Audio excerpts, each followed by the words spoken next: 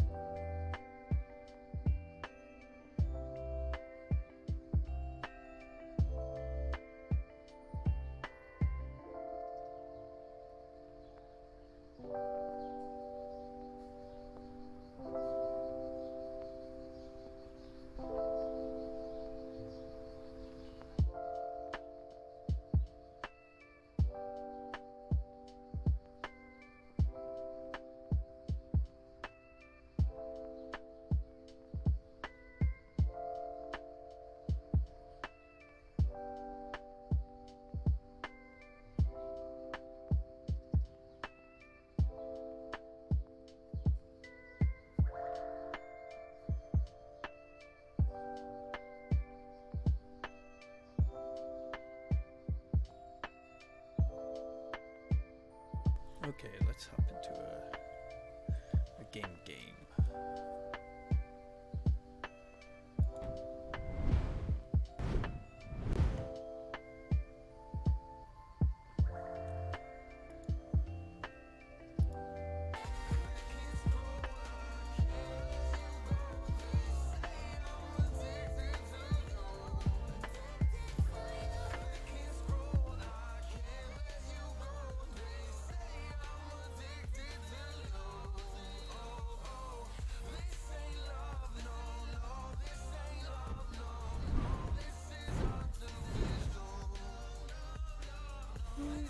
long thing. There we go.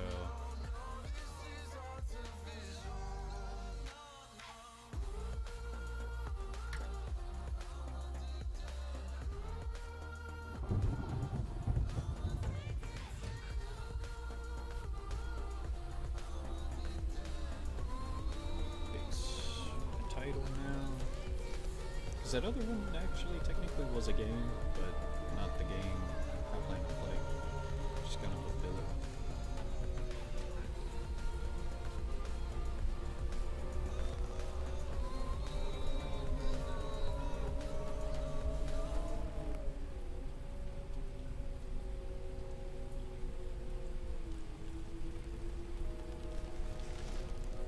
Dear reader, allow me to introduce you to my book. Though it might at first appear like many books you've come across, it is far from ordinary. You may, therefore, have some misunderstandings about its nature. The story that awaits you has not been fully told. In fact, its conclusion is not yet known, even to myself. It is in that way that my book is special. It is in that way that you are special. Without you, there is no story. Chapter 1. Normal isn't what it used to be. This is a story about change. Nestled in a shallow valley is the town of Beacon Pines. Far from the town square, across the river, past the neglected welcome sign, a young boy walks alone at dawn. His name is Luca Van Horn, and like you, dear reader, he's here for a reason. This is supposed to be a fairly peaceful game that has, you know, I might let the game music play on its own. It's got some pretty relaxing music. But this is supposed to be a fairly relaxing game, more of a story tell. I figured it'd just be something good to throw in there every now and again. Something relaxing. Hey Dad, how are things going? Today's the first day of summer vacation. I start middle school next year, I guess.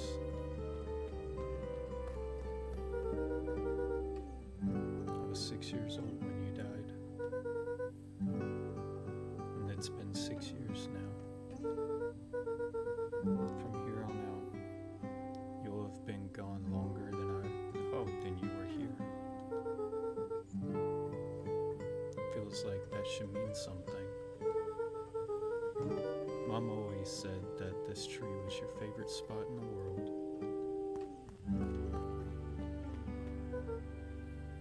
Me too. Hey, Luca.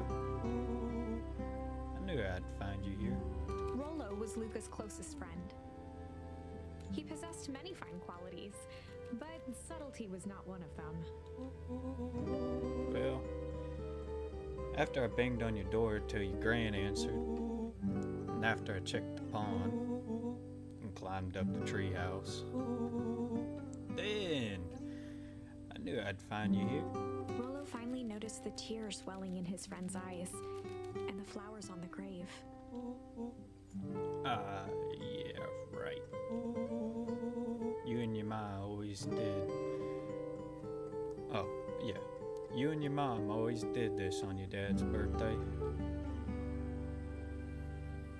What's up, Billy? Yeah. I don't know if you're gonna keep doing it now that your mom's gone too. She's gone. Or she's not gone. She's just missing. Sorry. I meant to say since she went missing. She's gonna come back, Rollo. Of course she is. Okay, Dad.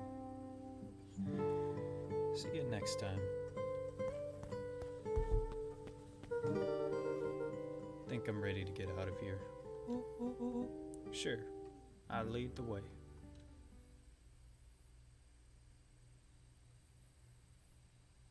Alright, man, take your time.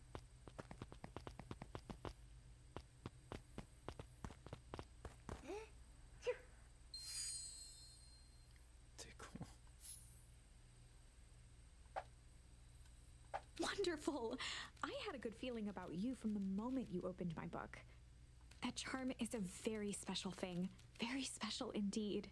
Keep hold of it for now. Its purpose will reveal itself soon enough.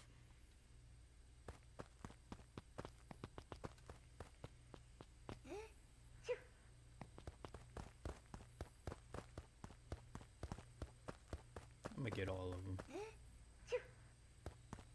Oh, they just come right back.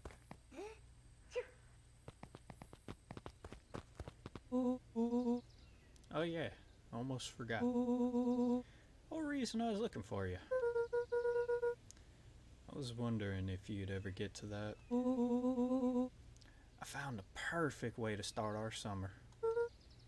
How's that? Rollo looked to the side suspiciously. Not here. They might be watching. They who? Shh, not so loud. We need to do this in a secure location. Mission control. Alright. I just have to tell Gran and then we can head out. What are you gonna tell her? I don't know. I'll think of something. If it's all the same to you, I'll meet you at the welcome sign. Gran still kind of wigs me out. I don't do well with new people. She moved in like half a year ago. Just meet me at the sign when you're done. Suit yourself. I won't be long.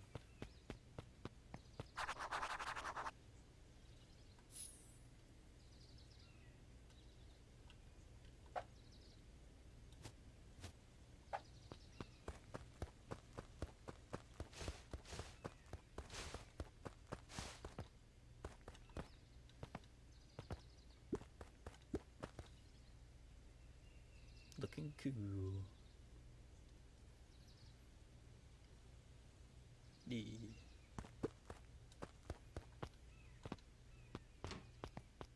Dear reader, forgive me for this interlude.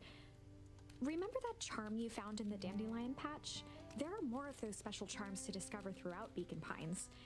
They've been known to reveal themselves to those who are willing.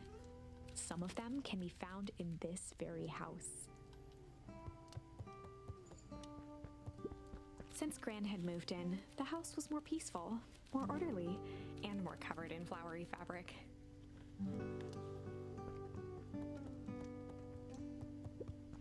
One of his father's old stethoscopes. Luca had spent countless hours listening to anything and everything with it. Not for years, though.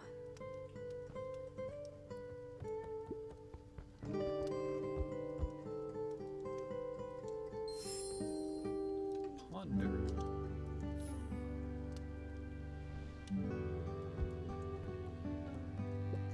Gran had already lit the fire. She kept a warm house, as if by grandmotherly obligation.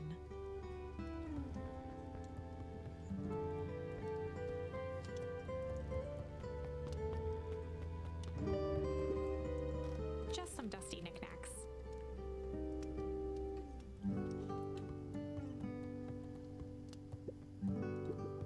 Luca paused at his parents' bedroom door. He just wasn't ready to go in yet.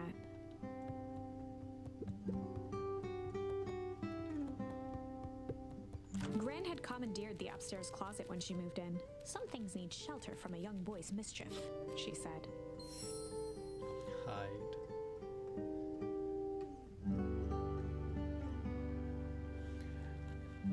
I've heard a bit on Dead Estate. I don't quite remember which one that is, though. I don't remember if that's the hotel. I don't know. I'd have to look back into that one. Gran's bed was undisturbed. Luca didn't mind that she had a habit of falling asleep in front of the fireplace. It meant that he could read late into the night. Luca tossed on his favorite old sweater. Even though it was the first day of summer, a chill still hung in the air. Dude's mad chillin'. Gran's moving in meant that most of Luca's things had been crammed in the corner. Luca was somewhat annoyed by the situation.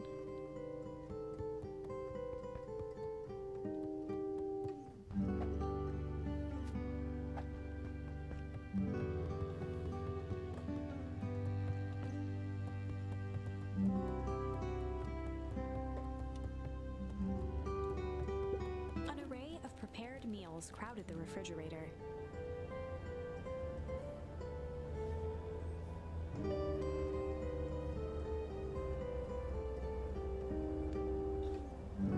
I'd have to look into it again. Each It does labeled sound with the day of the familiar. week.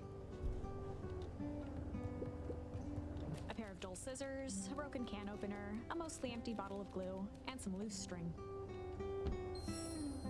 Junk.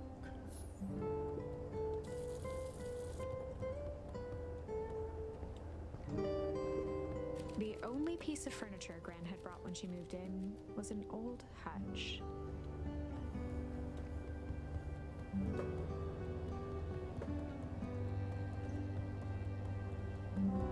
Hey, stop cleaning yourself, right? Oh my! This is quite exciting! I am now certain that you are the one I've been waiting for all these years. You'll recall I was a bit coy regarding the use of charms earlier. Excuse me, I tend to have a flair for the dramatic. You are about to encounter your first turning point. There are certain times in this tale when everything hinges on a single word. Step forth, dear reader. A sturdy old wheelbarrow. Young Luca would spend hours hiding in the bushes, waiting for a chance to jump out and startle his mother. She always enjoyed humoring him by feigning terror. A beginner's guide to gardening laid open on the bench.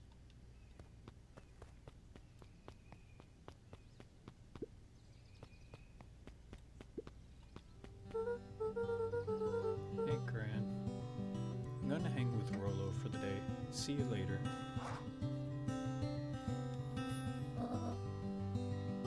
I can't do a woman's voice, so I'm just gonna read it normally. Hold up now.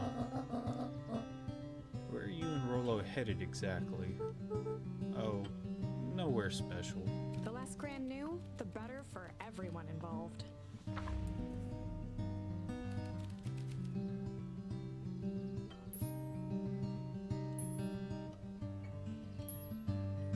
We're just gonna go chill for the day. We were just gonna go chill for the day. The best lies are built on truth. You boys are always in a hurry to do nothing.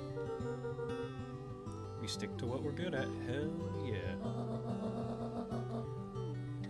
Well, make sure you're done chilling in time for supper. Easy. Impressive. You've managed to navigate your first turning point without too much of a mess. That is the power of charms.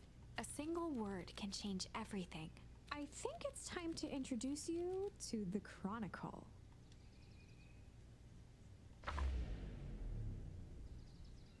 The Chronicle is a record of the decisions you've made. You can see the turning point, which has been revealed. At any time, you can use the Chronicle to go back and invoke different charms, creating new branches. Luckily for us, this is the one and only turning point where the charms won't dramatically alter fate. It's the perfect opportunity to experiment with rewriting things. Yeah, I guess I'm supposed to.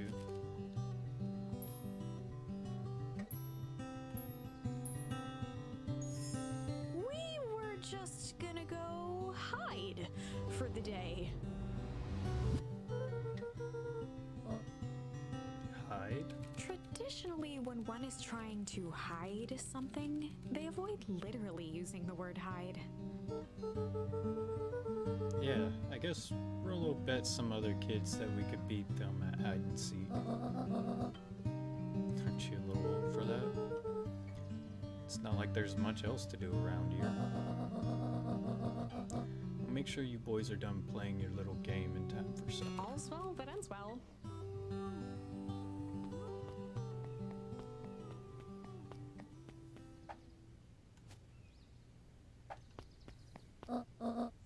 Oh, and Luca, you and Rollo stay out of trouble. I know.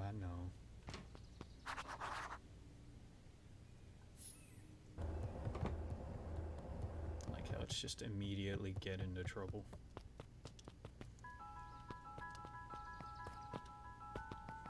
Come on. Dang it, Rollo. For a town that saw few visitors, the welcome was perhaps more grand than necessary.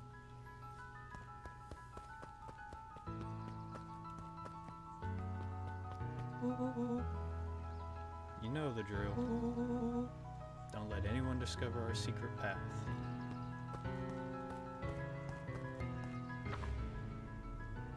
Chapter 2. Welcome to Beacon Pines. For many years, this valley had been a small mining outpost. It wasn't until Sharper Valentine built his fertilizer company that Beacon Pines was established. Over the next 30 years, the town had grown and prospered until the foul harvest and his sudden death. In the 6 years since, everyone was simply trying to get by.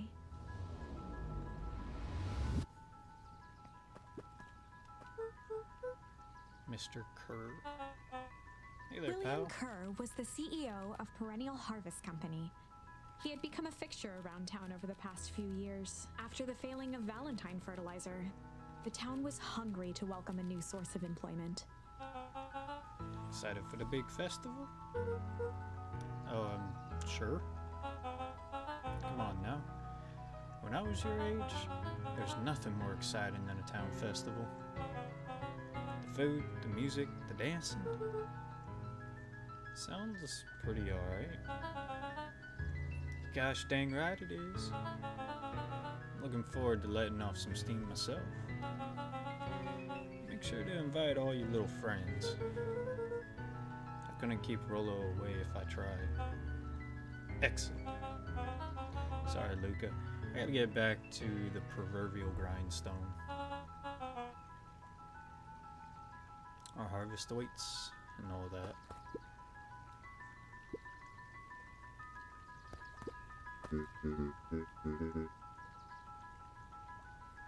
Sorry, young Mr. Van Horn. Can't talk right now. Very busy with the preparations. Mayor Augustus Valentine was not busy.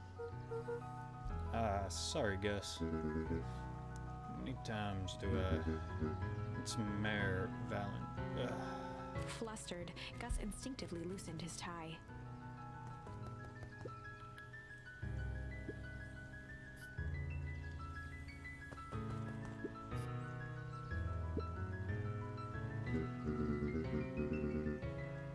Alright. What can the mayor of Beacon Pines do for you today? Oh.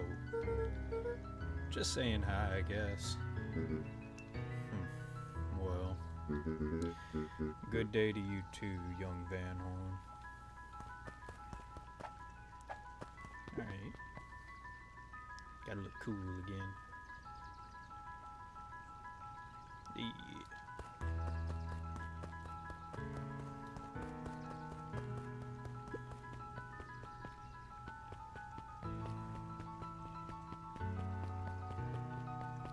Okay, I don't want to spend my time talking to everybody. Alright, Rollo's waiting up at the treehouse. I just wanted to see if there was more stuff.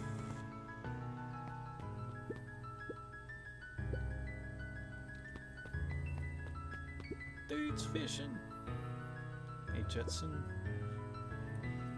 Is the line paying any tunes today? No bites this morning, I'm afraid. Come to think of it, I can't remember the last time I reeled one in. But hey, it was never about the catch. This is where I come to think. Yeah, that's what my dad used to do here. That reminds me.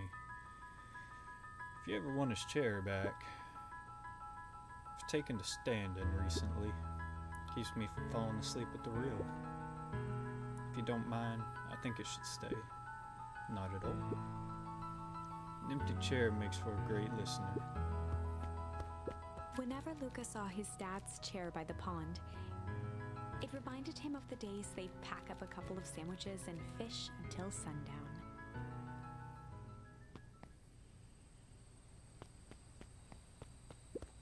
Luca opened the tackle box and picked the perfect bait. Luca tied a shoestring to the hook. What fish could resist a nice shoestring?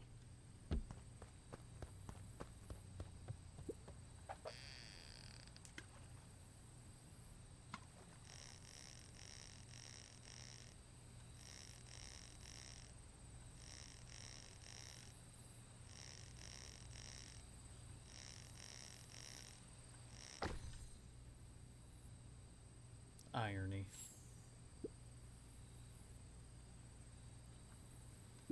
Where do you think the other one is? Hard to say. Sometimes things drift away. That's not fair. No, it's not. Well, wherever it is, hope the other boot at least has a sock to keep it company. Luca gently baited a feather onto the hook, good for skimming the surface.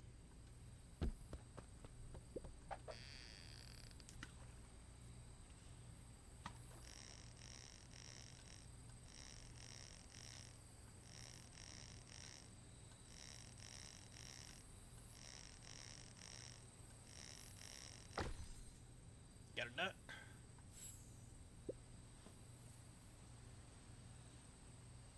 Well, I'll be switched. It's your old rubber ducky.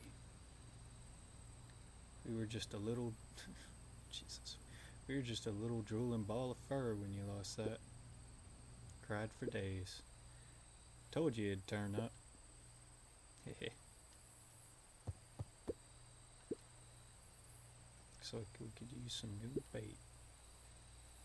What do you say we head out and find some more?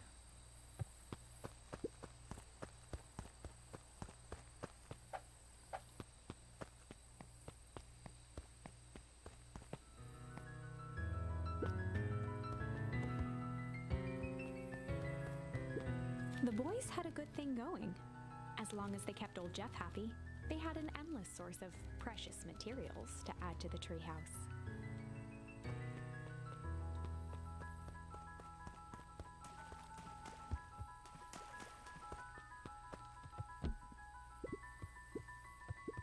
After Luca's father had passed, Rollo became obsessed with them building their own Hank atomic star scraper.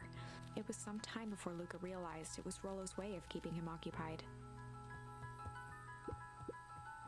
On certain nights, when the clouds were just right, the boys could tune into strange patterns of static.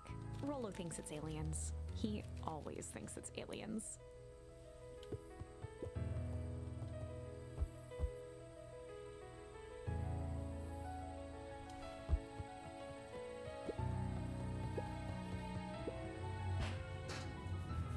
I didn't mean to go out, damn it. Luca's winter coat decommissioned for the summer.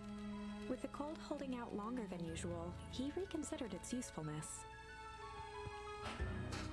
Luca looked up at the satellite dish. Rollo nearly killed himself putting that up into the tree. While it didn't turn the radio into an interstellar communicator, as he'd hoped, it did at least boost the signal enough to overhear truckers one town over.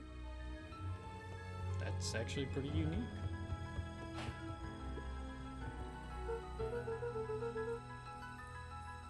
Okay, what's this top secret plan to start our summer?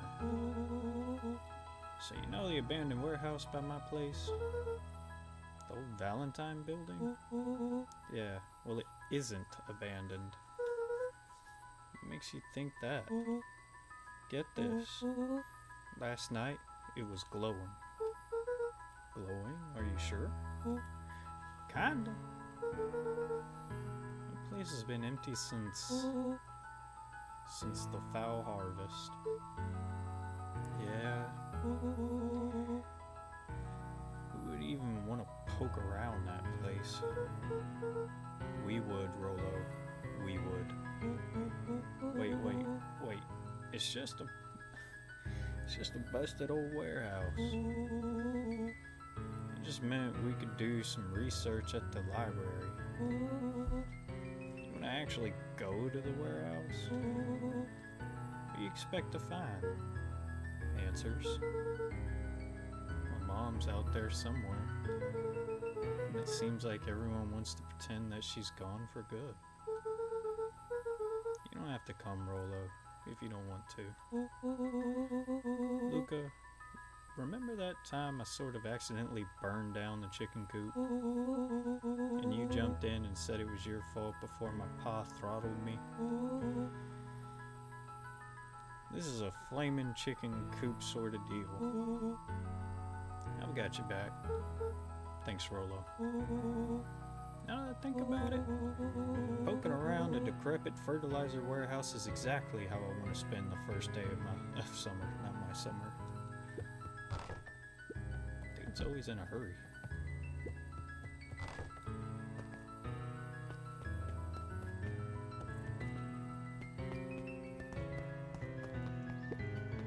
Dude took off to the point he's out of breath.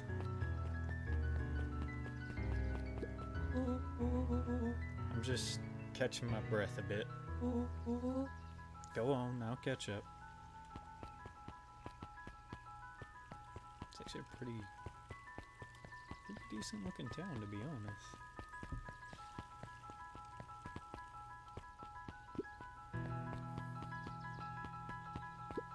God, I do not want to talk to everybody.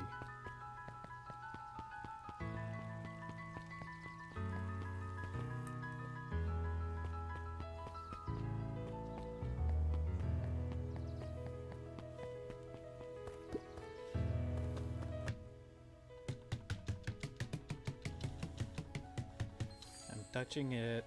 Smack.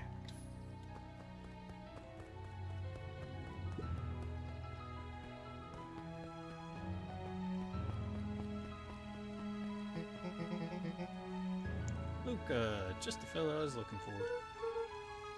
Hey Roxy, what's up? Oh, right. Rendezvous with Roxy. This is an important turning point.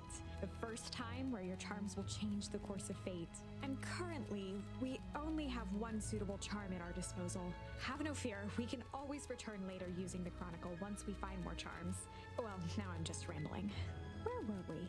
Have you seen my blockhead brother today? Skipped out before breakfast. Well, not really, no. Can't say I have. Can't say or won't say. Roxy, would I lie to you? Luca, wait. Luca, wait up. I almost forgot to tell you. Roxy might be lurking around here. This is one of her favorite places to stand around and be useless. Rolo? So we need to make sure she doesn't spot us. Rolo. Why are you doing that turning thing with your body? What? You're not scared, are you? She's harmless. And a chump. And she's right around that corner, isn't she?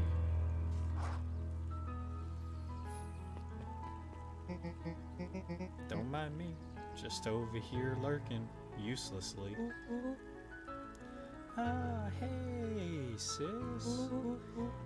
Nice weather we're having, eh? Couldn't help but notice you snuck out this morning before breakfast. Wasn't hungry. Also couldn't help but notice your morning chores were left unchored. Roxy, I'm gonna level with you. I'm sick and tired of digging up carrots. We all gotta pick up the slack since the foul harvest. Almost every carrot I dig up is rotten. The rest look like they were hit with Hank Atomic's Shrinko Ray. all the more reason to keep on digging. There's gotta be more to life than punny carrots. Look, Roxy, Luca and I have places to be, so if you don't mind... Oh, I do mind. I'm not gonna catch hell again because, man, them two, they did really good with the brother and sister combo. So either you march yourself home and harvest those carrots, or I'll haul you home myself. Rollo froze as Roxy took a step toward him, cracking her knuckles. Luca knew he had one chance to save his friend from being dragged home.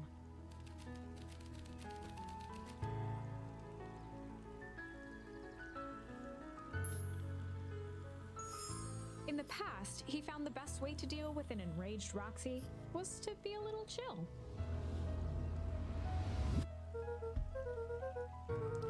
Come on, Roxy. It's the first day of summer. The sun's shining, and we just want to take it easy. Let's leave tomorrow's problems for tomorrow. That's great and all, but Rollo's problems have a way of becoming my problems. And Paul always says tomorrow's work is best left for yesterday. March, you big oaf. Ah, rats. Expect a full report about the Valentine place.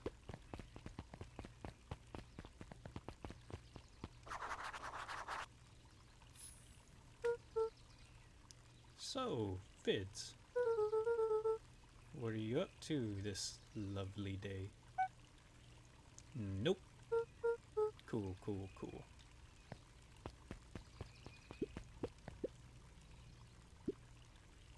A bit much, if you ask me.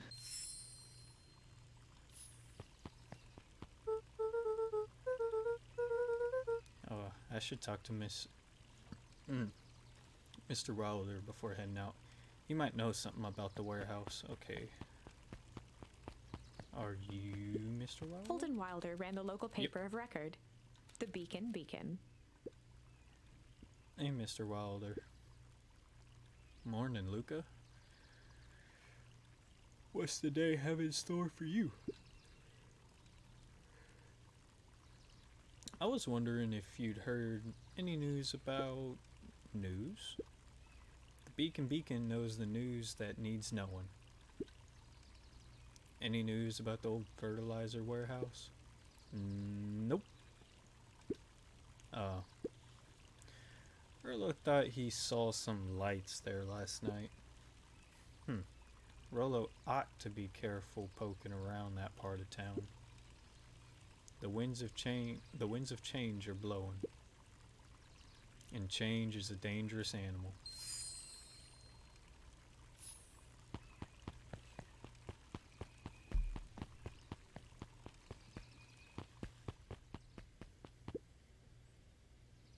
Solomon.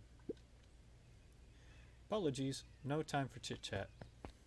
Alright, everyone just ignore me then.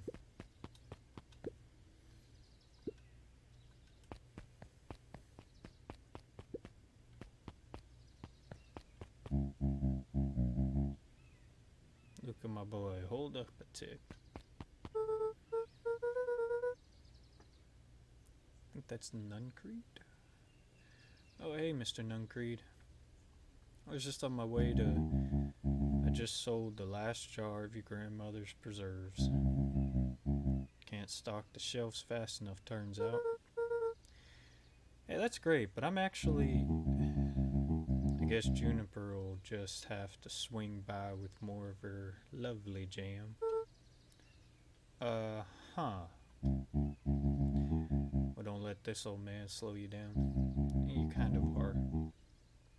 You just reminded her that she still owes me that dance. A promise Gran regretted the second it was made.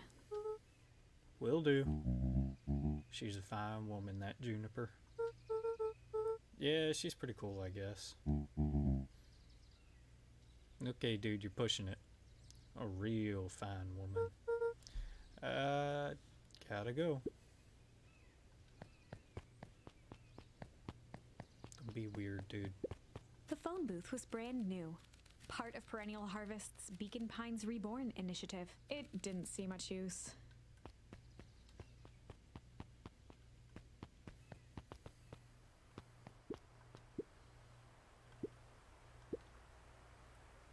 How's the bug hunt going? Not great. Bugs have been shy this week. Bugs get shy? Oh, sure. Bugs aren't that different from people. Sometimes they just want to be left alone. If you're going into Weepwood, just be careful where you step. No bug crunching. Got it.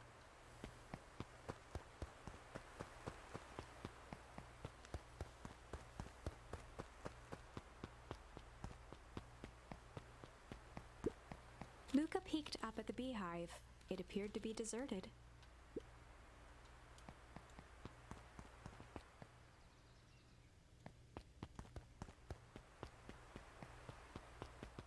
The path led into a small hollow at the edge of Weepwood. Actually, yes, there. Oh, okay, guess there's not any turning back. The fence thrummed with a gentle electric buzz. Okay, so what would Rollo do if he was here? Luca often asked himself what Rollo would do, so that he could rule out that option. I'm definitely not touching that thing.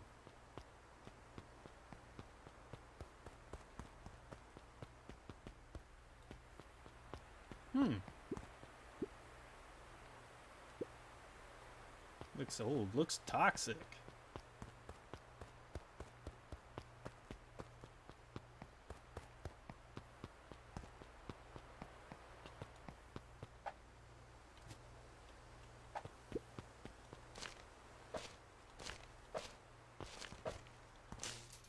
As sparks flew from the fence, the light atop that section shut off. 2 bulbs remained. If I just... There we go. That's 2. 1 more to go.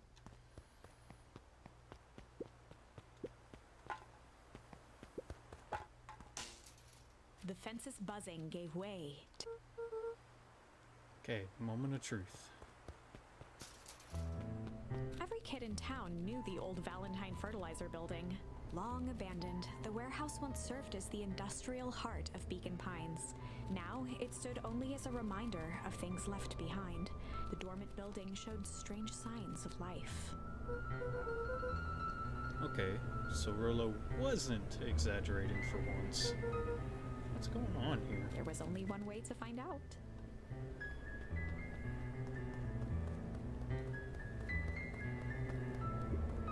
The hose emitted a subtle sound. It was actively draining some kind of liquid.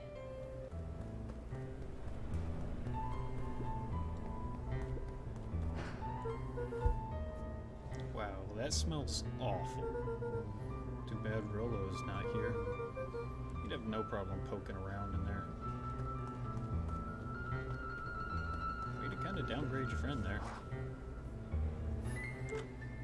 Locked. Luca thought he heard faint sounds coming from the other side of the door. He pressed his ear against the cold metal to hear better. A zipper? Footsteps? The sound of footsteps grew louder.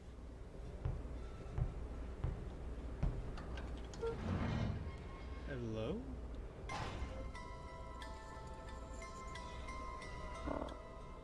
Shit. Yeah, I'm pretty sure that's what he did.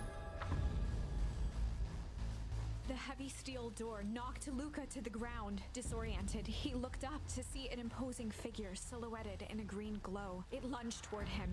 He tried to scramble away, but felt a gloved hand latch onto his ankle. Luca watched his fingernails leave trails in the dirt as the hand slowly dragged him back through the door, into the lab, into the green light.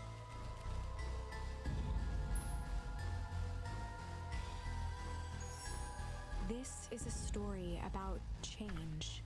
It was far from the sort of change Luca imagined for himself. But change is, after all, a dangerous animal. The end? I probably should have warned you about this. There are many paths that our story can take. Most will end in tragedy. But don't let that discourage you. We will find the ending that this story deserves. I just know it. From here on out, a charm will have a check mark when it's been used to its full potential at a given turning point. Now, let's try something different.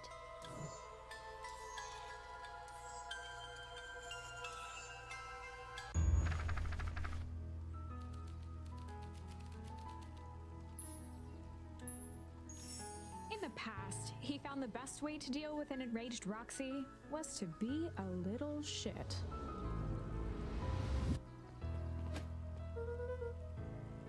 Make a break for it. What have you done?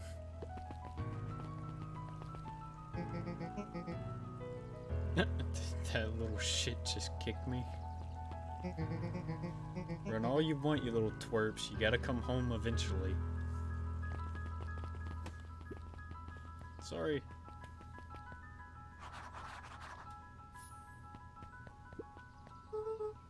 Sorry about that. Rolo can get overexcited sometimes. Solomon Valentine, current ward of and future successor to the Valentine fortune, huffed as he brushed off his pants. Town of complete and utter fools. No wonder... Oh, why'd I say no? One wonders if it's worth taking anything here seriously. Either way, I'm really sorry. No matter. How are you doing? Me? Yes, with all that business about your mother and whatnot. Oh, I'm getting by. Still no word from her at all? No. That is truly a shame. Your grandmother's taken residence to keep house. Yeah. And how is that going? We mostly stay out of each other's way. You make it sound like she's rarely at home. It's not like that. She just has a lot to do. She's still settling in, trying to figure out how to make ends meet. Indeed. Well, count your blessings. It's better to have a caretaker who is rarely around, in lieu of one that tries to compensate by smothering you with affection or attention. Why do I keep reading these wrong? I'm expecting it to go one way and it's completely different dialogue. That doesn't sound so bad. Trust me when I say it's best to rely on yourself. Family has a way of creating more problems than they solve.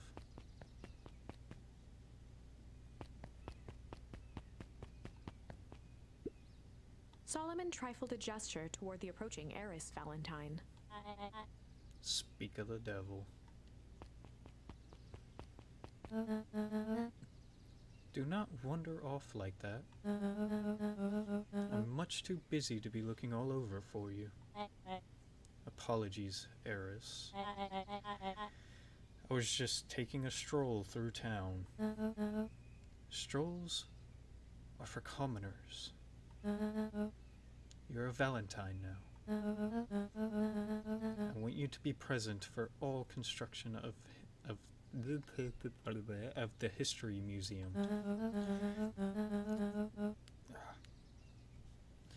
The future of this town relies on its ability to remember our family's great past. Of course. Damn, dude, your family sucks. I swear to God.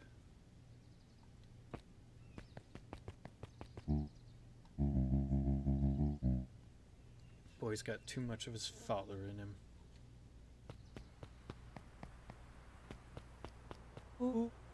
I win. That'll help. I am the champion. We were racing. Did that rope get longer? Like anything ever changes around here. It seemed longer. You're just lightheaded from the run. You really need to pace yourself better next time. Not sure why I would take advice from second place. Has that sign always been there? Wait, what? Caution, electrified fence. No, that's definitely new. Creepy. How are we gonna get around an electric fence? Don't worry, I got this. Why'd you do that? Oh, he says, oh god, you can figure out what the plan was when you're doing. Great. Now what? Well, I did my part in establishing that touching the fence is bad. I'm sure you can handle it from here. I'll supervise. From a safe distance.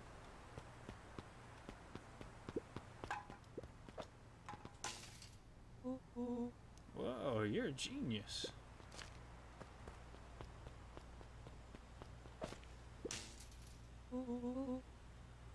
Think that did it. Luca, you never fail to impress. As the glowing windows of the old warehouse came into view, Rollo began to bounce excitedly. Check it out. Dang, Rollo. You weren't... Oh, God.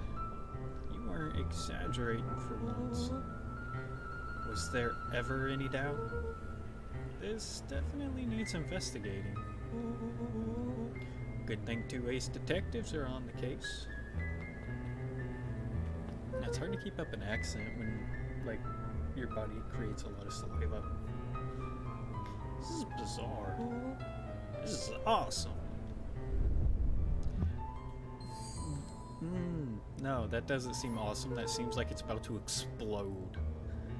Did you feel that? What? Excitement in the air?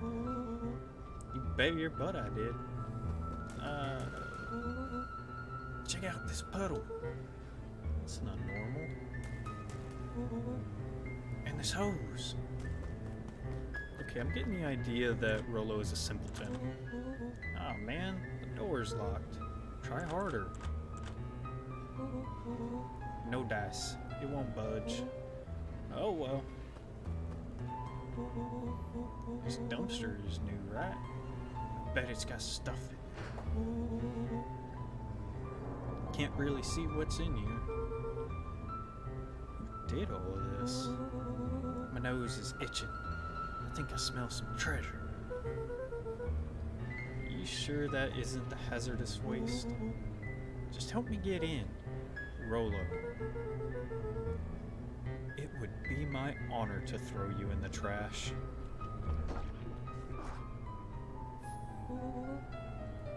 Come on, Lady Luck. So, what's in there? Let's see. There's a squishy bag of squish. Wow. Good inch of stagnant sludge. Your natural habitat. Wait, hold the phone? Hold 2 phones. Check these bad boys out. Wow, it's actually 2 phones. Are those walkie-talkies? Okay, my bad, walkie-talkies. Just like Hank Atomic communicators. Do these actually work? They look terrible. Ground command to Hank Atomic. Hank, do you read me? This is Hank Atomic. Ground. I love the way that they act. Ground command, you're coming in 5 by 5. How are your vital readouts, Hank? They're getting a little stuffy in here. Requesting assistance for evac. Help is on the way.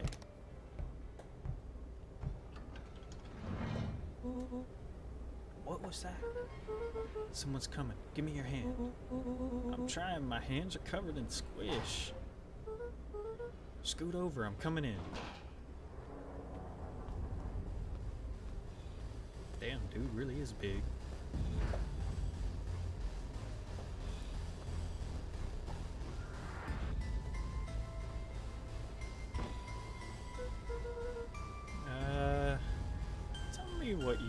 Tell me you saw that. Dude, I don't know what I saw. He's coming back. Get down.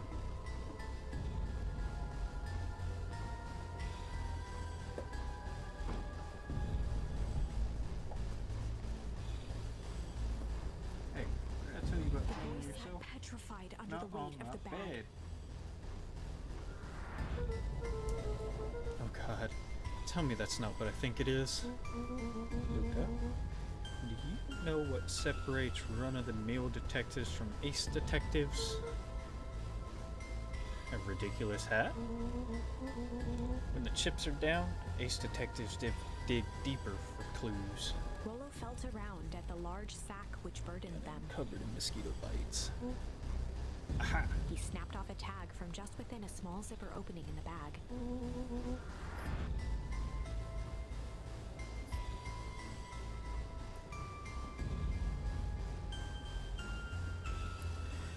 It's some sort of badge or something.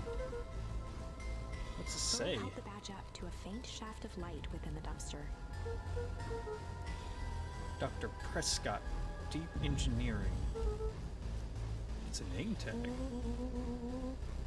would throw away a bag full of slimy old name tags? I think it's just one name tag in a bag full of something else. Okay. I think we should make a break for it. Stay calm. This is no time to panic.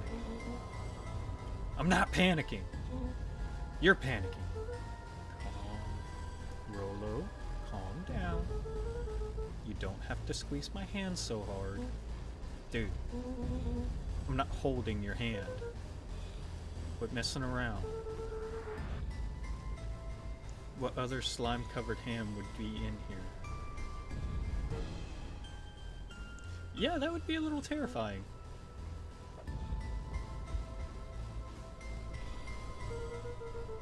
I'm beginning to see the benefits of your run for our lives plan. Right, we've clearly established that I'm faster than you, so I'll go first. Why not go together? Flame... God, this dude's choice of words. Flamin' chicken coop, Luca?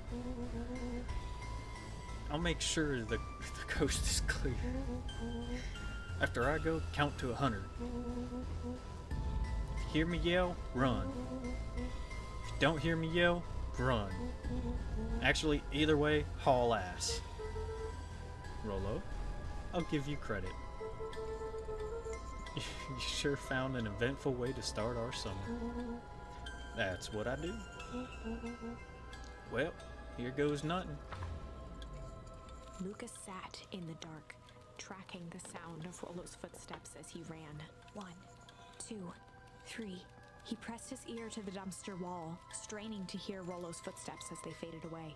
15, 16, 17. He tried not to think about the contents of the dumpster as he counted. 35, 36, 37. The thick stench made it hard to breathe. Screw it, that's long enough. Luca carefully lifted the lid and peered out. Nothing. No sign of Rollo. No sign of the man in the yellow suit. Time to haul ass. Luca clambered from the dumpster, stumbling to his knees. He was up like a shot and running, sprinting toward home as fast as he could. Beacon Pines flew by, blurred by the tears that welled up in his eyes. He wouldn't remember getting home at all that night. Throwing his front door open, storming up the stairs to his room and surrendering to sleep almost as abruptly as he hit his pillow. Chapter 3. Finding a Friend. The next morning, it was quieter than usual at the breakfast table. Only the sound of silverware and chewing interrupted the awkward silence. I finished jarring a mess of jam last night. Uh-huh. So that'll need to get delivered into town today. Okay. So what did you and Rollo get up to yesterday? Oh, nothing interesting.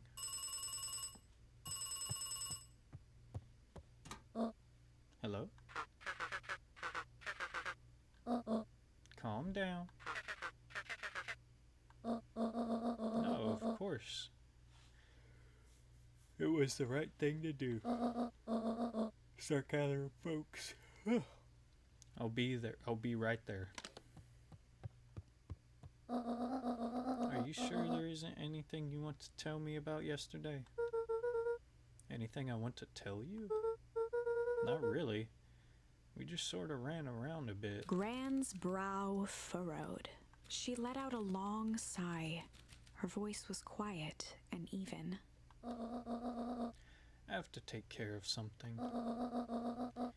You are to stay in this house for the day.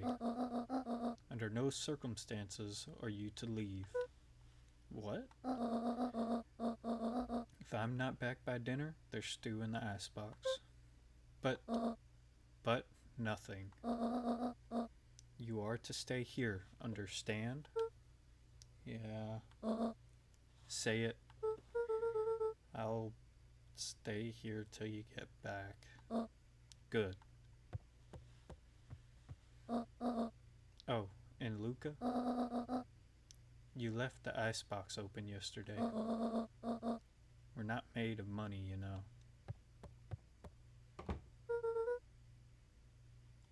Well, that was strange.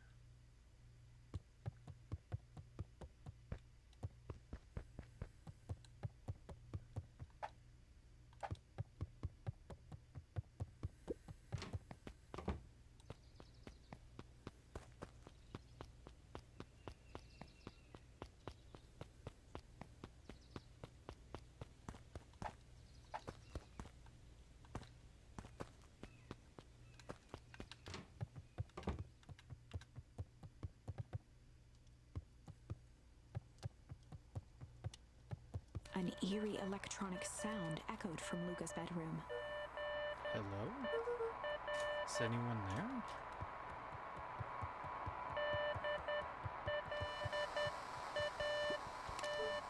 Hello?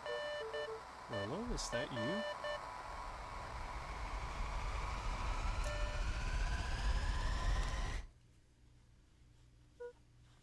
Over?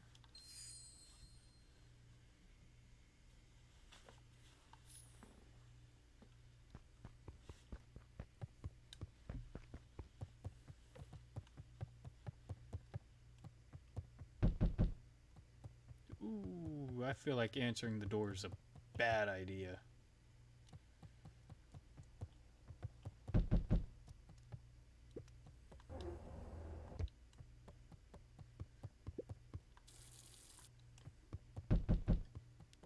No.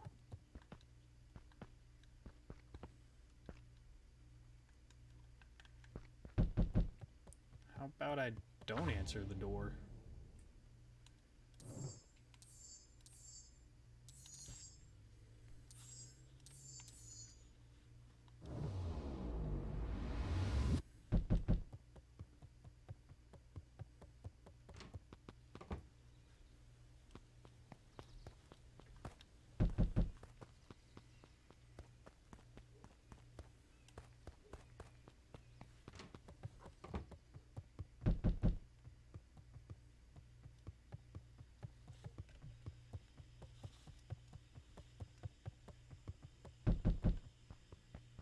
Luca glanced at the now silent walkie-talkie. He wasn't sure what to think.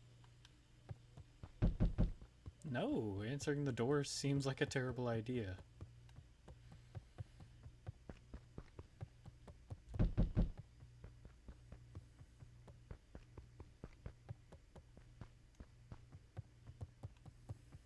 God, I guess I can't do anything but answer the door.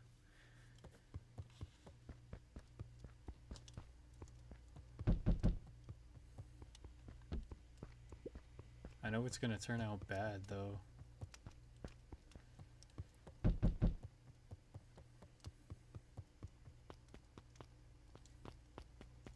Oh, no, okay. Oh, hey, Roxy. If this is about me accidentally kicking you yesterday, is Rollo here? No. Look at me, Luca. This is serious.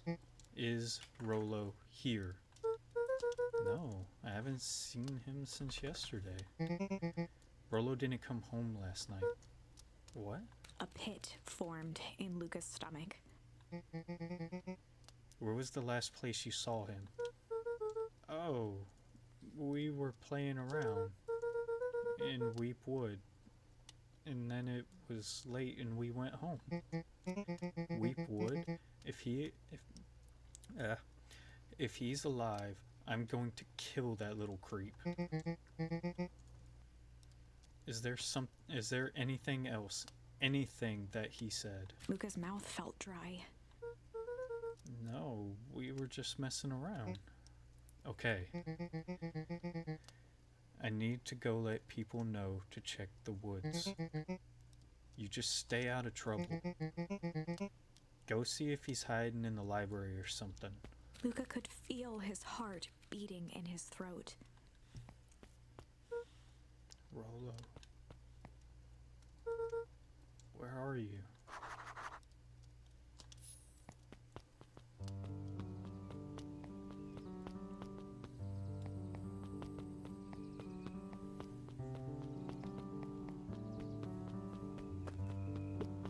The road leading to Beacon Pines was long and uninspiring, a sort of natural barrier for the impatient.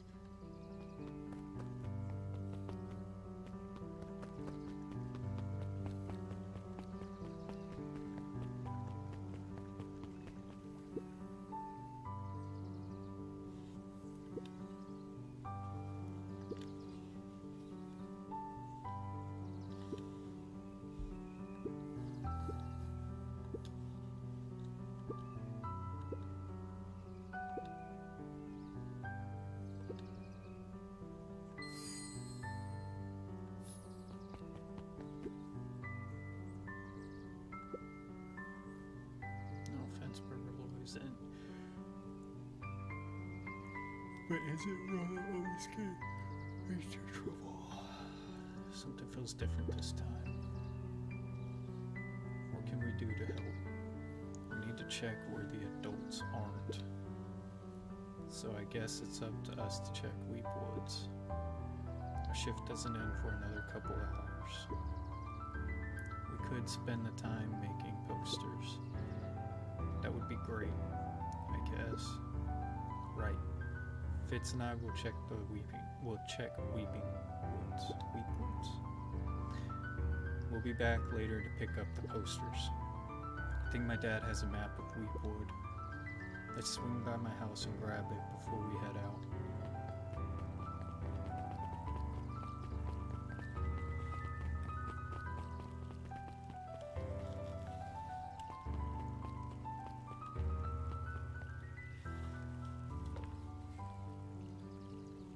I clicked on that by chance. I didn't even see anything there.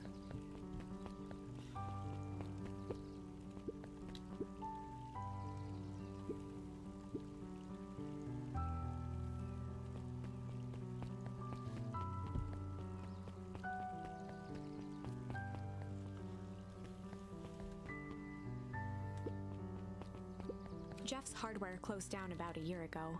The effects of the foul harvest stretched wide. When there are no crops in the field, tractors don't need fixing.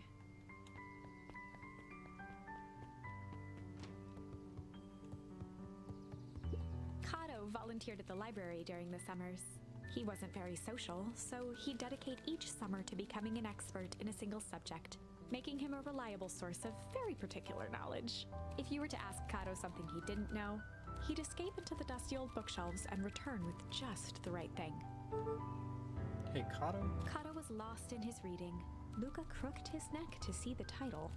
Introduction to Melitology. Ahem. Oh, hey, Luca. You snuck up on me. Good book? Dunno, just started it. He gestured to the shelves. I'm really running out of books I haven't read yet. So now it's on the wonderful world of bees. Turns out bees are pretty cool. For instance, did you know that around 70% of bee species actually live in underground tunnels? Or that if there are two queens in a hive, they will fight to the death for supremacy. That's interesting, but you haven't seen Rolo around recently, have you? Not since yesterday.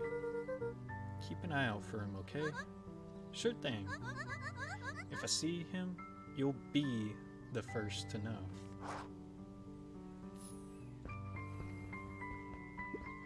The entire top level of the library was devoted to comics, most of which were Hank Atomic and the myriad of lesser revered spin-offs.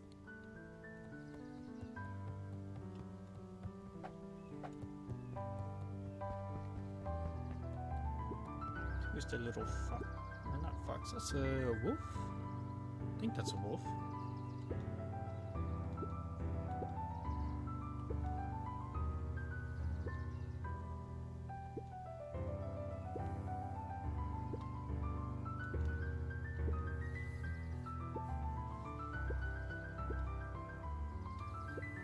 The bottom corner shelf was a dusty array of thick science books. Only one binding was clean enough to read: Cellular Biology and the Chemistry of Mitosis.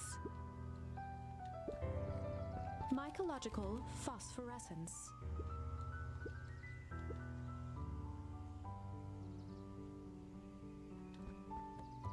Nice little puns. There were rarely any actual new additions, simply a variety of existing content rotated into the front display each week.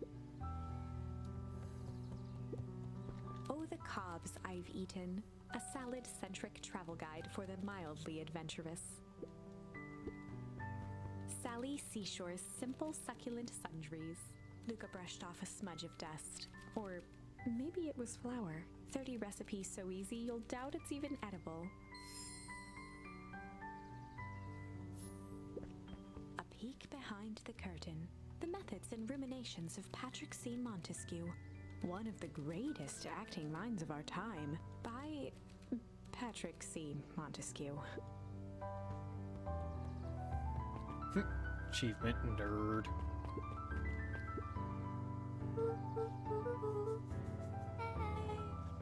Of course he does. How about you? When do I work?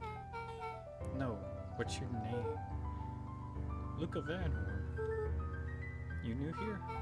Yep, not by choice. Beck's family moved often, giving her little time to establish any real connections. She would tell you she prefers it that way. She's a cat. I'm looking for my friend Rolo. He didn't come home last night, so he's missing. I guess so. Like, missing? Does that sort of thing happen a lot around here? Luca shifted his feet uncomfortably. Oh, that sucks. Yeah. So, I should probably get going. Hey, wait up. What? Beck pulled a coin from her pocket. I'm coming with you. What? So says the unlucky penny. Unlucky? Well, technically it landed on heads. Leave this kid to find his friend alone. But I always do the opposite. Oh. It's kind of like me and Rolo. Guess Rolo is my unlucky penny. That settles it. A person should never be without their unlucky penny. Let's go find him. The name's Beck. Pleasure to meet you, Beck. Suppose I could use some help.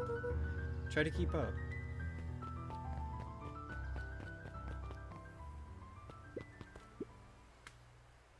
Joey, have you seen Rolo around? No, sorry, Luca. I've had my eyes in the dirt looking for beetles. Can't seem to find any. Never came home last night. Do you think it's because it's been colder than normal? I don't see why that would have anything to do with Rolo. No, the beetles. Do you think the temperature confused their... I always butcher this word. Circadian rhythm or something? Who's to say? I'm not beetologist. Or I'm no beetologist. Just keep an eye out for him, would you? Of course. You won't do it.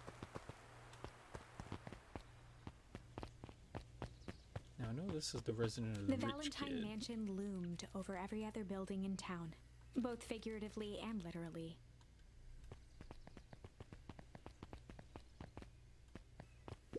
After the foul harvest destroyed their wealth and reputation, the Valentines shuttered off their estate from the rest of town.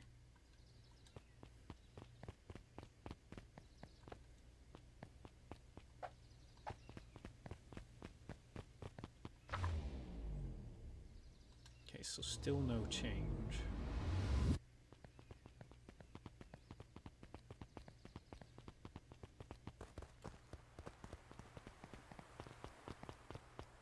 Ooh, it's boarded up now. Dang, they boarded up the way in.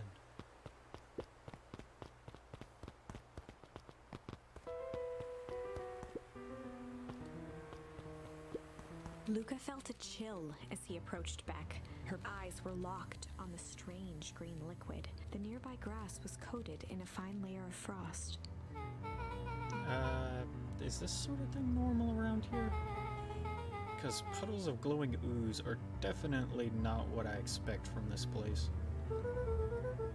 I have no idea what that stuff is. Well, the next obvious step is science. And what does science suggest? Poke it with a stick. Hell yeah.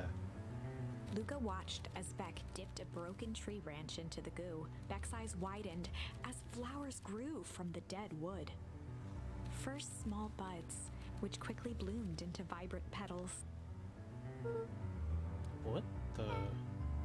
Cool. As quickly as they had grown, the flowers began to shrivel and turn gray. Beck dropped the stick with a grunt of disgust. Okay.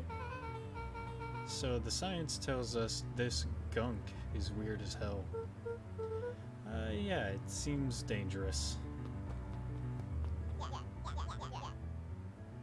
Hey Tish, look what the cat dragged in.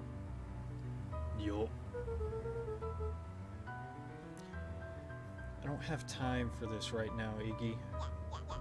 Aw, don't say things like that. It hurts Tish's feelings. Ain't that right, Tish? Yup. She looks fine to me.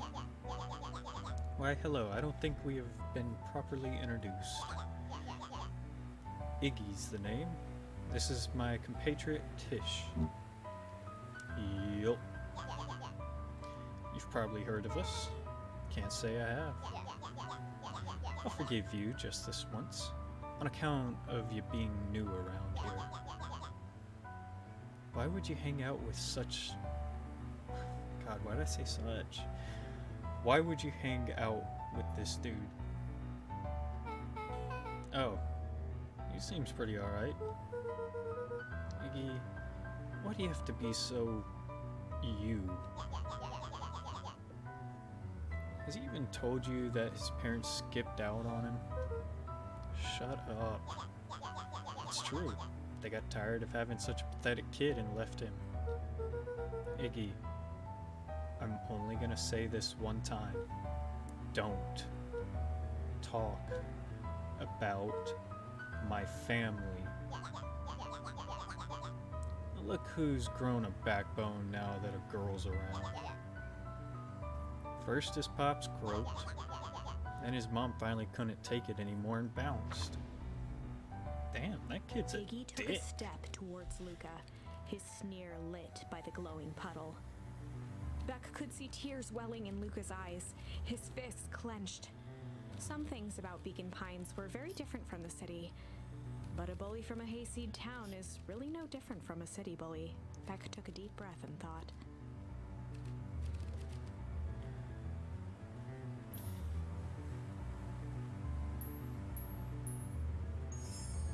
Well, time to bust out the strange. Alright, Luca. Looks like you need a little mud bath. What's wrong with you, new kid? We're about to pound your friend. Beck stared in silence, the only sign of life being the twitch of an eye. It's weird when people don't talk. Yup. Stop being a weirdo. Hello? Are you some kind of wackadoo? Makes sense, wackadoos travel in packs. Hey dude. At the sight of Iggy taunting Beck, something in Luca snapped. Iggy's smirk shifted to a look of shock as Luca launched himself into his stomach. Iggy's clothes were drenched in the glowing ooze.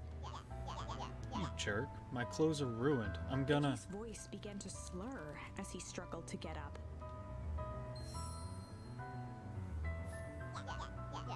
I don't feel so good. I'm sorry, I just... Oh shit. Yep.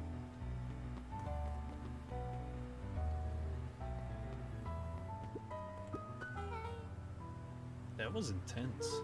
I think he's gonna be okay, right? Nothing about this seems okay. The person at the warehouse, this strange ooze, and what it did to Iggy. Was Rollo caught up in all of this? We have to find Rollo. You took the words right out of my mouth.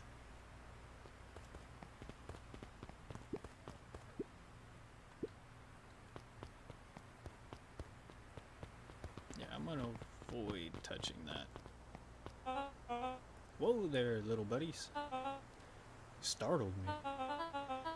What in the dickens are you up to in this part of town? We were just helping look for Rollo. Oh, you haven't heard the good news? Rollo showed up safe and sound a bit ago. Really? So where was he? It's funny, really. He just got a little turned around in the woods. That can be disorienting, you know. I'm starting to get that impression. Rollo's at his house now, getting some well-deserved rest. Wow. That's a relief. You two should scurry along before you get lost yourselves. Yeah, come on, Beck. Can't wait to introduce you to Rollo. Oh, that reminds me. Luca, your grandmother was looking for you. She was? She was worried sick. You should march straight home. I guess. Beck, your folks might be getting worried too. I'll walk you home. We need to talk with Nellie about work anyway. Beck glanced toward Luca. I guess all's well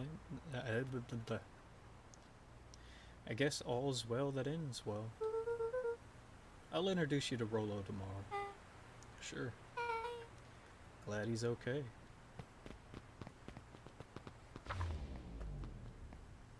Rollo was safe. A wave of relief washed over Luca, which was quickly replaced by a sense of dread. Gran is going to kill me. If he hurried, he might just make it home before sundown. Chapter 4.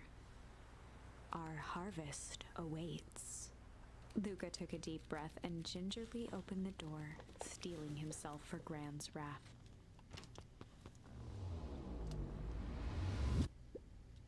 Gran? I'm home. Everything's fine. Gran? She's gonna be out back, isn't she? Gran? I know I wasn't supposed to go anywhere. I was just helping look for Rollo. Ooh. Okay, she's not out back. Gran? Roxy came over.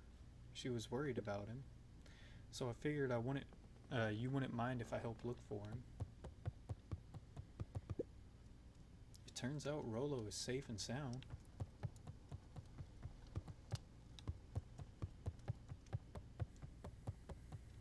Luca was alone. The house was empty. So Gran's not back yet. I guess that's a good thing. Nothing to do now but sleep, I guess. Luca was sitting by the pond, I'm pretty sure he's on his bed. listening to small waves lap against a rock. His father sat in a folding chair in front of him. Okay, Without it's a turning, dream. he spoke. "Why don't you grab me some nice bait?" "Sure thing, Dad." Luca hopped over to the tackle box and popped open the lid. Inside was a rolling, buzzing mass. "We're fishing with bees?" Luca's father gave a warm chuckle. "Well, you catch more fish with bees than honey. Pick us out a good one." Luca closed his eyes and plucked out a bee. He could feel its wings struggle between his finger and thumb. Holding it at arm's length, he hurried over. His father deftly baited the hook and examined his work. "Interesting choice." With a practiced flick of the wrist, the line buzzed in a graceful arc. The water accepted it without a splash or ripple. The wrong choice. But I respect it. The pond began to freeze over. Sometimes we gotta make the wrong choice before we can make it right. Pallid ice propagated across the still surface with an alarming speed. Luca scrambled back as the ground beneath him turned cold. Hell? "Dad, I don't understand." "Sorry, kiddo. Understanding isn't always part of the deal." The relentless ice shot through the fishing line toward his father. "Dad, look out!" His father casually wound the reel. "None of it's your fault, you know. Never was." "Dad, we have to go." Luca grabbed his father's shoulders, trying to pull him away. "Please, you have to run." The ice crackled as it spread across his father's hands. "That's the thing about fishing, Luca." His chest began to crystallize. You toss your hook in, and you never know what you're gonna pull out. A shock of searing cold ran up Luca's arms. He gave one last desperate tug. The chair tipped backwards in a single frozen mass. Luca tried to stop the momentum, but it was too late. He watched the icy form of his father slam into the hard ground, shattering into 1,000 pieces that crowded around his feet. "Dad, I don't understand. What does all this mean?" The gentle rustle of leaves was the only reply. Yo, that's a weird dream. Luca's eyes struggled to focus on the walkie-talkie. Rollo? Faintly, he could hear Rollo amongst the noise. Luca. Rollo, is that you? Luca. There? Rollo, it's the middle of the night. Luca, thank God. Listen. I don't know how long this thing will work down here. Down here? Rollo's voice was coming through more clearly now, but some words were still just static. Listen to me. Someone grabbed me yesterday. What? The man in the hazmat suit? Took me to some sort of... I think I'm underground. Underground? Are you okay? Kinda. They seem more interested in...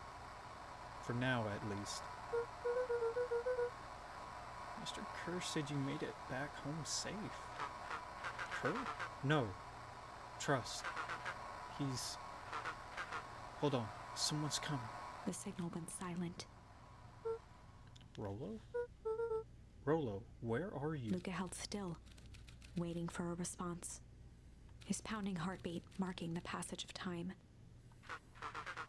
Okay, I think they're gone. Getting worse. I can barely hear you. Rollo's voice began to fade. Losing signal. Not much time. Mission control. You need to... The treehouse. The treehouse. With that, the signal died for good. What was he trying to say about the treehouse? What's at the treehouse? The antenna. He wants me to use the antenna in the treehouse to get a better signal. Rollo, you're a genius. Luca grabbed the walkie-talkie and sprinted to the treehouse.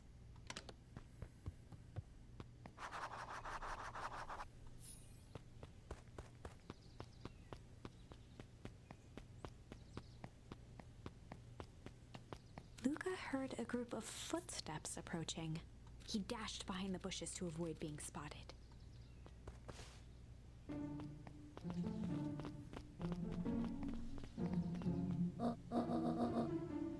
So, we all understand our roles?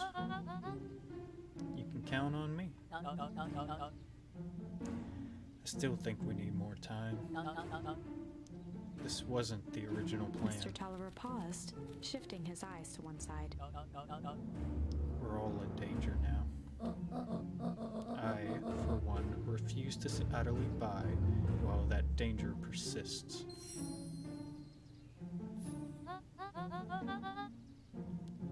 Harold, you just keep your wits about you. Mr. Tolliver took one long, quiet breath. You're right. You can count on me. I just wish we could have made the deal with Harris Valentine. Harris? I think it's supposed to be Eris. No, that's Hair. Fuck it, H. Valentine. Her resources could have still come in handy. As I said, I had no time to contact her after your call this morning. Plans change. How's Luca holding up? He's fine. We shouldn't lose sight of the fact that this is all... I know very well what all of this is for. We have no choice. Operation Sparkplug has a new objective. Are we in agreement? The three shared a determined look. Good. We'll rendezvous after the festival. I said the complete wrong word. Reconvene. I am picturing this in a completely different scenario in my head, so I keep saying the wrong words. I'm picturing like a stealthy mission.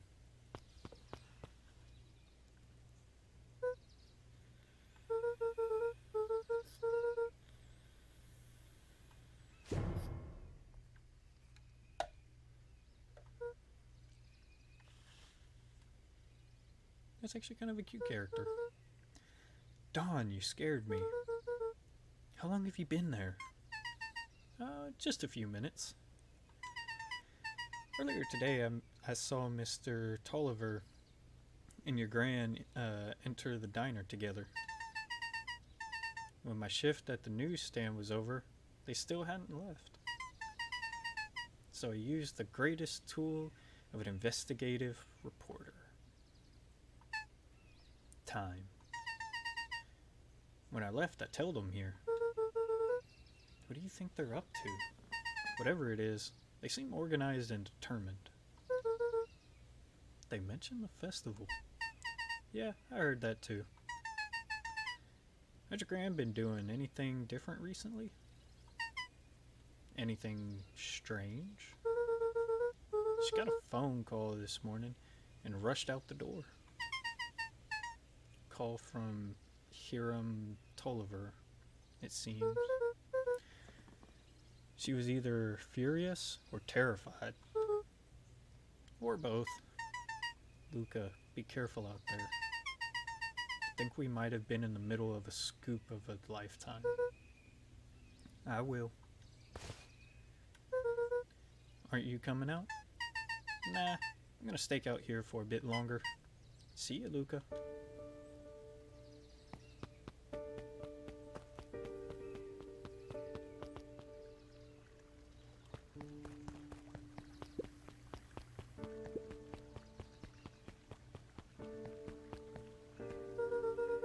I better hurry up to the treehouse. Wait, I thought the treehouse... Oh no, the treehouse is to the back. To the back, to the back, to the back, to the back, to the back.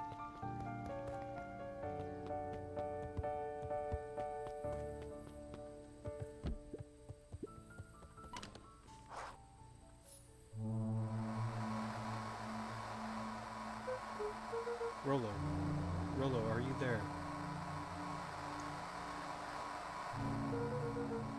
I'm at the treehouse now, Rolo. Mr. Kerr said you were alright. What happened out there? Dang it, Rollo, where are you?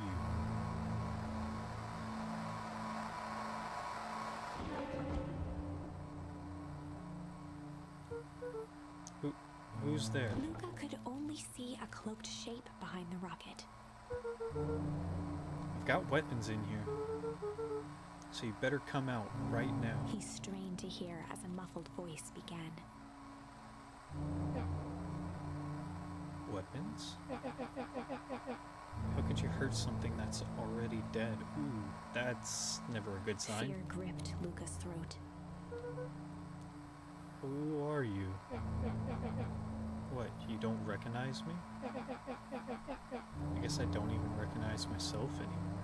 Luca stared at the ground for a moment, trying to place the dampened voice. The figure shifted slowly from behind the rocket, revealing itself to Luca. I'm a monster. Now they hunt me like the beast I am. Iggy? Luca reached over empathetically. Iggy's tone jolted to dejected anger. Don't touch me. This is all your fault. Luca slumped to the ground, overwhelmed by guilt.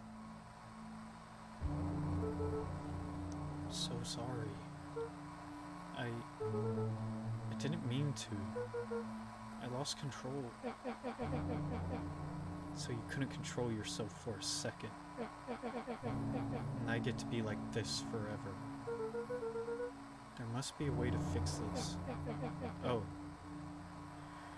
You're gonna be my savior? Perfect little Luca. Saves the day. With his positive attitude and power of friendship. None of this matters. There's no time. They're after me. They chased me all through Weep Wood.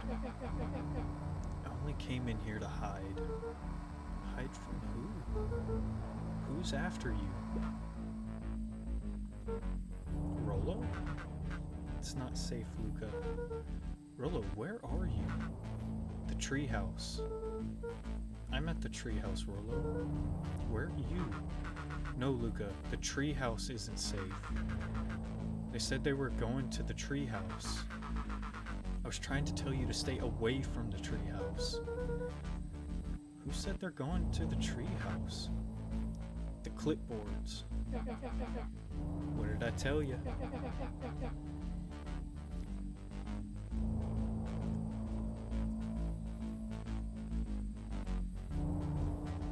Those perennial harvest wackadoos are after me. They've been chasing me, yelling questions at me. What sort of questions? They were saying the same stuff they always do, but it's different now. Less asking, more threatening.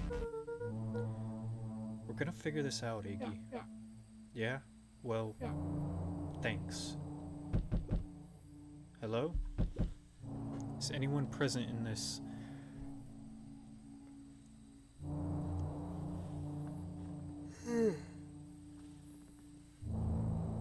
Arboreal domicile. Crap, they found me. Luca, what's happening? Don't panic. You stay here and I'll see what they want.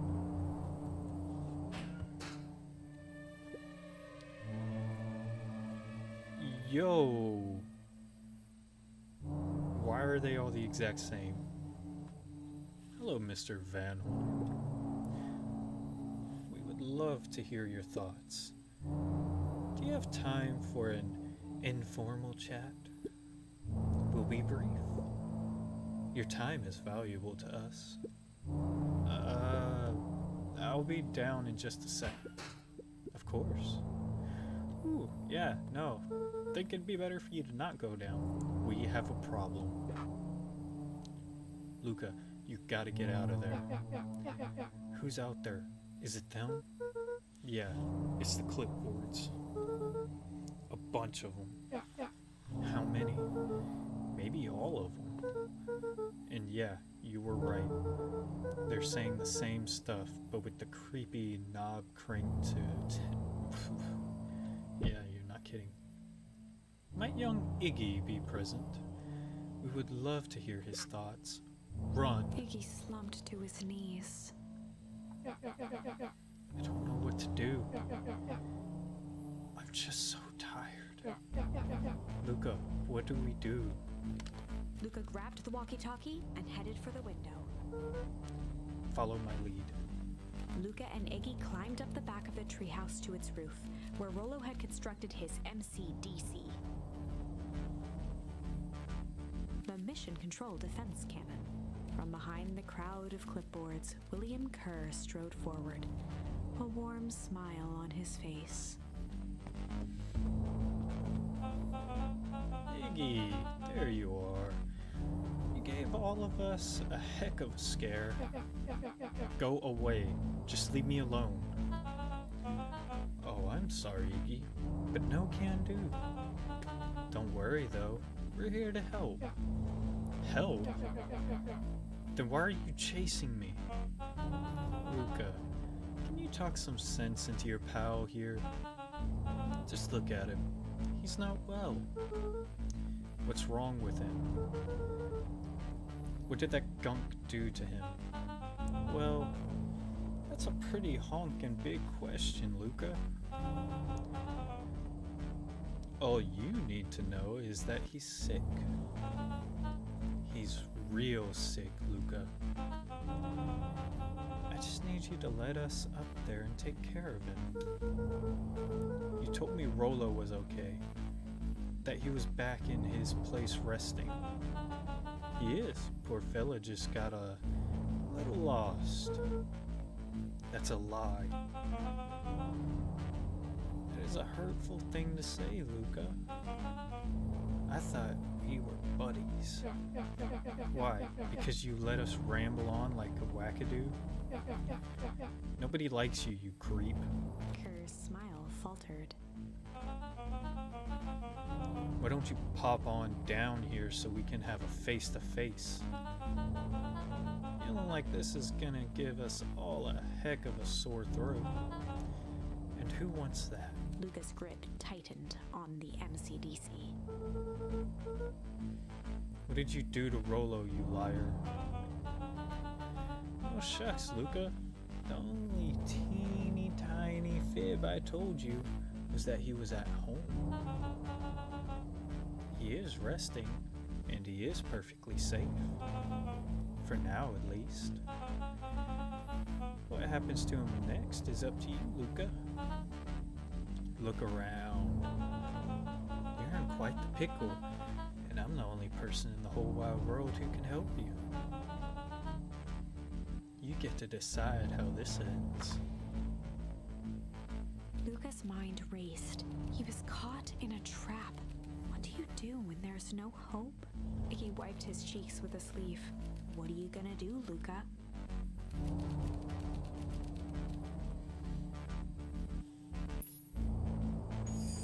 Luca drew himself up and decided to take the only option they had left. Fight. He swung the Mission Control Defense Cannon around, aiming it confidently at the smirking face of William Kerr. Hey, Mr. Kerr. Luca summoned his most insolent demeanor. Rollo sends his regards. Bro, you're railing. Hey. That was uncalled for. More than a little rude. And just plain unsanitary. Luca, I really did think we were good pals. What a shame that it's come to this. Kerr turned his back on the two boys. End this. With a nonchalant wave of the hand, he made his exit. As the clipboards began to slowly advance on the treehouse, Luca looked to Iggy with resignation in his eyes. The end. That escalated quickly. Maybe discretion was the better part of valor here. let's put a pin in this for now.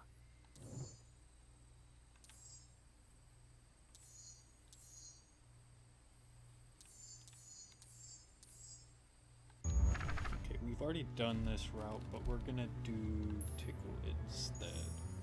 Well, time to bust out the tickles.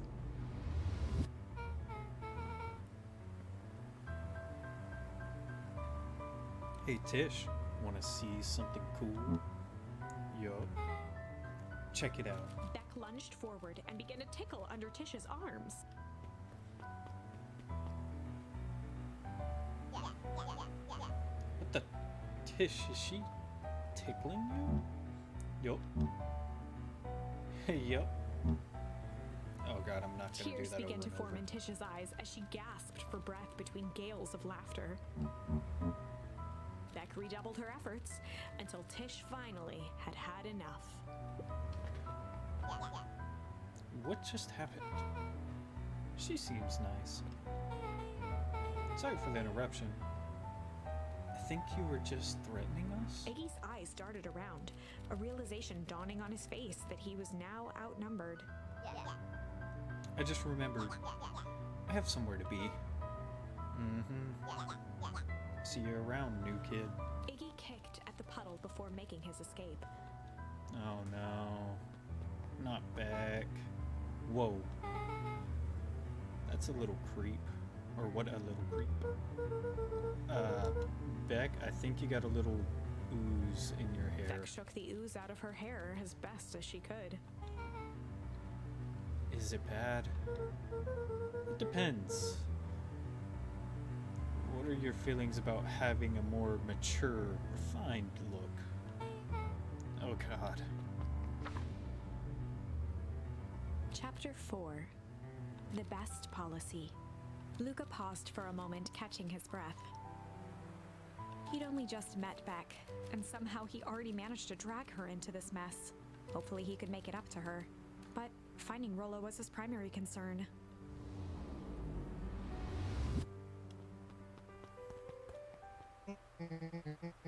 Luca, what the hell are you doing out here? And why did a kid with gray hair just run past us in a panic? Roxy and Fitz looked drained. What's up, Shinoda? It was clear they'd spent all day searching. That's Beck. I don't care who she is. What happened?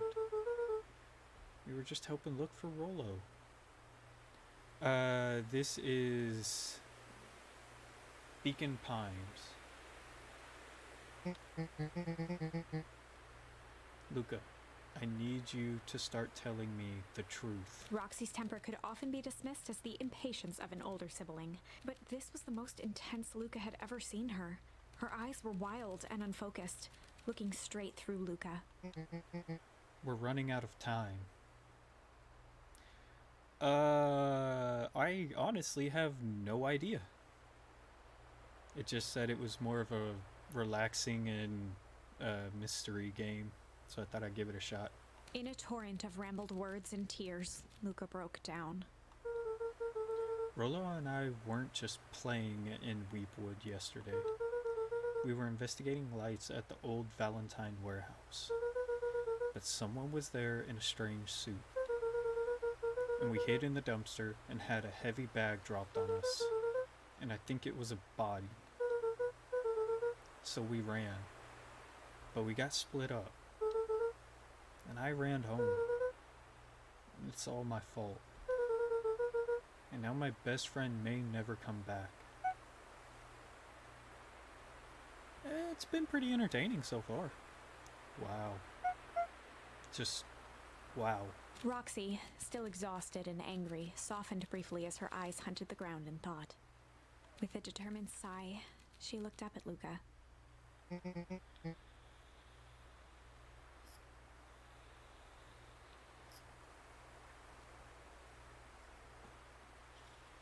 It's not your fault, Luca. Rollo's gonna be okay, I promise. Roxy drew herself up. I'm gonna fix this. Luca, go home. But I want to help. It's too dangerous for a kid. I can't just sit around. I have to do something. Roxy tried to think of the safest place to send Luca. You go back to that little tree house you two like to play in. Wait there in case Rollo shows up. Sound like a plan? Luca wiped his cheeks and gave a quick nod. You did the right thing telling me the truth. Now scoot. You really believe his story? What other option do we have? Things have been strange around here leading up to the festival. My dad has been acting weird. Well, weirder than normal. Looking into the puddle, Roxy rubbed her arms to warm up. Why is it so cold here? This place gives me the willies. Don't touch the puddle. Dangerous. See, you're still Mr. looking for a Nuncreed beetle. jumped with a start. Whoa, don't sneak up on me. Or don't sneak up on an old fella like that. Sorry.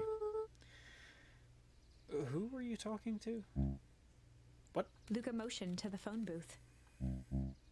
Oh, no. I was just checking because I thought I heard it ringing. The dang thing never does, of course. Yeah, I've never seen anyone use it, really. The whole thing's a waste of money, if you ask me. Any word from Rollo yet? Not yet. Long time for a boy to lose his way. Rollo knows the woods too well to get lost. I suppose you're right. Silly boy's antics have this whole town worried sick. Antics? We all know Rollo likes to play his little pranks. You think this is a prank?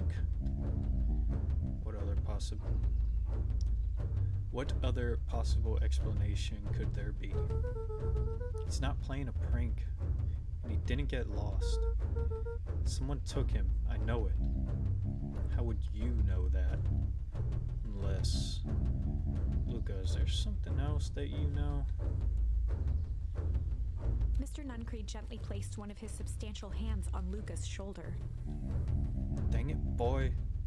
If there's something you know, something that could help your friend, you need to tell folks.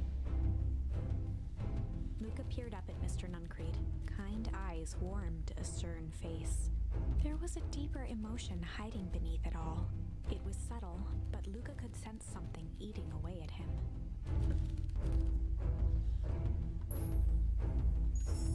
There was a shame lurking behind those eyes.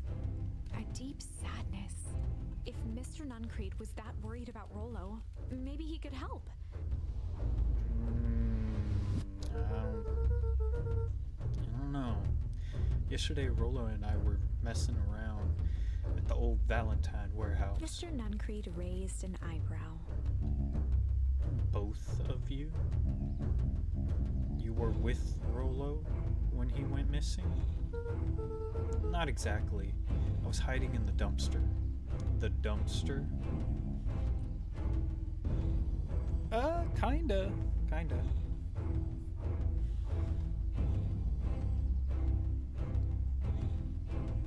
What were you doing in there? At first we were just looking around. Then someone in a strange yellow suit came and dumped something on us. We both got scared and ran. That was the last I saw of him. You got scared by some garbage? Well, that's why you don't go skulking in someone's dumpster. But it wasn't garbage. I think it was a body. I'm sure it was just some trash. I knew something was sketchy about this dude. No, there was a name tag. It said Deep Engineering. Mr. Nuncreed's shoulders slumped. I wish you wouldn't have said that. A deep sigh I billowed knew from it. his chest. Why did you have to? Yeah. The hand came off of it and Yeah, it's something. This has an interesting way of going about its story. I tried, Luca. God knows I tried to keep you safe. Luca attempted to take a step back, but Nuncreed's hand clamped down on his shoulder. But you, Valenhorns, just can't help yourselves, can you? We were all so close to being done with this. With a firm shove, Nuncreed manhandled Luca into the phone booth. What are you doing? It's out of my The door hands now. latched shut with a mechanical hiss. It's not a phone booth, is it? Shit. As Luca pounded the glass, the floor dropped. I under knew it his wasn't a feet. phone booth. The inside of the phone booth was now a loose capsule plummeting at gravity's whim. Luca winced and pressed his hands to the walls. As he braced for impact, the capsule hurried to a surprisingly smooth stop. He felt a cold rush of air and opened his eyes with hesitance. Two large figures in hazmat suits occluded his view. Luca heard the deep, resigned voice of Mr. Nuncreed over an intercom. He knows too much. The end. Wait. No. This isn't the end. I know there's still much more. Somehow this went wrong. Okay, let's try something else.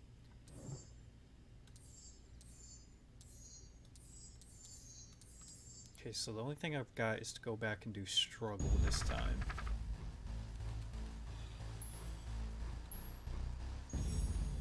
This is a story about struggle. Luca could hear a machine humming somewhere nearby. He felt around wildly, searching for something, anything that could help. His hands found a hard object, maybe a tile? He yanked it free, lifting the cold stone. Let me go! Luca swung the tile as hard as he could at the shape that still held fast to his leg.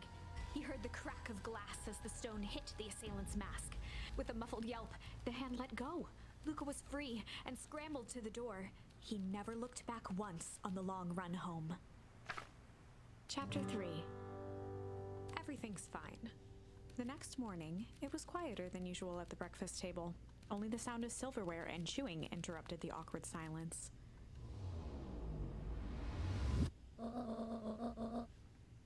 Yeah, I've already read that line.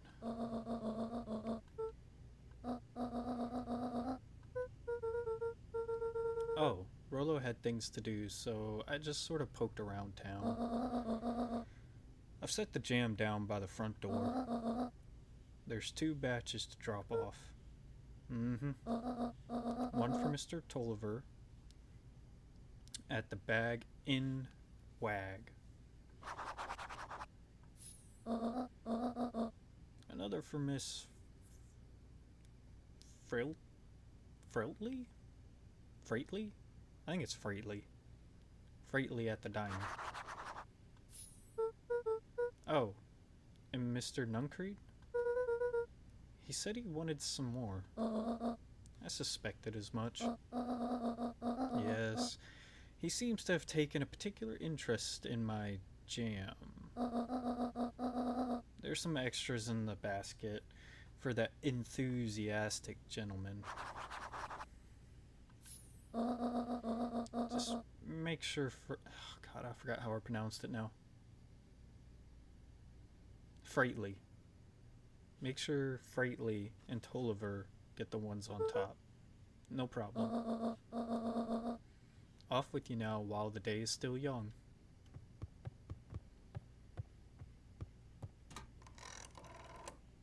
Grandma's in with some shit, ain't she? Hello? It's Juniper. Juniper.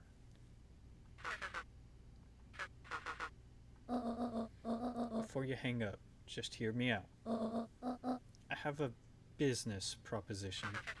You're gonna take the kid, aren't you? The simple matter is we both have the same problem that needs solving. Very well. We can meet tonight.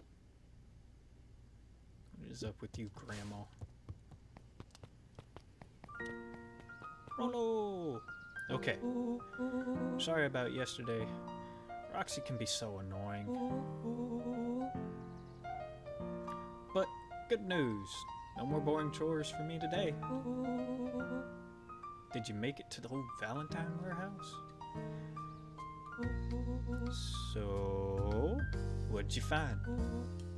Give me the dirt. Something happened. There was someone else there. What? Who was it? Was it aliens? I knew it'd be aliens. No. Zombies? No. Alien zombies?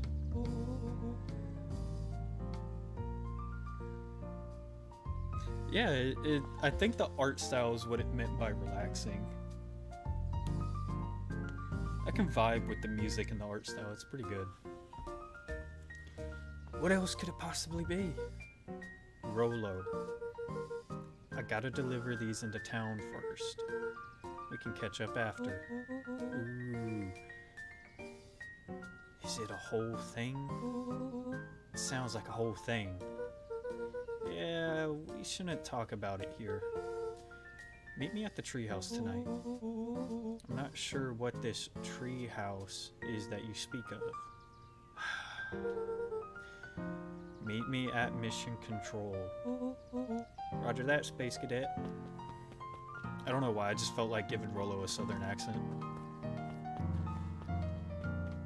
Just seemed right.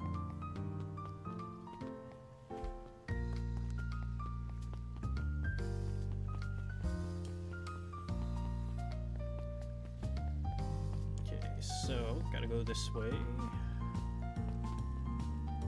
Ah, crap.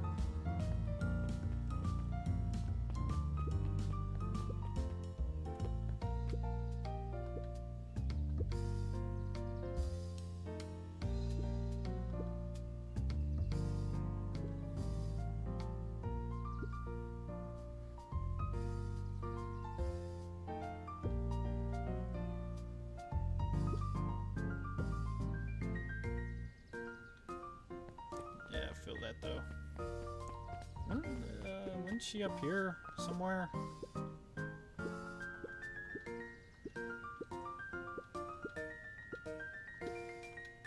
Ha ha ha, early bird, and she's a bird.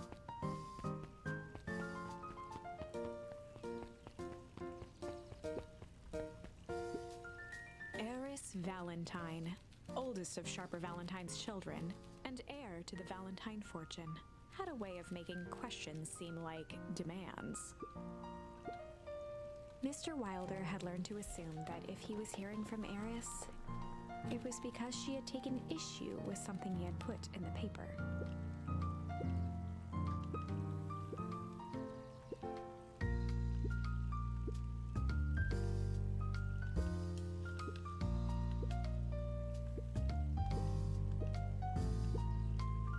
I hate to say I've already forgot what everyone's name was, so Mr. I don't Wilder remember who I'm averted his supposed to gaze deliver and to. began to polish his monocle.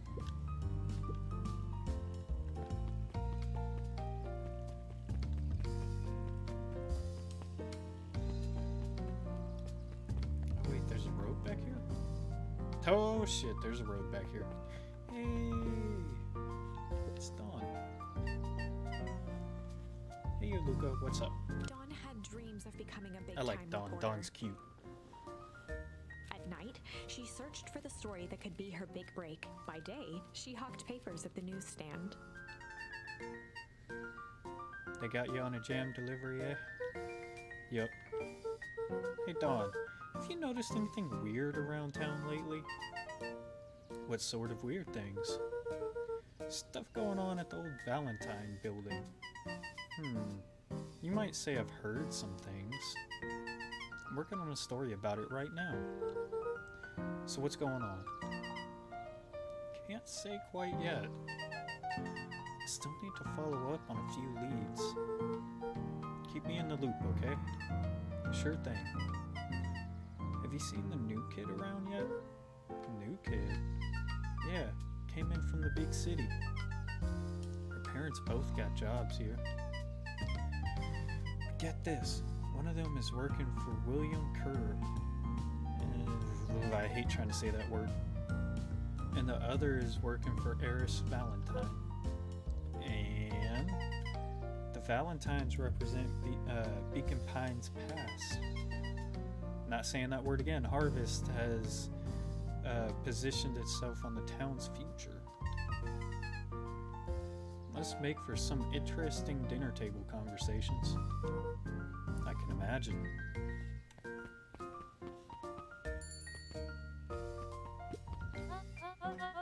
Well, if it isn't my favorite little jam runner.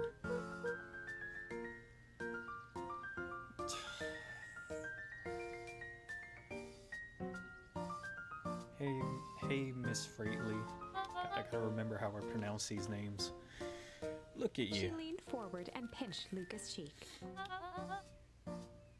You're all skin and bones. Is your gran not feeding you? She is. It's just... I understand. You know, I taught your mama how to cook back in the day. You may not even remember, but you and her used to help out in the diner. See that picture over there? That's you helping your mama back in the day.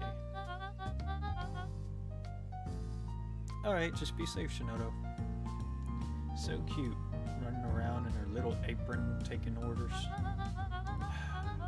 The whole situation just breaks my heart. What happened to Eleanor?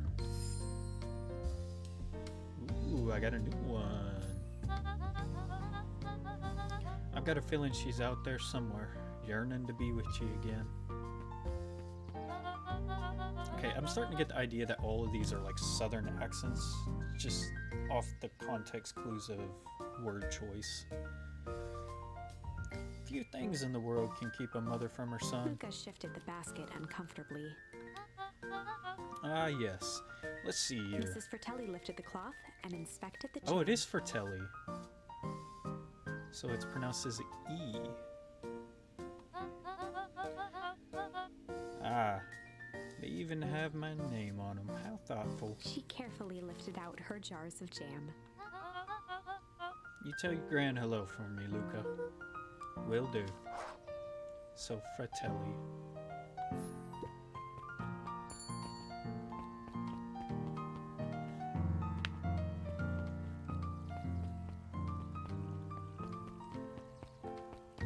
Oh wait, I forgot. Is it down? Yeah, I think it was this guy. Huddled at his counter, Hiram Tolliver was meticulously shining Tolliver. apples. More accurately, Hiram Tolliver was meticulously shining one apple. Hello. With a yelp, Mr. Tolliver fumbled the apple, flailing at the air as it fell. Oh, sorry. No bother, no bother. He leaned forward and lowered his voice. You see, you have something for me. Yeah, Gran had some jam I'm supposed to give you. He leaned in a bit further. Jam? Yeah, these ones on top. She wrote your name on 'em. Mr. Tolliver leaned back, speaking loud enough for anyone to hear. Ah, yes. The jam. Thank you so much for delivering this jam to me. He reached forward and snapped up the jars of jam, giving Luca a little wink. I should put this on my store shelves post haste. Okay. I should finish my deliveries. Of course. Of course. He leaned in for a final whisper. Of course. Yeah, so Grandma's up to some shady shit.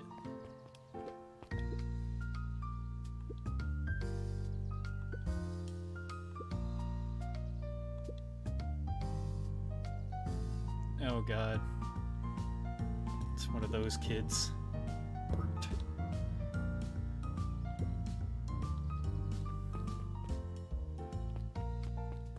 Even though I'm supposed to be in a hurry. We all know Beacon Pines is a great town. What you may not know is great towns grow from mighty roots. And that is why you cannot tell the story of Beacon Pines without telling the story of one Shopper Valentine. Young Sharper's keen intellect and strong moral fiber led to a grand vision. A vision of a community dedicated to a better tomorrow. In his own words, a better tomorrow is within our grasp, but it requires a singular mind to harness it. Lucky for us, he decided to grow that vision here, in Beacon Pine. And how does one grow a better tomorrow? With fertilizer, of course. Valentine's Fertilizer Company became the lifeblood of a town yearning for purpose. But then tragedy struck. A scientific experiment gone wrong. An accident which took Sharper away from us far too soon. To this day, we struggle to pick up the pieces. But one foul harvest isn't enough to stop the people of Beacon Pines. The spirit of Sharper Valentine lives on. It lives in the hearts of everyone with a dream for a better tomorrow. Together, we will follow his example and grow a bountiful future. Paid for by the Valentine family and the Valentine Fertilizer Company Reverence Fund.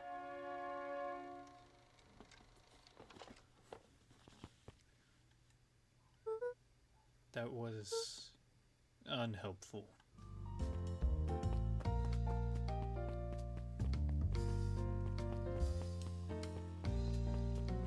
That dude's gonna have a scar on his face, isn't he?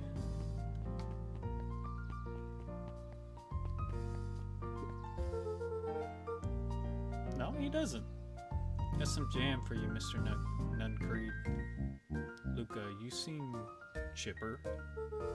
Well, aside from being on delivery duty, it's a nice day. Mr. Nuncreed eyed Luca for a moment, then nodded in agreement.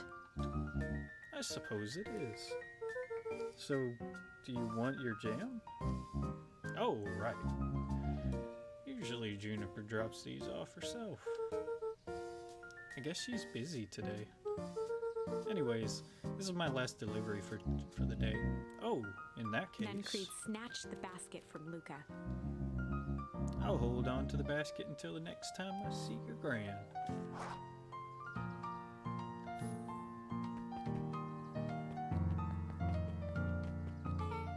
Hey, you. Anchovies or pineapple? Are we talking on pizza? Because I do not do anchovies.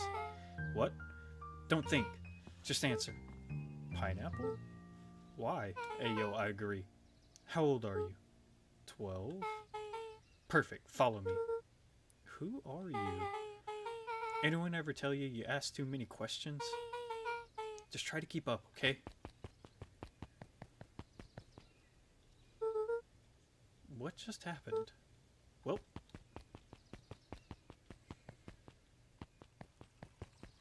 Ooh, you two are new. Hey, what a crazy coincidence. Here's my new friend I was just telling you about. Oh, that's wonderful.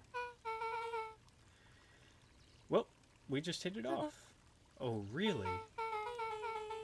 Get this. His favorite pizza topping in the whole world is pineapple.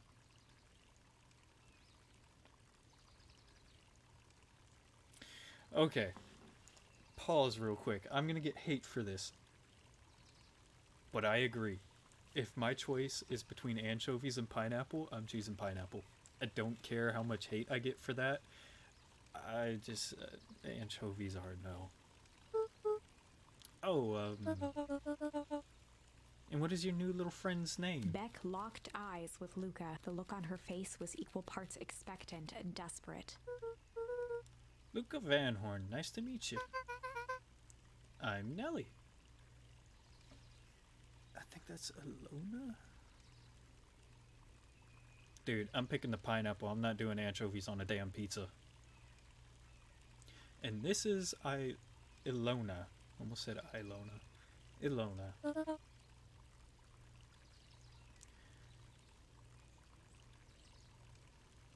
Interesting. We're Becky's parents. Beck gave Luca a quick nudge.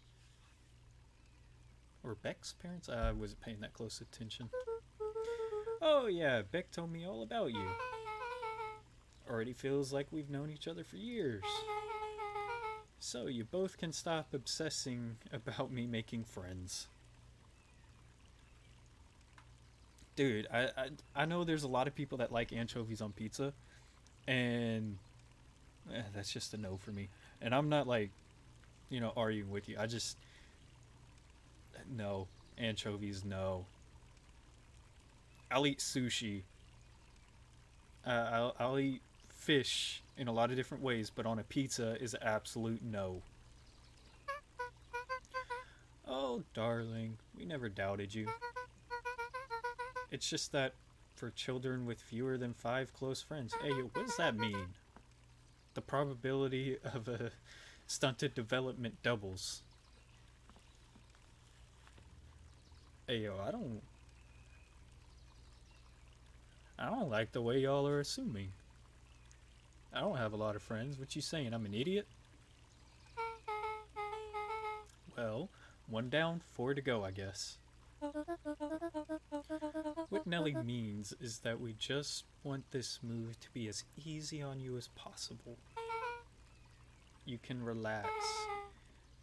A friend has been friended. This calls for a celebration. Luca, you must join us for dinner tonight. Dinner? Whoa, another coincidence. I actually already asked him and he said he would love to. It's just wonderful. In that case, we should pick up some groceries. You two don't have... Ooh, you two don't get into too much trouble now.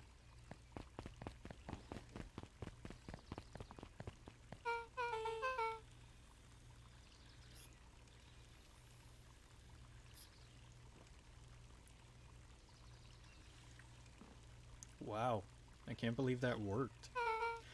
Thanks a ton. You're welcome? I owe you one. My moms are great and all, but they can be a bit much sometimes. Our house is a little cottage next to the big mansion place. Wait, you live on the Valentine estate? Yeah, that's the spot. Meet me by their big creepy gate. Don't be late. Or I'm back to square one on this whole friend griff.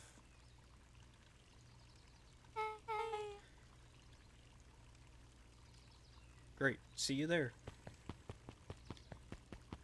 Poor dude just got dragged in some random shit.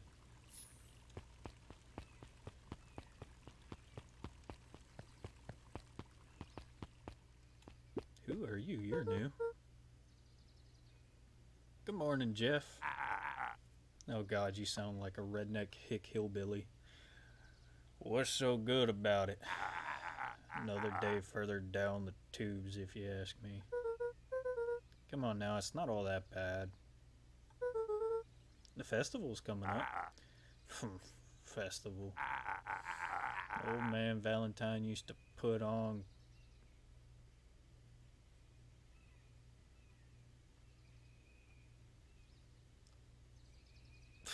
God, I'm gonna butcher this word. Cockamamie? I'm guessing that's how that one's pronounced. Cockamamie shindigs all the time. And where did that get us? I'm still not gonna say that fucking word. Well, it's harvest pudding on this one. And they're doing it for the whole town. As far as I see it, the difference between the old Valentine company and this new harvest outfit... Jeff dug through his pockets for a bit. ...is the difference between this empty soup can and this brown banana. But those are both garbage. Exactly. Alright. Strange dude, but I like your enthusiasm to hate the place.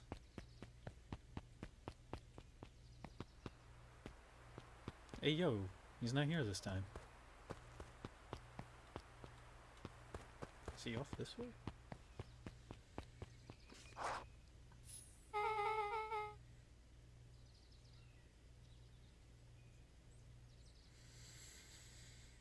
I'll reluctantly join you in a bit. So who all lives in this house? Eris and Gus Valentine grew up here. And Solomon moved in a few years back. That creepy little kid in the vest? That sounds like the one. So just 3 people live in that huge thing?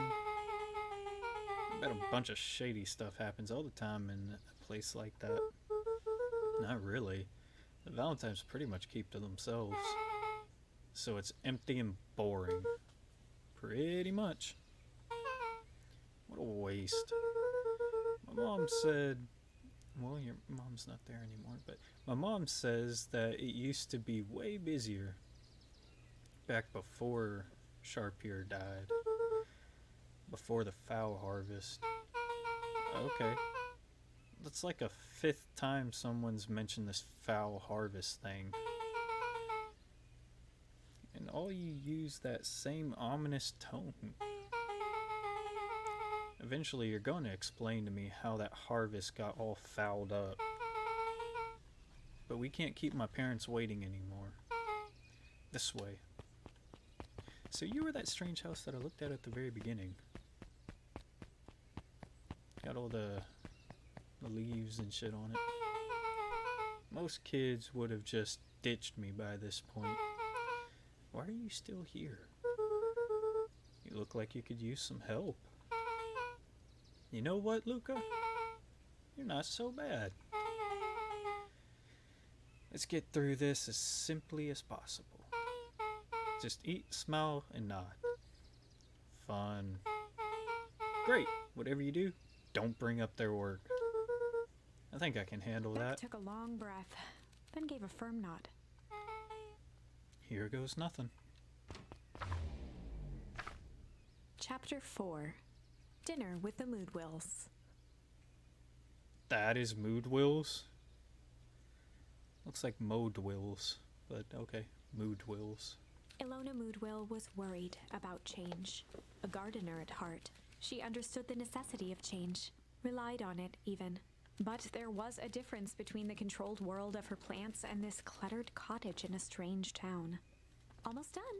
Nellie was a blur of activity, digging through boxes. Sorry, love, couldn't find the dishes. We'll have to make do with paper plates. Dinner went by without much conversation. As she watched Beck and Luca finish up their pizza, Ilona let herself relax into the chair. The things she cared about were still here. Nellie finally had the job of her dreams. Beck was beginning to take root. Ilona's task was simply to tend to them. She could do that. So, Luca, tell us a bit about yourself. Where do you live? Oh, I live with my grandma. Over on the other side of the river.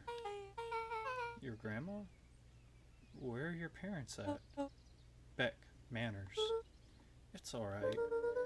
My dad passed away in an accident at the fertilizer plant 6 years back. Oh dear. My mom's been missing for a few months now. Like, missing? Luca's eyes were fixed to his plate, pushing a chunk of pineapple around with his finger. Nellie was the one who eventually broke the silence.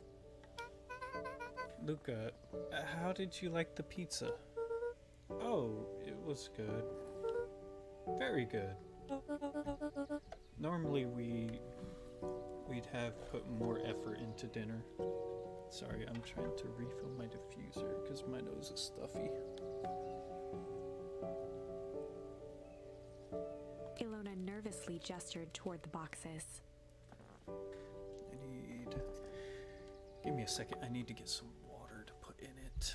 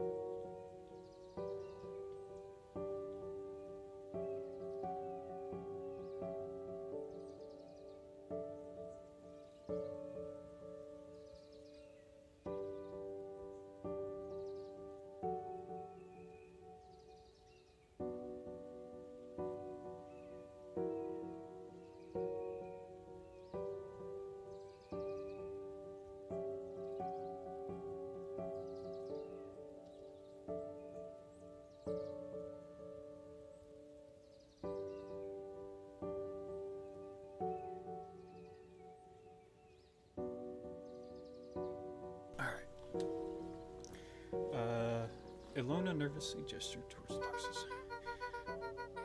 We aren't fully settled in, and Beck has mentioned that it's your favorite. I'm sorry. We were just skipping the part where he said his mom was missing. Beck. I'm sorry, Luca. This move has us all a little tired. Luca wiped his face with his sleeve. No, it's fine. So, Beck said that you moved here for work. Beck gave Luca a swift kick under the table. Ow. I mean, what brought you to Beacon Pines? Oh, you were right the first time. We're here for work. Nellie won't tell you this, but she's a brilliant chemist. I don't know about brilliant, but I do love it. She's brilliant. Still not saying that word. Harvest just made her their newest lead researcher of deep engineering. Ooh. Someone just died from deep engineering. She makes it sound more impressive than it is. I'm just happy that I get to make a difference in the world. So are you the replacement for the person that died? Harvest is the forefront of evolving agriculture into something more useful than sprinkling water and excrement on the ground. Luca glanced over to Beck. She seemed to be holding her breath. What Nellie means, Luca, is that there are different ways to grow plants. Yes, some people talk to their plants and hope for the best. And some people happily leave their job to allow a loved one to pursue their dream. You swore you didn't. Beck slammed her fist into the table, perhaps harder than she intended. Hey, Luca. How about some dessert? I actually have to meet my friend Rolo soon. Luca glanced outside to gauge the time. The sky was darker than he expected, filled with ominous clouds.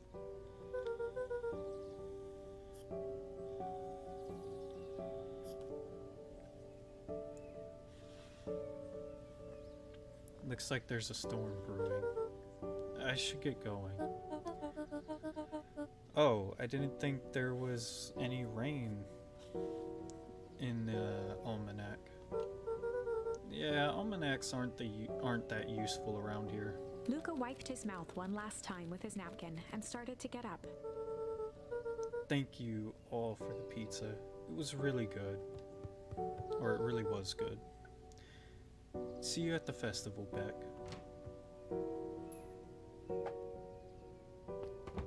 She's gonna follow him. Wait up. I'll walk you home. Surprised, Luca turned around. He knew Rolo could be prickly around new people, but Beck seemed cool. Rolo would warm up to her eventually. Probably.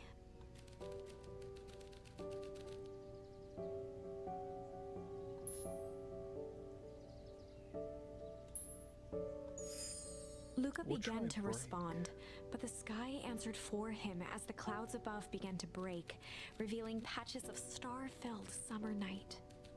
Moonlight filtered down, shimmering in the treetops. Sure, you can meet Rolo. You're not going home? No, I promised Rolo I'd tell him about... Luca stopped himself mid-sentence. Promise you'd tell him what? Spit it out, bub. We're thick as thieves now. If there's a juicy secret, you've got to tell me. Okay. You can come to the treehouse and I'll tell you both what happened. Heck yeah! Luca saw Beck skulking by the gate. So you're telling me there's nothing mysterious or creepy about this place? It's mostly boring and empty. I refuse to believe that. Big spiked gate, looming mansion, rich reclusive owners. It even smells shady. Beck grabbed the wrought iron bars and shook the gate. Mark my words, you decadent nightmare house. You will reveal your secrets to me. Yeah, opens up, you don't enter. What did you do? First of all, I told you so. Second, hide.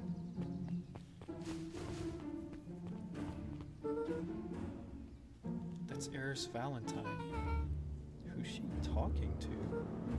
Shh. I expect you to return that suit in working order. Of course. As long as everything proceeds as planned, there's nothing to worry about. The only thing I'm worried about is what's rightfully mine.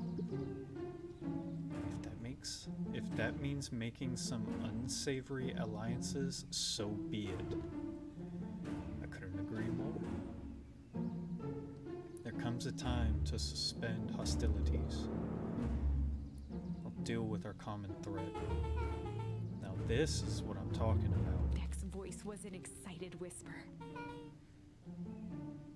Proper shady stuff. Someone in a suit like that tried to grab me yesterday. Seriously? Shh. You do understand that when this is all inevitably fails, I will deny everything. I wouldn't expect any less of you. You just worry about your part in this and let me handle the rest. Can't wait to see the look on that Rube Kerr's face. Yes, the truth will come to light. I'm still surprised you're so comfortable with the potential collateral damage. If there's one thing I've learned, it's that change is painful. Wow, I was expecting shady. That's just flat out supervillain talk. If you don't mind me asking, why? Why are you doing all of this? The mysterious figure retracted their mask, hair pushing out from all corners. It's the grandma, ain't it? Ah, I knew it. Family. A chill ran down Luca's spine. His vision blurred. Beck stifled a sharp wince, and Luca looked down to see himself wrenching her hand. An answer I can certainly respect. Gran tousled her hair back under the face mask. Just remember, keep everything nice and normal until the festival. I don't need lessons in rousing suspicion. Gran gave Eris a curt nod and disappeared into the... So Grandma tried to attack him. Damn, thinking about it now, he hit her with a fucking Chapter tile. 5. What big ears you have. Lucas sat shivering in the bushes, staring at his feet. After checking to make sure the coast was clear, Beck gave him a gentle tug on his sweater.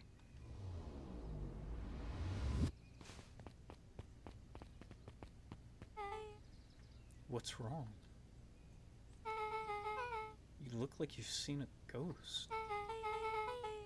Why are you so scared of that old lady in the hazmat suit? That was my gran. That was your gran? Yeah. Okay, well, I'm sure there's a perfectly reasonable explanation for all this. Let's just get to the treehouse and figure things out there. Lead the way. Ooh.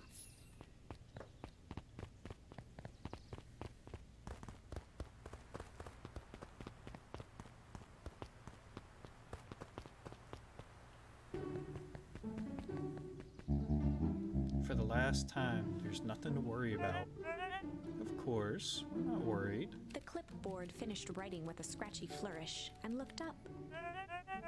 Just doing our I's and crossing our T's. Or dotting. Why'd I say doing? Dotting. Well, maybe try minding your P's and Q's.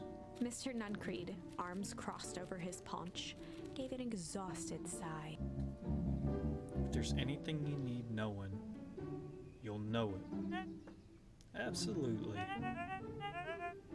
If you'll just sign here acknowledging everything is accurate, we'll be out of your hair in a flash. Oh, for the love of... He snatched the pad and scribbled his name so hard the pen nearly snapped. There. Would you like my eternal soul as well? The clipboards looked at each other for a moment, almost pondering the possibility, then broke into laughter as they walked away.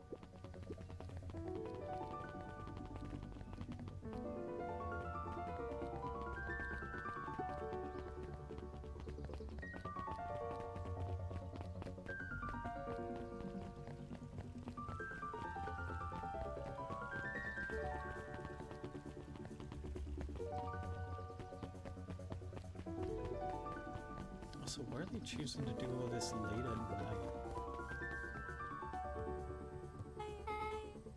Oh, this is nice. Yeah, the treehouse is just a little further on from here. So what's your buddy Rolo like?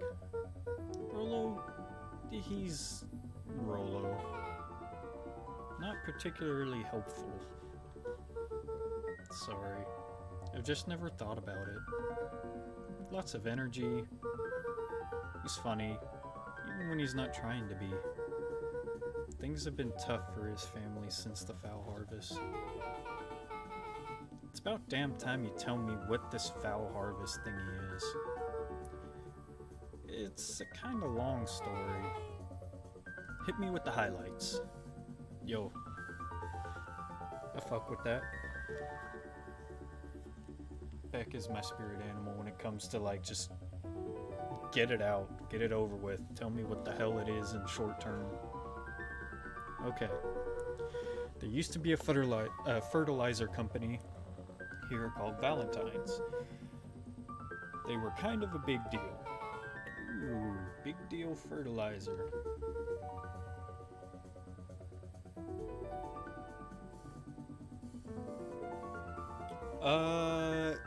It's funny you say that. Most of this game is apparently death. It was a big deal to us. Their stuff really worked. Farmers loved it. So Valentine's grew and grew. Beacon Pines pretty much grew around it. Oh boy. This is a lot of reading. Most everyone in town either worked for Sharpier Valentine or used as fertilizer. Things were good. I'm sensing a big but. Around 6 years ago, Sharpier Valentine suddenly died. And something changed. Changed how? Could have been a bad batch? Maybe it was in the water? Or air? Or soil? Nobody knows.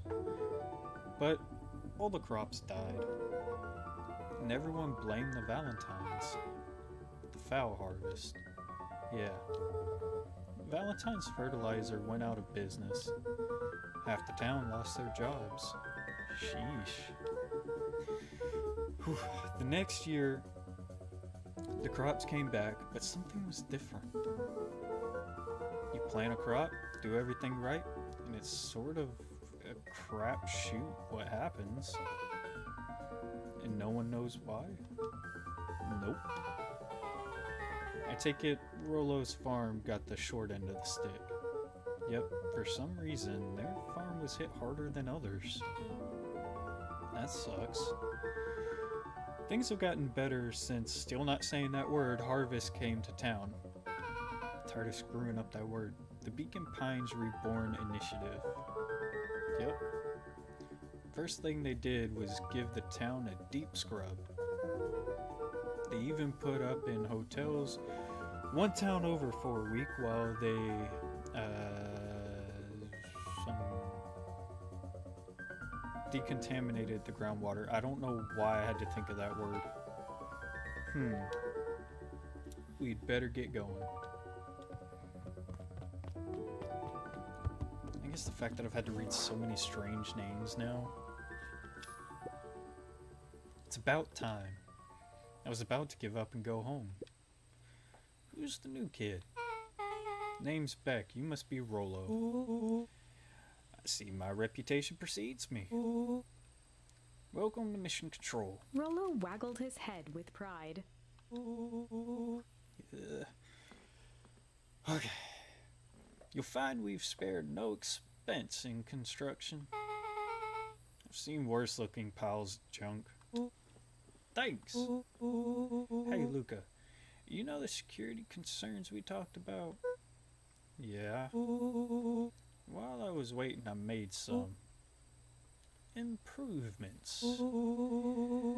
Let me lock this baby down for a little test infiltration. Can't be too safe these days.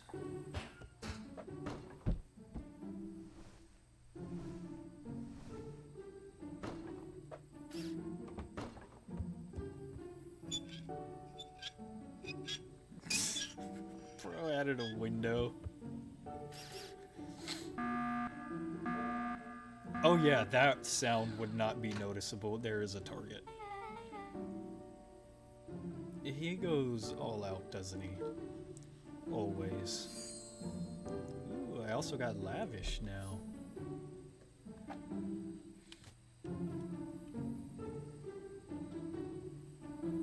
So I've got ponder, lavish, indulgent. Oh yeah, I also got smack for smacking a watermelon. I did get succulent. So I think that's all I've gotten so far.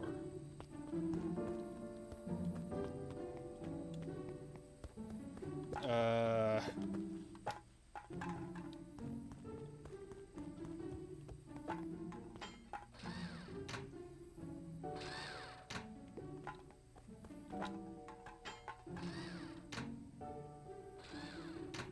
God damn it.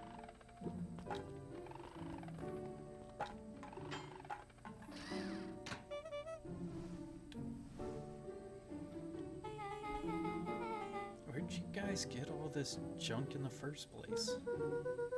There's a guy in town named Jeff who trades us junk for snacks. Junk food for junk. Nice.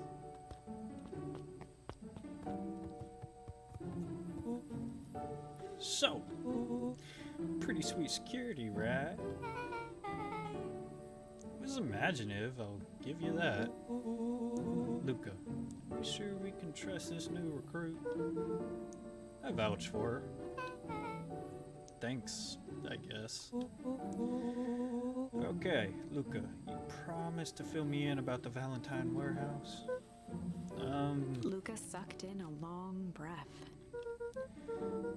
So like I said, there was someone there. What were they doing? I don't know, but the place was lit up and active. Maybe they were squatters. I don't think so. It seemed more organized. When the man pulled me in, I saw some sort of equipment running. A man pulled you in? Yeah, but I got away. You keep saying it was a man. They were wearing a mask, right? Yeah. Then it could have been a woman. How'd you get away? I grabbed a rock or something and broke their mask. They let me go and I ran. Dang. That's intense.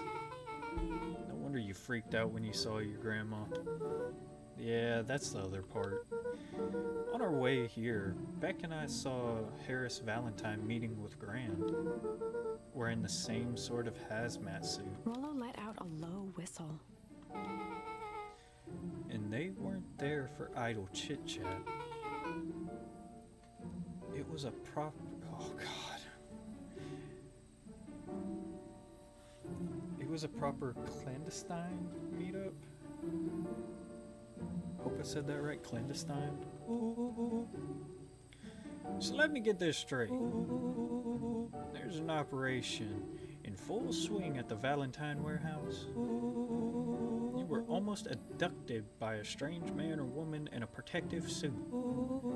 And then you saw your gran in the same suit talking to Eris Valentine.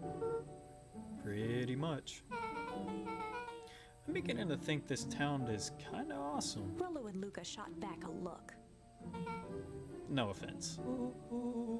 And so, we can logically conclude aliens or zombie aliens, or my bad, I flipped that, alien zombies have infiltrated the town, and their leader is your gran, and she tried to murder you? First of all, and for the last time, there are no aliens. Second, it could have been my gran at the or it couldn't have been my gran at the warehouse. I broke that person's mask to get away.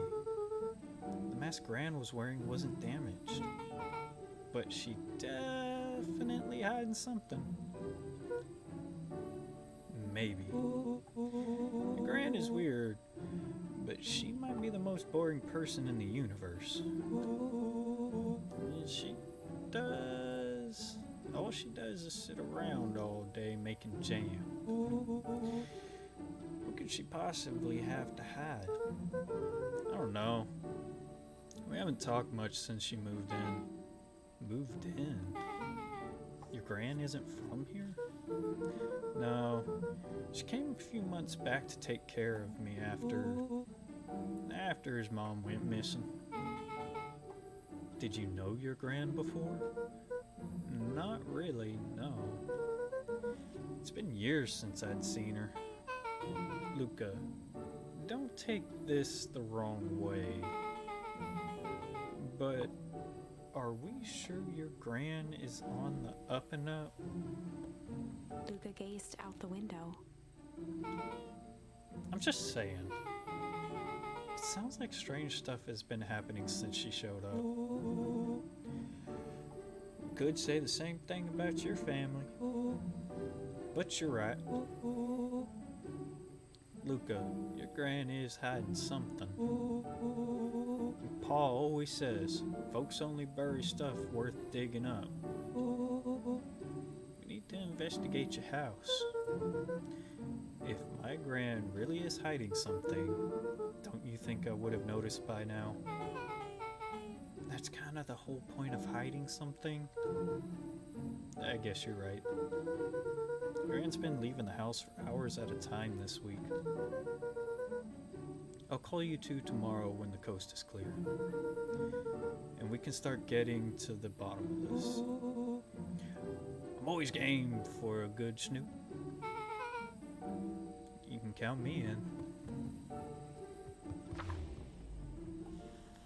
Chapter 6. God, I want to meet Rollo's parents because I feel like they're pure hicks. Secret lair. And I'm already enjoying like the way Summer Rollo forged ahead, talks. but the nights only seemed to grow colder. Luca walked home slowly under the pale starlight, cautious to avoid any more surprises lurking in the shadows. Reaching home, he slipped quietly into bed, half dreading what they might discover the next day.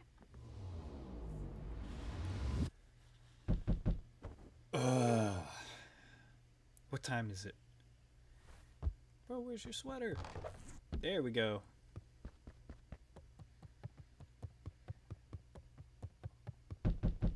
Yeah, I'm coming. Oh god, he put on a Sherlock Holmes hat. Rollo, what on earth is that? That ridiculous thing on your head. Oh, this? It helps me think.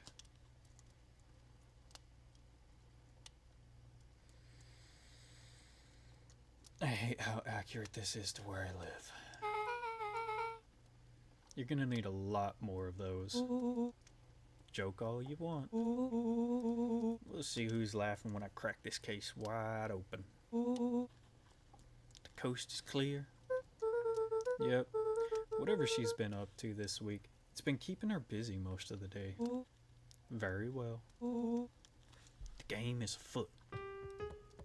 Luca and Beck rolled their eyes as Rollo strutted across the room. If I were Gran, would I had my deepest, darkest secrets? Perhaps where you might least expect it.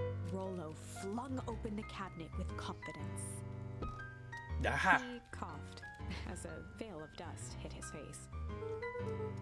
I think it's safe to assume anything that dusty isn't what we're looking for. Or maybe that's what she wants you to think. Then again, any good detective knows not to trust their first hunch. First hunches are for suckers. Jesus Christ, Rollo. Eureka! She's lit a fire in order to burn the evidence. She keeps that fire going every day, Rollo. Drat. It might already be too late. Just think of the mounds of documents lost to ash. Okay. I'm gonna stop you right there. Can we just think for a moment? Luca, is there anywhere Gran doesn't want you to go? Yeah. The closet upstairs. So, maybe it stands to reason that we should check there first. No dice. It's locked. Well, well, well. Look who stands to reason now. And I have no idea where the key is. If it really is important, then she probably keeps it with her. Anywhere else? She has her berry bushes. Who has ever thought, I'm going to take this important thing and huck it in the bush? True. Anything else? Maybe something out of the ordinary? Well, she is always worried I'll break her fancy dishware in the kitchen. But it doesn't matter anyways. I can't reach the latch. A look of realization crept onto Luca's face. All three kids snapped to glance at each other, then sprinted in turn toward the kitchen.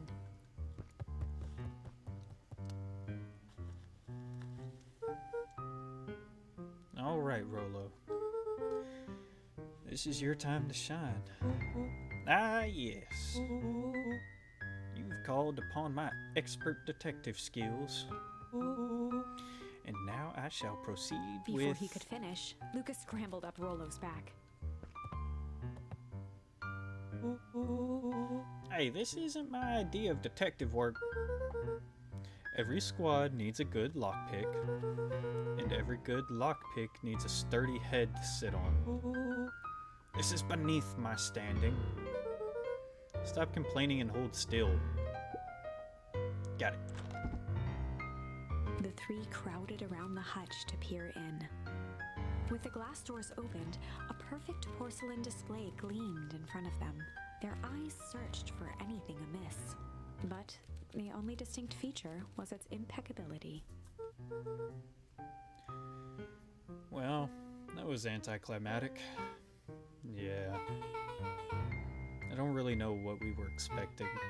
Like, oh hey, let me just yank on this random teacup As and... Beck pulled on one of the teacups, it slanted forward with a hollow click. The entire hutch began to rustle and slide under its own power. Seems like your Gran has been doing some remodeling. Dude, only two type of people have secret layers. Evil masterminds and superheroes. So which one do you think she is?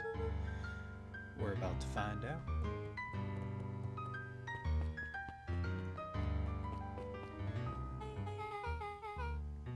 Okay. So, more of an unhinged conspiracy.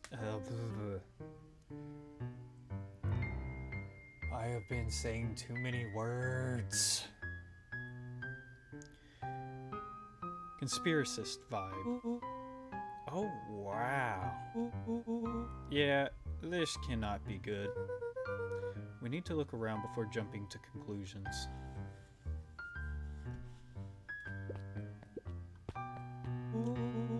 What do we have here? Barrels marked caution explosive. And jam jars? It's enough jam to feed the whole town. Kind of, except for people die in this. What kind of incinerated jam is your gran making?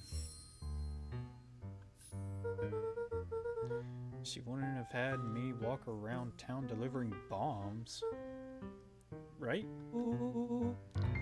Only one way to find out. Rollo casually spun open a lid and dipped his finger in the jam.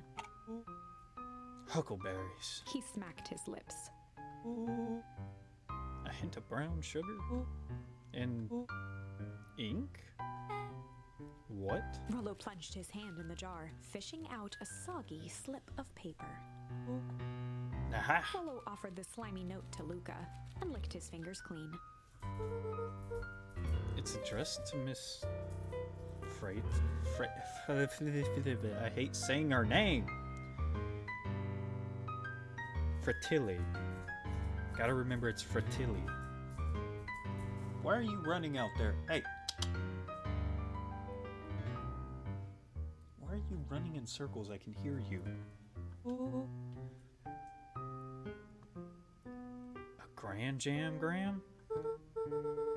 It says, last night I used the disguise Harris provided to scout the location.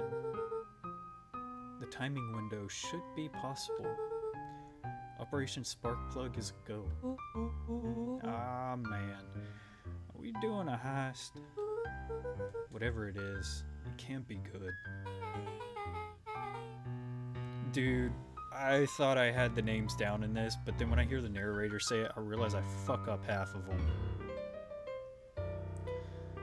So more a bombshell than a bomb. Am I right? You're new here, so I'll let it slide. I don't know if I can read any longer. I'm butchering fucking every word at this point. But I'm the bad joke guy around here. Luca jostled each cabinet drawer in turn. Only one was unlocked.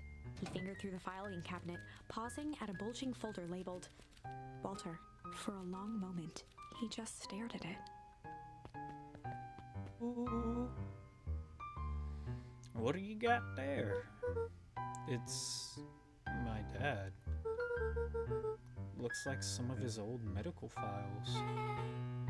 Your dad was a doctor? Luca nodded and caressed the label with his thumb.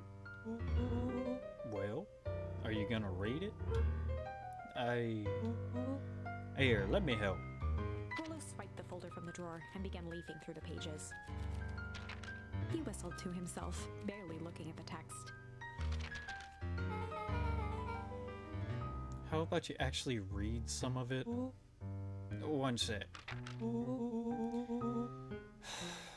Dense documents such as this are a lot like a cheeseburger.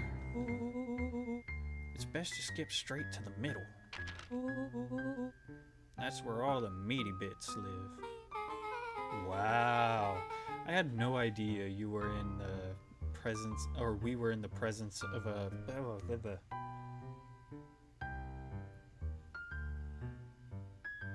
Fly just flew in my face. Why are you bringing flies in my house, sir? We were in the presence of a prominent scholar in dense documents and cheeseburgers. By all means, proceed. He stopped at a page and mimed, holding up a monocle. Nah, here we are. Follow-up examination of Terrence Wilby. Patient shows further signs of paleness and malice. Yeah, Malice. Body temperature continues to drop. He now describes soreness of muscles and joints. This is similar to the symptoms exhibited by Mrs. Wilby just a few days past. Still waiting on lab results from Joseph. Rollo looked up with heightened surprise. See? Creepy. Yeah, that's kinda disturbing. Who's Joseph? That's, Mr. Nuncreed's name. Wait, Rollo's finger traced across the page. there's more scribbled in the margins. Could it be contagious? Mr. Wilby claims the tap water at his house has been contaminated. Perhaps environmental? Lab results only raise more questions. It's like he came back to this report later and made those notes. So it might be related to something else. Rollo scanned through several more pages. Here, the writing looks shaky. I just couldn't help her. The disease, or whatever it is, progressed so fast. And with his wife passing, Terrence's condition follows close behind. Exacerbated by the loss. Enough is enough. I need to take matters into my own Luca, hands. staring blankly at the cabinet this whole time, spoke softly. What does it say next? Rollo rustled the folder, trying to loose more pages. That's where it ends. What? There has to be more. Luca frantically shoved the remaining cabinet folders, trying to find another labeled Walter. Luca, I think that's the only one. It's alphabetical, see? What? Did he mean that enough is enough? How did he take matters into his own hands? This is bullshit. Luca slammed the drawer shut.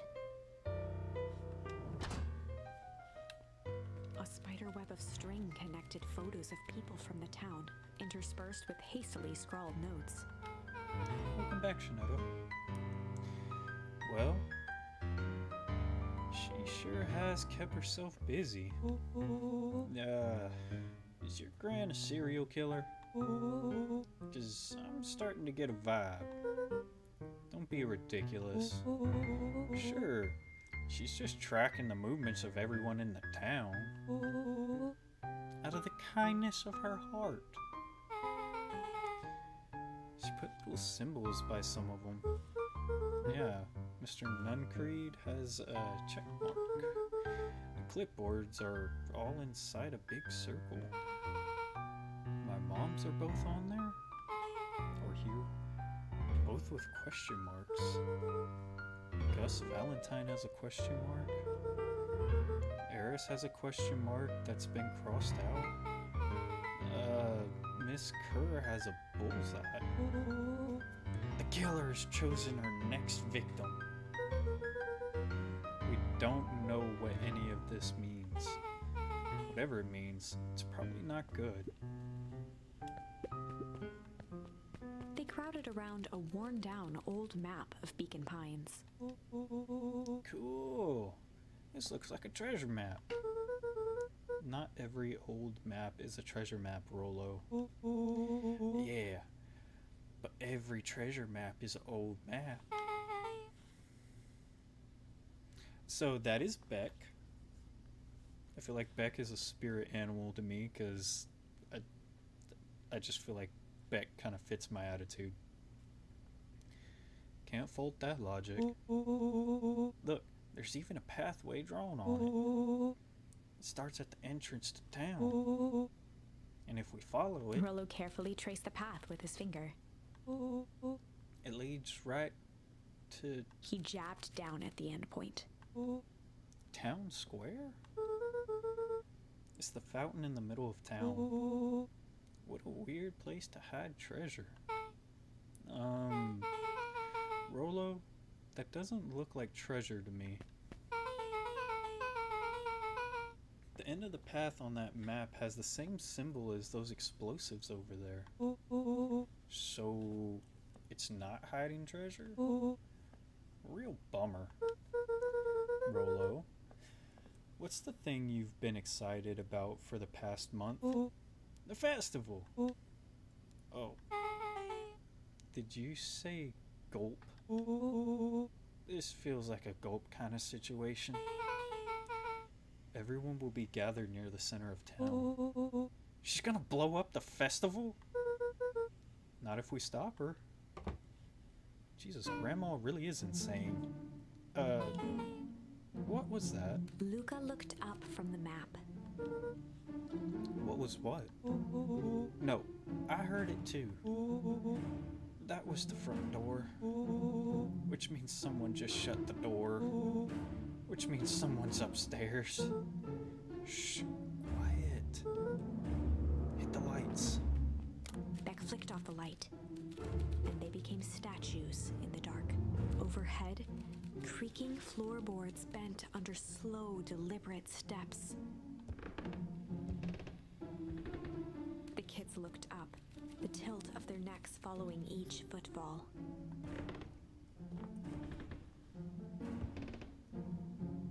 Then suddenly, it stopped. Without realizing, they'd been holding their breath. All three exhaled shakily and glanced at each other. A muffled male voice broke the silence.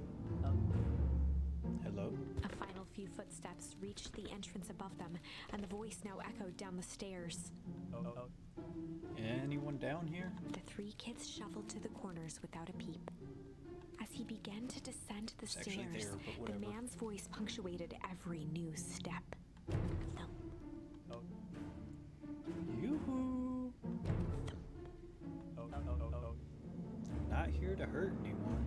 thump, I'm just here to help. Just... thump. At the bottom step, the man paused, squinting to search the room for signs of life. Huh. Guess it's nothing. Rollo shifted suddenly. Luca gave him an intense, chastising look and whispered through clenched teeth. Rolo, don't. It was too late. Rollo was already inching toward the stairway. He screeched as he charged toward the shadowy figure. God, the terms that he uses. Flaming chicken coop. With all his weight, Rollo tackled the man to the ground. Rolo? Mysterious, creepy man? Anyone there? From the dark corner, they saw something move. Well, I didn't know if I had it in me. But there was only one way to find out. Holy crap, Rolo. That was awesome. Wait, did you just kill that person? Luca scrambled to the hunched figure on the ground. Pressing his fingers to the man's neck, he sighed with relief. You sure clobbered him good, Rolo. He's knocked out cold. As Beck flicked back on the light, Luca and Rollo both gasped in stereo. Mr. Tolliver? Chapter 7. The Interrogation of Hiram Tolliver. Still unconscious, Mr. Tolliver slumped heavily in a shoddy old chair. His hands were bound with rope, his feet tied with some loose string. The kids huddled in a circle, discussing their plan. One thing was certain, they couldn't just let Mr. Tolliver go. They needed to know what he was doing in Luca's house. After some deliberation, it was decided.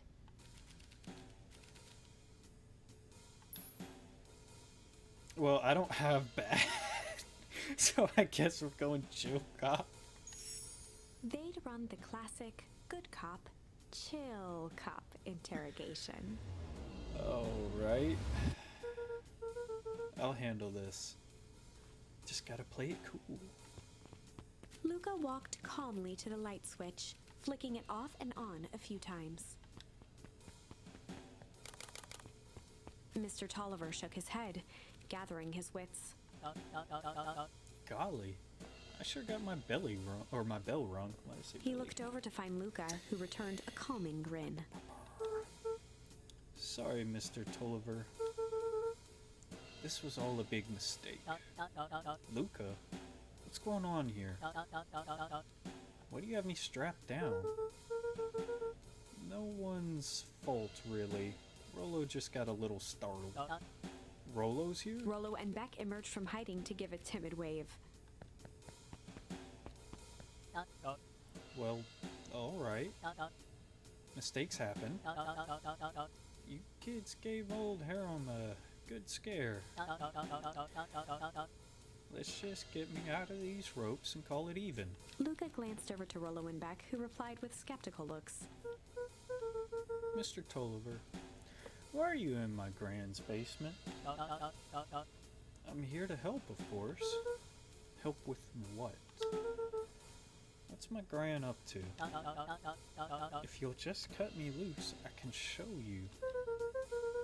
How do I know we can trust you? Mr. Tolliver exhaled with disappointment. Luca, have I ever done wrong by you? No. And since your gran moved to town, haven't I been nothing but welcoming? Yeah. So why would I turn my back on your family now? It's just... all this stuff seems pretty weird. A board with names of people from town? An archive of my dad's old disturbing patient notes? Luca gestured to the corner. Barrels of explosives? I can explain everything. You just need to untie me. You kids deserve an explanation. Luca looked again to Rollo and Beck. This time they shrugged. Luca began to slowly loosen the binding. Mr. Tolliver gently rubbed his wrists. That's a good lad. This all makes sense in time. He edged imperceptibly toward the stairs as he spoke. You see, this town has secrets, Luca. A very dark past indeed. Before the kids had even noticed his movement, Mr. Tolliver was at the light switch. A past that must be brought to... He punctuated his final words by flicking the switch and rushing up the stairs.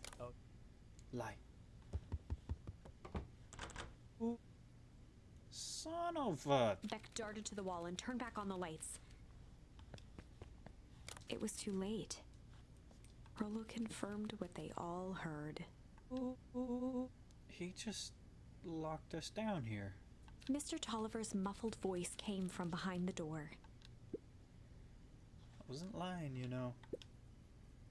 This is for your own good. You kids just keep tight down there. Let the adults handle this. They looked bewildered at each other. Play it cool, huh? Not now, Beck. They heard the staccato thump of quick steps exiting the house. The kids looked down in resignation. This isn't how it goes in Hank Atomic. For some reason, they'd always assumed it was up to them to save their town. Luca opened his mouth, hoping to conjure some magical words to make this right. Only a hollow croak escaped. The end. Well, we certainly aren't going to find a grand resolution to our tale locked in a basement. Back to the drawing board.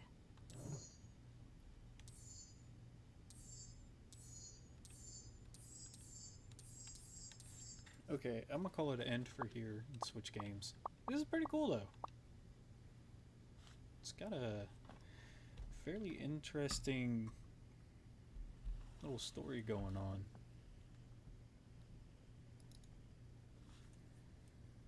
But we are gonna switch up games.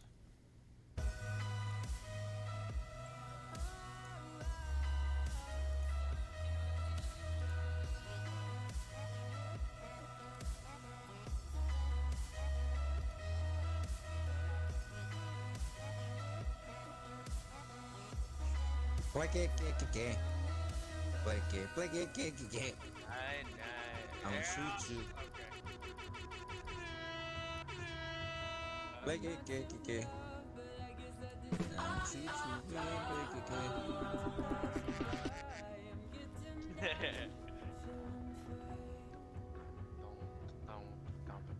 You want to back out and have Eric join? Yeah. Alright, back out. Like how we just left.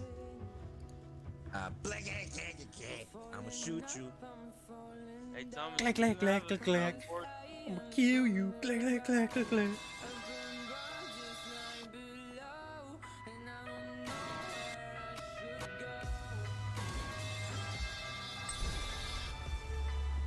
Ugly ass motherfucking gorilla looking smelly bitch. Motherfucker, you got me. Jesus Christ. I forgot how aggressive that one was. I finished reading Hey. Demon Slayer. Thomas. This was for you and Eric. No. No.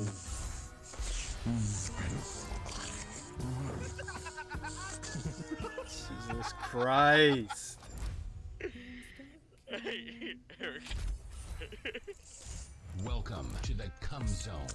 Only come inside anime girl.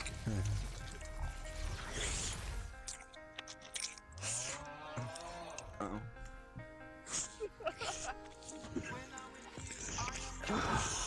Jesus Christ.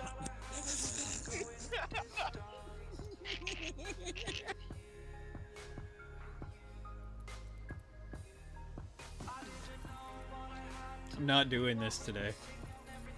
I'm not doing this. I'm not dealing with this shit today.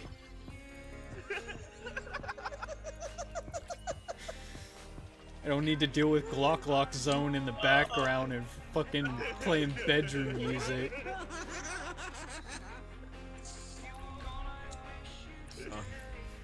Oh. This airhead. This airhead busted, bro. Oh, Frankie, tell Thomas about our wonderful adventure of the bolts. Oh. It was five volts difference. Are you serious? It was just 5? Yeah. Bro, we could have just took them 5 bolts and called it a day. No, bro. It was 5 volts extra. Oh, well, We sent them 5 volts extra, so we brought fuck it. They both could have boxes returned it and back. us just not giving them the money back then, because that was technically ours. And they would have thrown a fit like that one customer did. Oh, what's the difference between Zoohair giving us trash instead of nails when he returned a full box? Jesus, bro. You know we know gave what? that shit right back to him too. Yo, I'm talking about like it was. He got upset about that. I don't know if you heard the full thing. No, what happened? All I heard So about was that- what happened was he returned a box of nails. It was supposed to be like one of the 50-pound boxes. Uh-huh. And it was the roofing nails. And it was like 3/4 the way of just trash. Okay. And they didn't check till after it got returned. So we opened up the box, seen all the trash in it.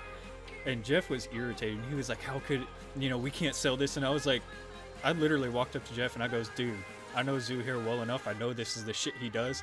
Take that crap back and send it to him the next time he buys it. And he was like, you know what? That's a good idea. And I was like, bruh, if he's gonna return shit, send it back. But make him Yo. pay for it because you gave him money back. Fuck, bro. I was like, you get your money back on that shit.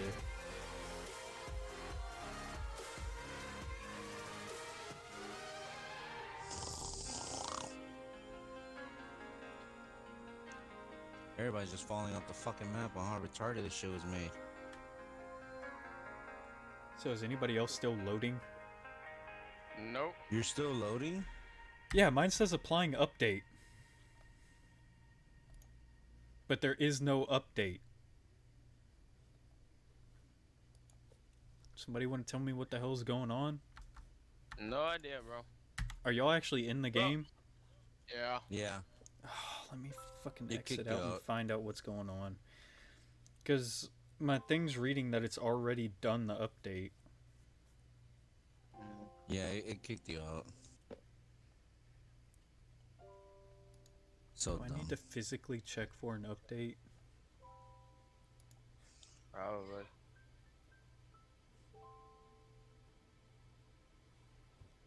It's up to date. What the hell's going on? Why is it checking for an update if it's already updated?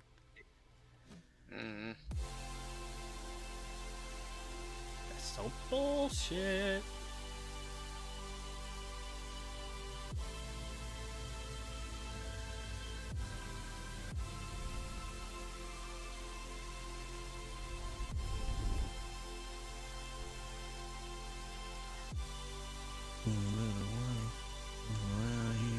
From a different dimension.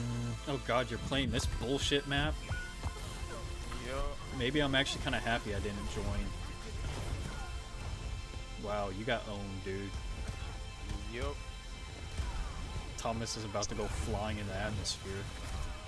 Nope, he just plummeted to the ground instead. Like, I don't really care as long as I get that breach. All I'm not. Dude, oh, why Widowmaker? You were gonna fail on this map. Look. Headshot. Oh my god, no. Come on, you got more health. You can do it. There you go.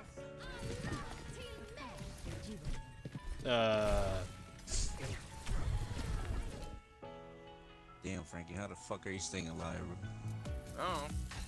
Oh, I guess somebody left. Yeah, a bunch of people left. 2 people left. Yeah, because it just jumped me in. Thomas with Widow. I know, I knew he wasn't gonna accomplish anything. Bro, I keep pressing B like I'm on Val. Oh, the buy phase? Yeah.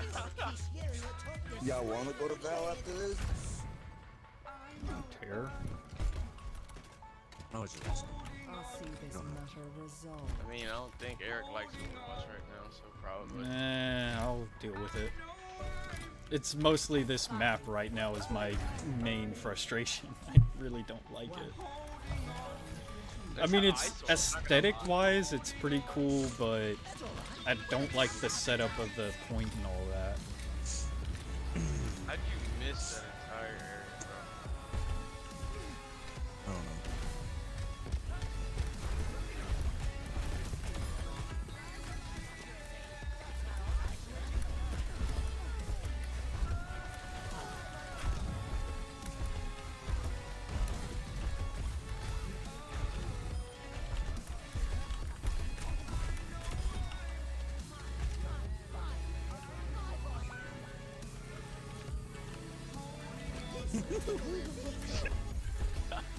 Why did he seem like that?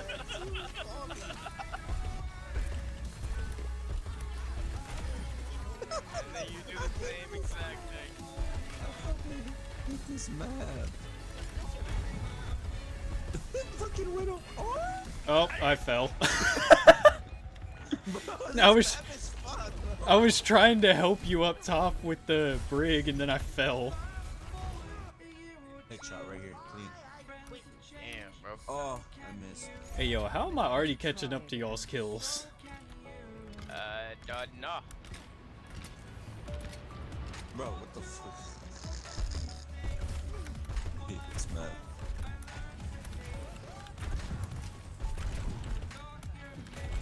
I hate whoever created this fucking map, bro.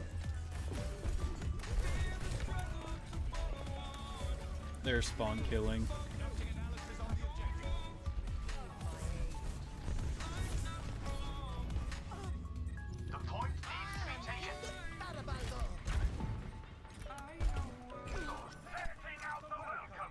Oh, okay. Okay.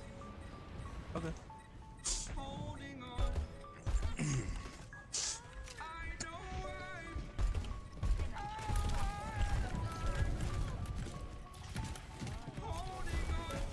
I got the Cobra outfit on this bitch. Bro, he's one hit. There you go. I would say the same thing about the brig that was up top attacking me.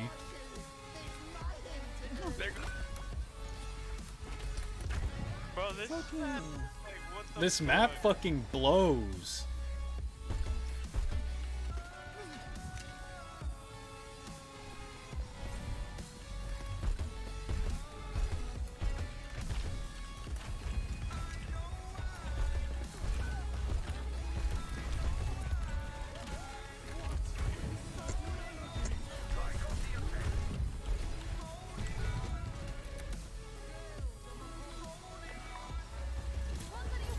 I hate this map.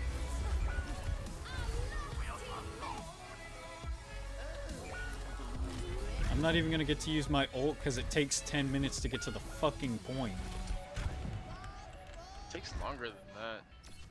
Bro, it didn't even send me to the I'm falling off the Yeah, map. Yeah, you have to fucking direct yourself over there.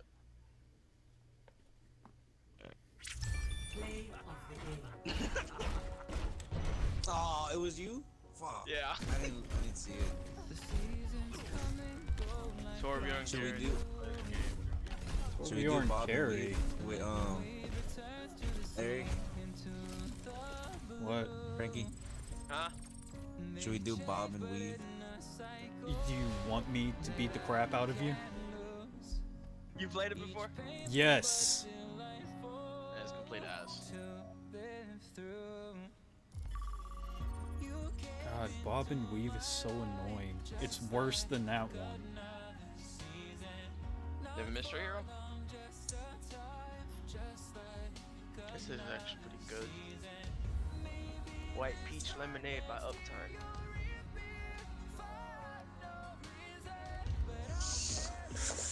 God, Bob and Weave is literally just, hey, so, how much do you hate playing Overwatch? You give your opinion, and while you're talking, great! Here's a game mode you don't like. Here's a game mode Go, that hurry up. forces you to play as Life Hurry up before you Weaver, get your ass and whooped your on only attack character is Bob. And every time Bob dies, you lose a point. Welcome to Hollywood. Where have you been all these years, God Baptiste? damn it, you put this on Mystery Heroes. This is why I like you. I'm only saying that simply because of who I am. Who are you? A fucking Sombra. I started out with my main. My only talent on defense would be fucking hacking the health pack back here. Hey, who else? Hell yeah, brother, let's go. 5, 4, 3. If I can fucking get out of this area, I'll go over there with you. Attackers incoming. Defend objective A. Just in case.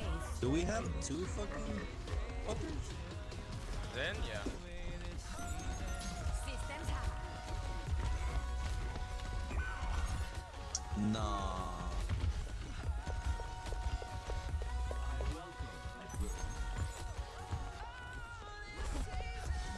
Bro, I can't fucking hack anybody because of all the goddamn shields.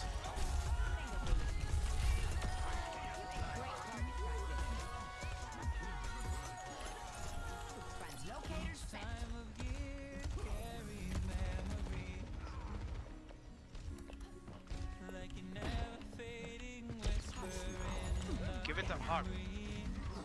I hooked Anna. Or, not hooked, hacked.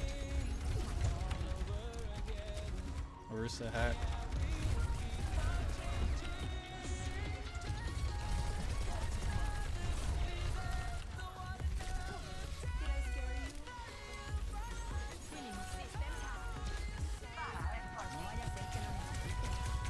They're on me. They're on me. Behind point.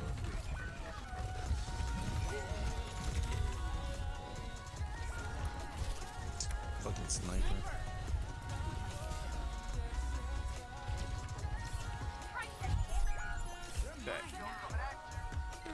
Try something. They've got point. I'm not gonna be able to do shit. Just in case.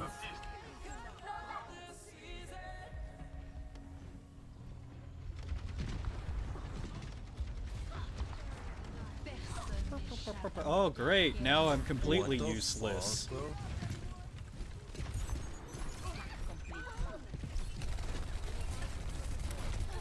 I got murdered immediately. What the fuck was that?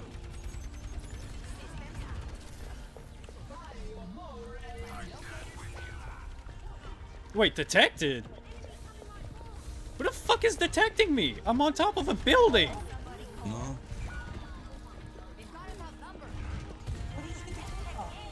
Whatever was They probably have alt. No, it's randomly. Oh, detected, not detected. Detected, not detected. Register somewhere in here. There is not enough. Oh, whatever. Just rolled up. Oh my god. Didn't even do nothing.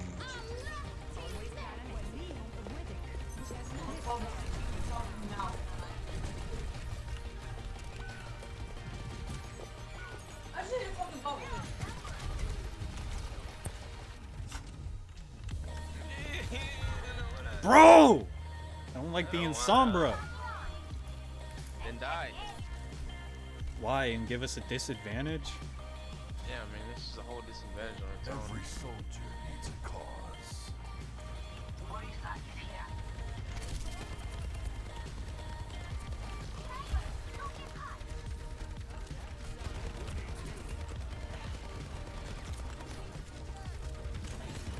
I went the wrong way. Fuck. Thomas, I hate you. My bad. That wall screwed me up on killing Larissa.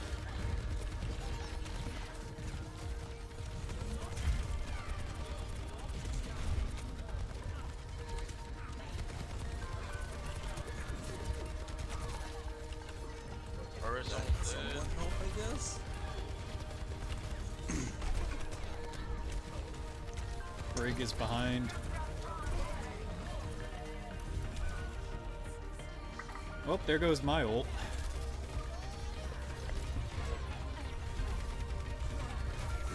We really have not killed them. once? Bro, I got 0 eliminates. I got one. I almost had ult as soldier, and then fucking died.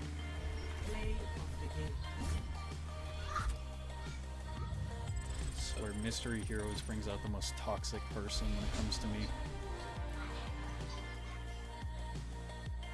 Is this any better? I don't know. Depends on the type of tank Thomas is gonna be. Oh, what do you mean? I'm afraid to take. What happened? Yeah, I said there was 3 left.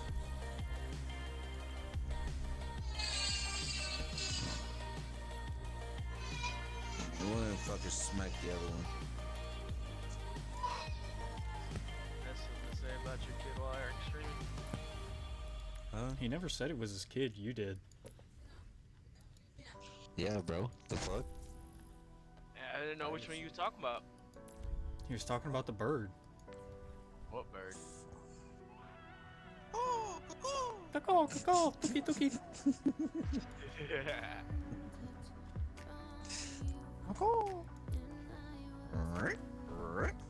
Ugly ass motherfucking gorilla looking smelly bitch. I mean, Junker Queen's new outfit ain't that bad.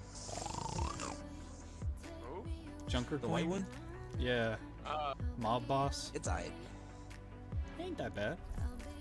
that goes with you. I think that one would go nice with the. I hate how they've been bringing up, like, if you actually go to the shop though, there's a bunch of old shit, bro, and I'm just like, what the fuck? Hey yo, you could do May and There's police Soldier brutality. as firefighters, Yeah.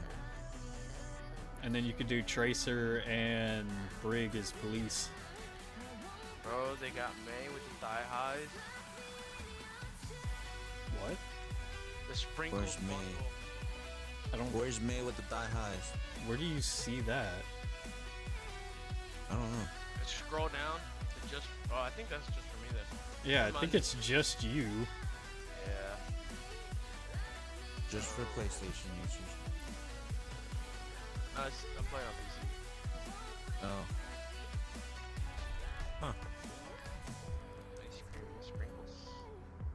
All I got's Rock Climber,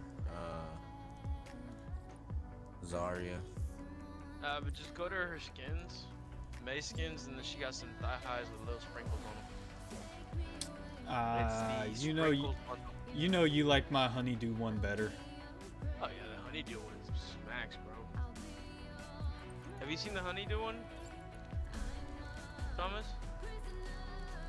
I know he has. Every time I play May, he would be behind me. Yep, the honeydew one. Goddamn Daisy Duke song, bro. Damn. What's the name of that skin? Sprinkles. Oh, she. Okay. I like the penguin one. I can get the honeydew one. Did you say you can get the honeydew? I had enough.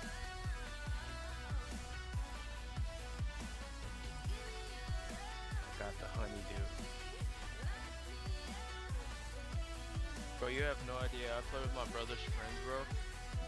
And when it first came out, the entirety of the game we played, one guy went May. Bro, we attacked that May. We didn't care about the point. We went after the May. Like, no joke. After she was killed, the other friend took his time. Jesus. Damn, boy. Damn, boy, he thick. He You know a what? thick ass boy. Hey, can you imagine, Widow, what's that one Widowmaker skin where she's like in a sort of bikini? This one. Kuda Cote d'Azur. Oh. Okay, yeah, I see which one you're talking about.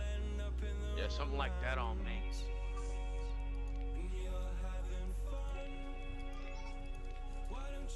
Man, I'm still surprised people get upset about the Kurgan and Nova one. For Widow? Yeah, Which ones? Kurgan and Nova. Because people want both of them, but Kurgan was the BlizzCon one. So it's one of the rare ones. Yeah, I have I have both of them actually. Yeah, I'm like, it didn't seem that hard to get that one. In fact, I don't even play Widow and I have it. So I don't even play. We've been in here 5 fucking minutes.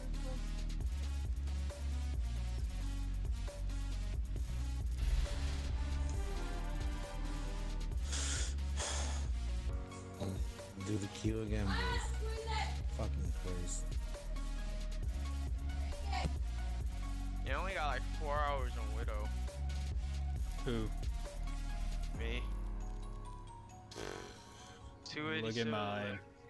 7 kill streaks. My best. I've won 12 games with her out of the 25 games played, so about half of them. Okay, all game modes. I got total of 13 hours on Widowmaker. Win percent 64. Critical hit accuracy 15%. That should tell how much I play Widow and how much I care about actually getting kills. You don't even have any time played. For what? Hold up. Look at that bitch. I'm under all game modes. Oh, okay. Can you guess my Moira time? 47 hours. Yeah, 47 hours. Right behind that's Reinhardt with 33. Jesus. Let's go to my competitive real quick. Moira, 44 minutes. Lucio, 27 minutes. Sigma, 25 minutes. Torbjorn, 23 minutes. Orisa, 23 minutes. Diva, 16. Zenyatta, Zarya, Wrecking Ball, Widow, Tracer, Sombra, Ramontra, Pharah, Lifeweaver, Kiriko, Junker Queen, Genshi, Doomfist, and Ashe. No time at all. This is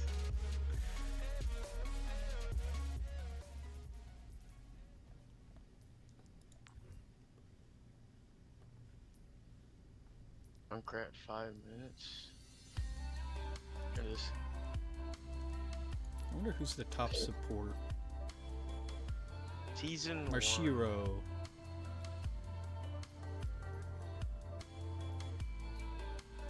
3 hours on Lucio, 2 hours on Moira, and 55 minutes on Zen.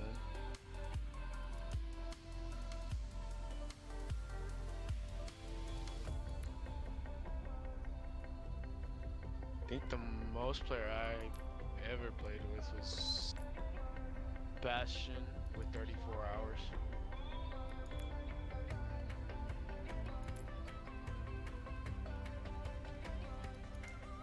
Two and a half. Best 37, average 10 minutes 20. Hey yo. Solo kills. So the person in 109th place is named Depressed. Pressed. Yeah. But Thomas. Oh, he's played Rum. Oh, you don't have hours in any of your characters. Actually, hold on. Oh yeah. Main Orisa.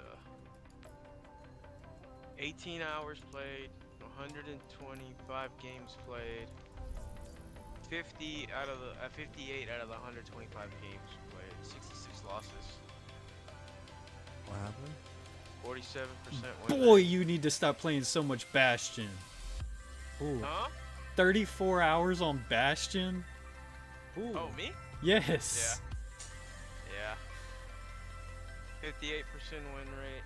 I've lost 103 games, and I've won 143 of them. Out of the 249 games I've Where's your accuracy? 4%? on the critical, yeah. Man, you gotta step How do up you that see this? recon. Oh, I see. Yeah. Recon kills 316. Tactical grenade kills 169. Artillery 43.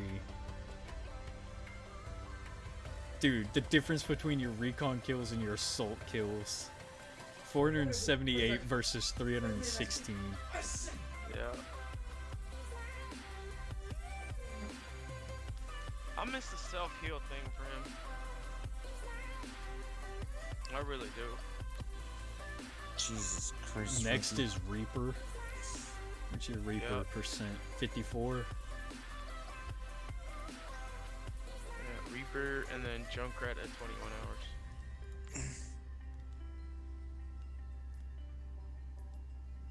5. Mine's not that bad. Best weapon accuracies with Sigma and May.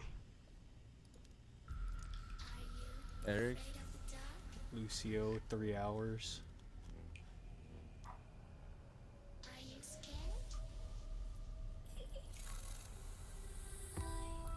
Who is you looking at? Bro, you're exactly 8 and 8 on Lucio for competitive. Who, me? Yeah, 8 wins, 8 losses. Yeah, I hardly play Lucio on that. So. You hardly play Lucio? Dude, you have 3 hours on Lucio. Everybody else is under that. Yeah. Over here, I Bro, I barely have play 6 Lucio. Meanwhile, Lucio's at 3 hours. The next one is Moira at 2. What was it? What happened? Oh. Oh, Ah, okay. pensaba que me iba a decir algo. Finally, fuck. ¿Dónde? Traveling to New Queen Street. Oh. Prepare for battle. Select your hero. ¿Dónde anda? Ah, anda la Jackson.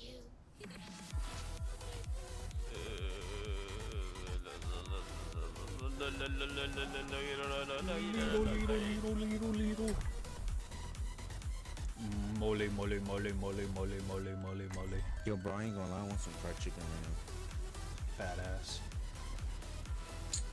now. I was supposed to go to Chili's today, but my mother-in-law was being a bitch and she couldn't just let us have a fucking night out. Fat We're in this together. ass. All of us. Shut up. No. You just hating because I couldn't take you out. Actually, I would be happier if you didn't. It's always the widow. No! You shut that shit off. One. Ah, I love that they added that. I wouldn't have known about it if it weren't for you, Eric, so thank you.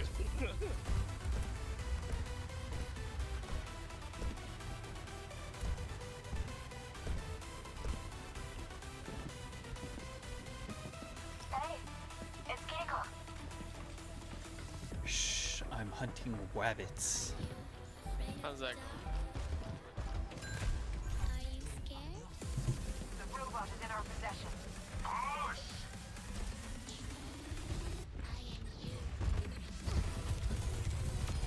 Not your finest hour. Not this.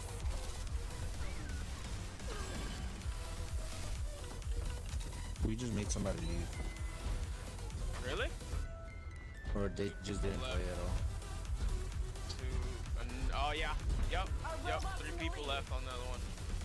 2 people and I only got 3. I only killed one person. There was just a Junkrat that was off on his own, so I was like, alright, screw it. I already killed him. Robot pushed me.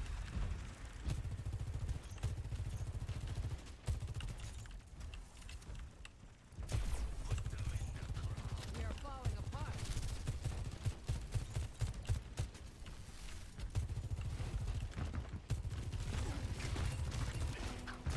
Yeah, I got this, right?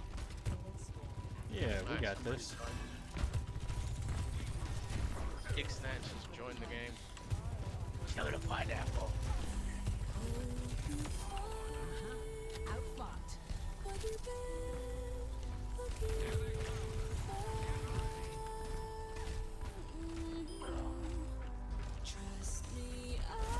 Anna's on steps. Disrupting. Won't see Amelia.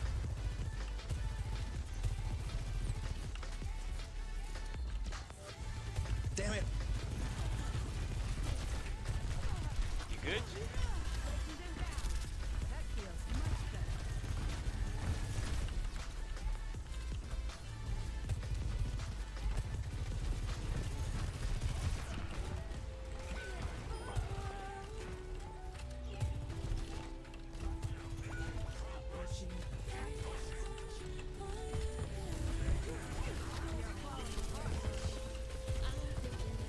Now they got players.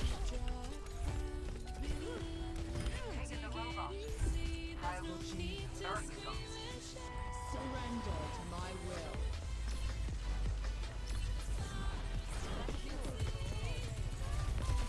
This ends now. We're on the move. You're done.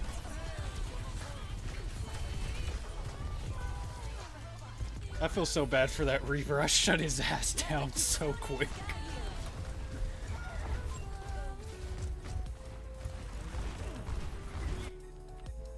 Might have to adjust my approach.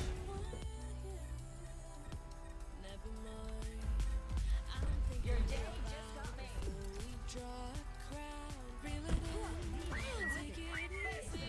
I hear a bastion.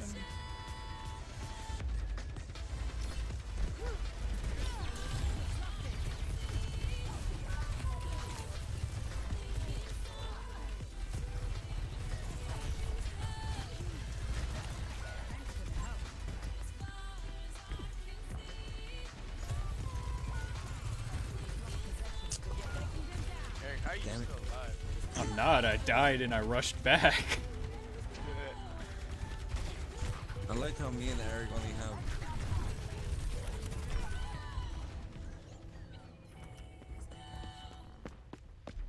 I mean, you have what? one death. No, that's 2 now for me. Brain in gear.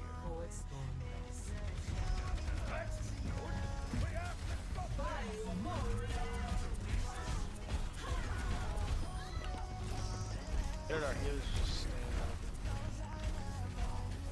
Nice one, Thomas. Damn, bro. Luckily, they didn't have mercy. So.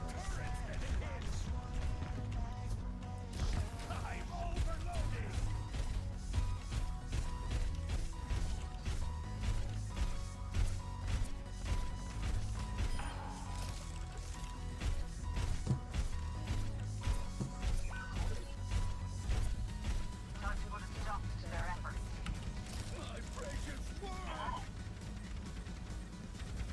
I will not let you fall.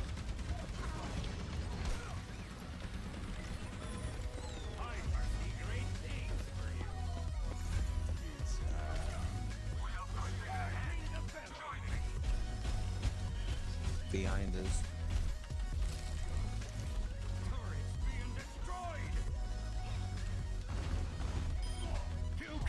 Don't worry about behind you. I got it covered.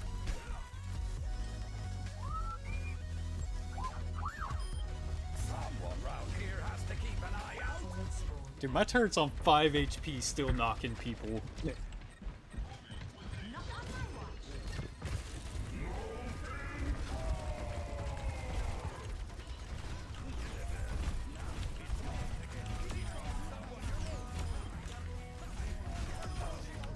Get the fuck off me, Reaper.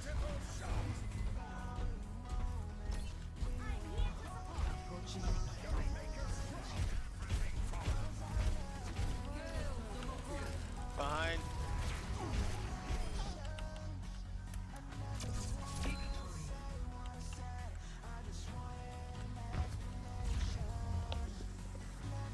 Brain dead. I am brain dead.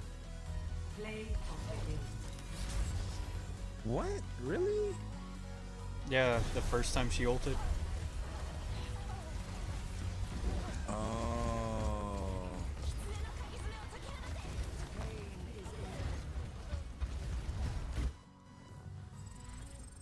Okay, you're trash, Alamino. I'm done. Now let's go back. Let's go look at my statistics. Your statistics. My retardistics. Tardistics.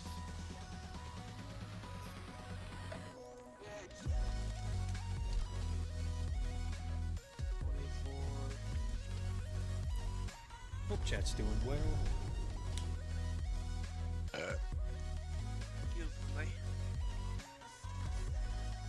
How much time do I have? Oh, 15 hours on Bastion on Com. How much do I have in general on Bastion? 22 on Quick Play. How does that get 34 hours? I have 17 hours in all game modes on Bastion. My question is, how do you get 34 hours in total from... You want me to really break your brain? Okay, let me 15 go to minutes. Moira. My best kill streak is And 53, 24 hours. right? Uh-huh. Let me scroll down to eliminations per life. So, 53 kill streak, remember that. Eliminations per life, best, 53, right? For all game modes. Let me go down to quick play. Eliminations per life, 27 is my best. Let me go to competitive. Eliminations per life, best, 13. Where the fuck did the 57 come from? Bro, this is Or not whack. 57, the 53. Where the fuck did that come from if I haven't reached 50? Bro. It's like this entirety of this thing is just whack.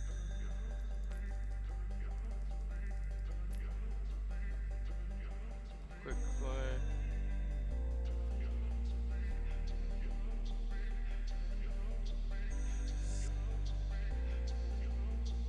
Still, my fucking guess- hero damage and How many healing games done. did you draw? How many games did you draw? Did I draw? Yeah.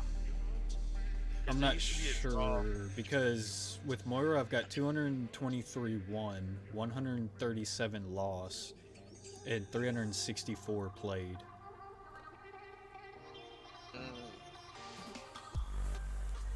Shit. With Bastion, I got one. I think that's 14 draws. Probably. Like out of. Yeah, I think I got only 7 draws. That's probably where most of the numbers came from, where there was a missing. Mm.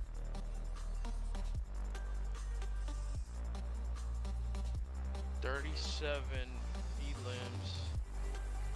Through all quick play. Dude, I still got the highlight saved where I pulled Hog off the map. And it was play of the game.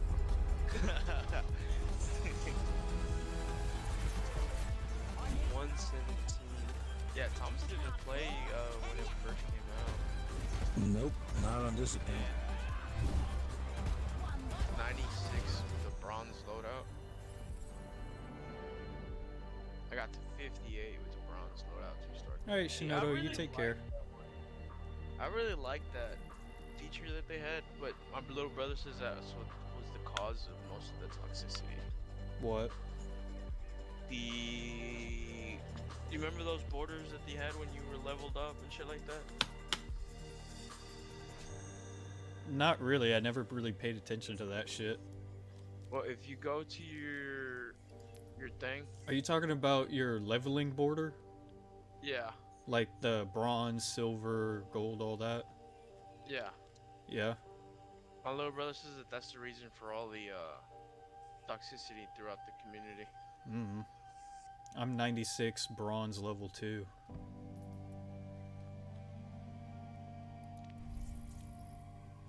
I'm gonna hit the restroom while we're waiting.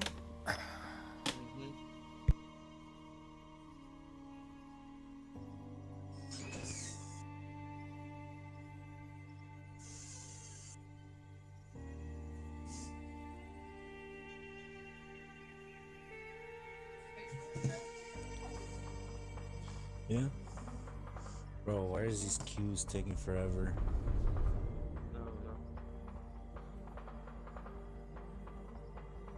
Yeah.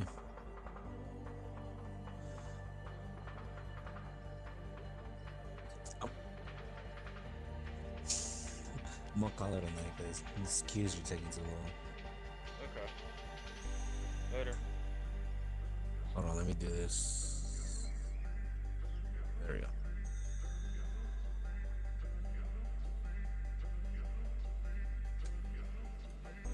Okay. And we see.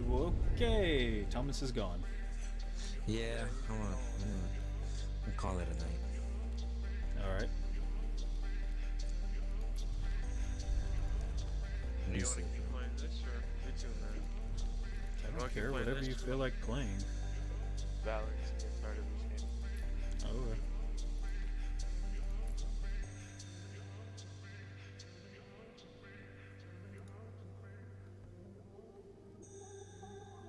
Play for like another hour or so, and then I'm gonna call it a night.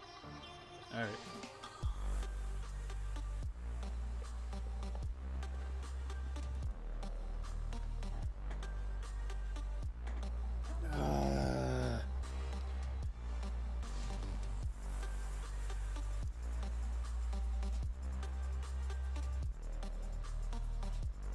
Depending on how long this takes, you might as well hop off. Apparently Valorant has an update. Mine's done. It just popped up for me that it has one. How long do you think they're gonna take? It's moving kind of slow. It's on 5%. 6, 7, 8. So I'd say maybe about 10-ish minutes.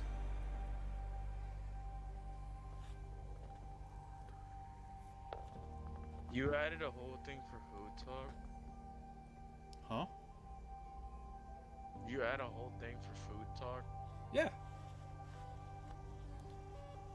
That's neat. It's not... Shinoda wasn't the first person to mention it, so I was like, I've had more than one person ask about it, so I might as well add it. I think Thomas had also mentioned it. So I was like, yeah, I'll add it in there.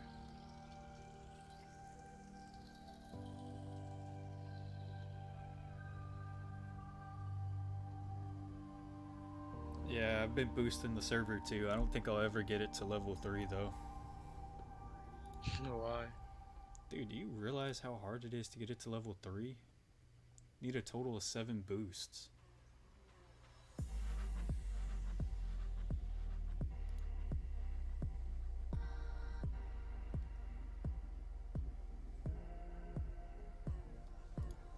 Also did the random facts because Thomas had that fun fact bullshit and we kept just doing it in the streams, so it also has its own. 51 days still, and I'm on what, 18? What? At 50. 2 more and I get. Your Yeah, the battle pass. 2 more level ups on that, and I'm good. Let's play.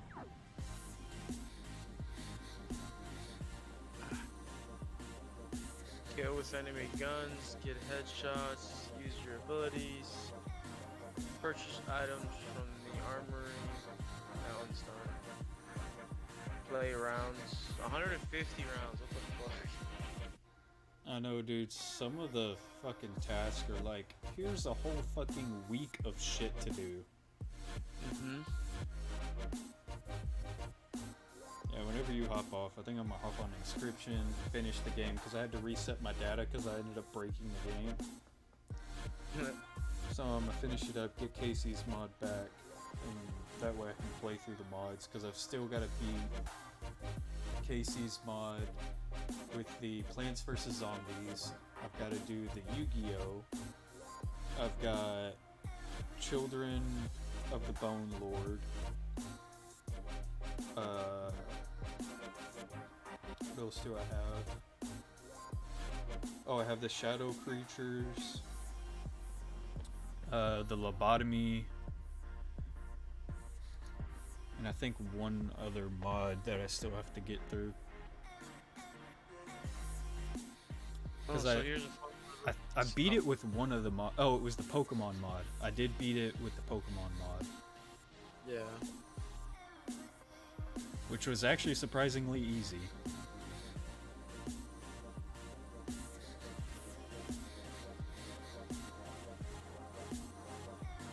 Oh wait, I think I did beat it with the Children of the Bone Lord already. Because I stole the abilities from the final boss, because one of the goats is called Thief, and it allows you to steal the abilities of the enemy card. And the final boss card has an ability that's called Hardened, where you can't like poison it or anything, and I just stole it, and I was like, yep, nope, this is gonna be easy. Have you looked at the patch notes? No. There's 2 agent updates. Hey yo, it is all gold for me. What is? In the shop, everything is gold. Okay, my stream's a little laggy, but I've got the Ego Knife. I've got Recon Balisong, Gaia's Wrath, and Singularity Eris.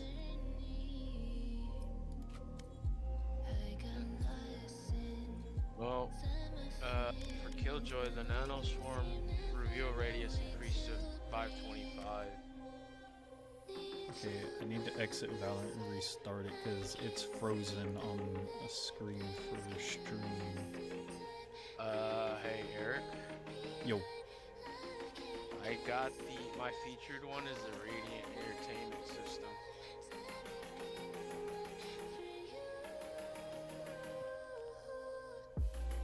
The 111,000.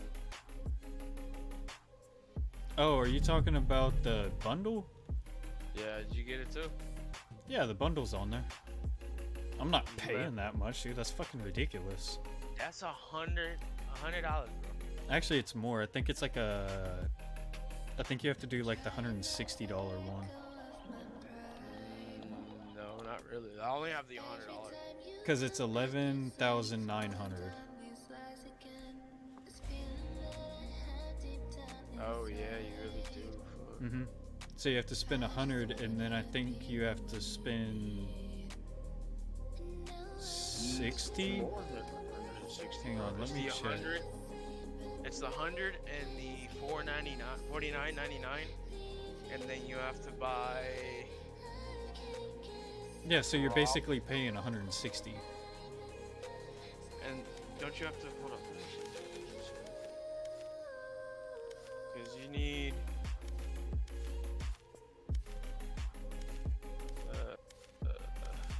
You need 11,900. I mean, it'd be cool to own it, but fuck, I ain't paying that much.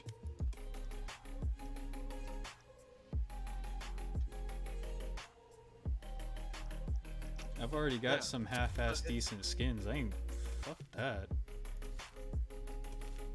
Yeah, essentially, yeah. It's just those two right there. It's just 160 that you're buying. You get it with. Yeah, I'm not paying that You much. get them separate. Yeah, you can buy them individually. You just gotta wait for them to come. You just down don't get the full bundle when you do it that way. I don't care. This one looks nice. The Prelude of Chaos Vandal. Dude, this Starlit Odyssey Ghost is so clean. Is that on your feature? No, I'm just looking through the ghost skins. And I love the black one, the Midnight variant. Oh, okay. It's so freaking clean. It's standard in the blue and gold, but the black and gold looks so clean. Which gun? The Ghost, and then go to Starlit Odyssey Ghost, 33.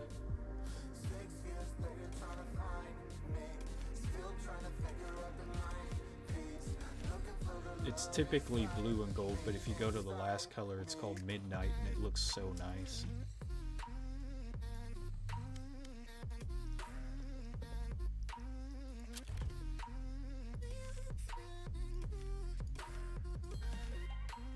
It's not on my 30. My 33 is the T3rd Realms. We'll look for a blue one that has gold and stars. Starlight Odyssey. Mm-hmm. And then go to the Midnight variant, the black one. Let's see.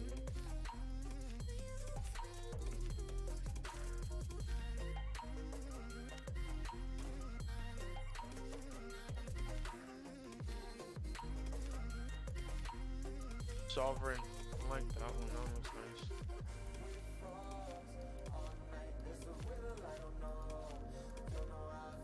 I'm not gonna lie, the Sheriff has some kind of lackluster designs to him. I feel like they could have done some more to kind of spruce up the skins. Singularity one looks nice.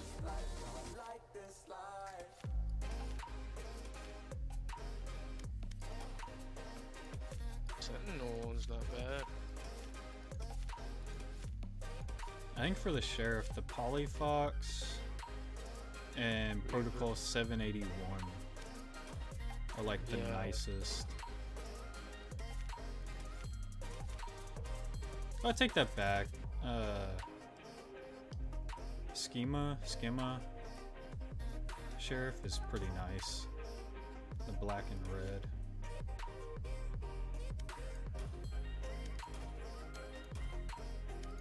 Honestly, I feel like the Sentinels of Light Sheriff would be nice if it had a little bit different color options.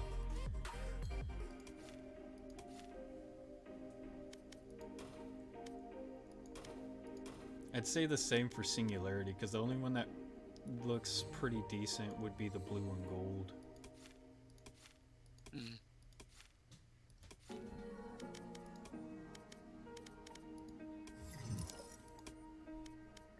Well, I'm not most of these I only got skins for 3 weapons right now. But if I can get 2 more levels up, I can get one. found. The only one I don't have is the shorty, What's that one? the sawed-off shotgun, the pistol. Yeah.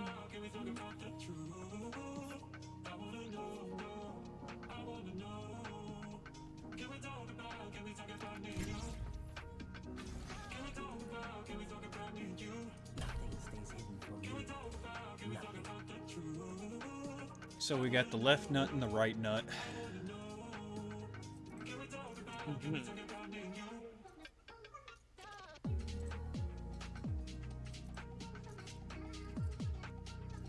And they're both trying to go raise. You think they're friends or significant others? I'm getting tired of As this weird game. as it sounds, I want to say friends. I'm just getting sick and tired of that shit, man. Like, I don't think it's swear. SOs.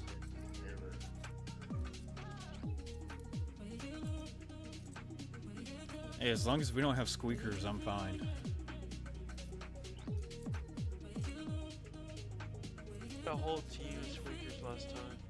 It was annoying. Okay, Jet is Jet. See, that's the thing. If you call yourself player something, do you think that's what happened? Apparently there are AIs that can join in. But what's weird is sometimes there are voices, so I don't know if it's AI or not. That's what I'm wondering. It's the same on their team, Jet Jet. But see, they have titles. Unrated and Dauntless. Yeah, and then they got calling cards like that shit. I don't get it.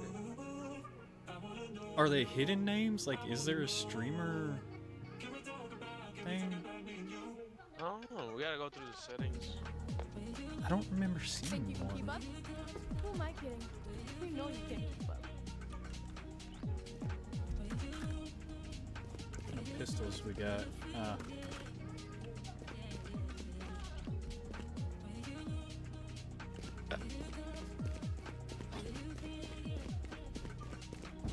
Can I get a drop? No.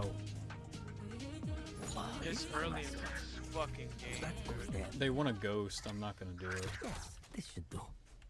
This goes here. Ah, this is a nice spot. Alright, you got all my surveillance shit over there with you. Sentry. Yes.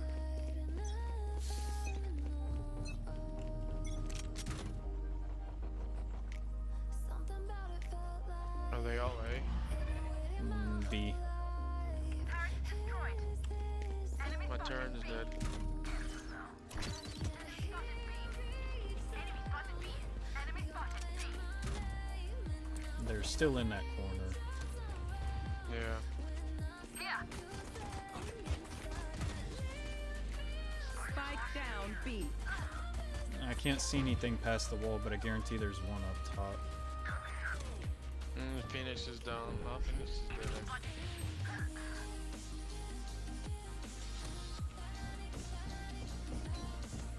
They found my wire. Last player standing. Fuck.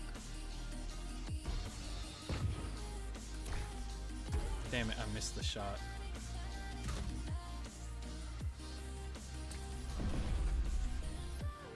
Did they just teleport? Yeah.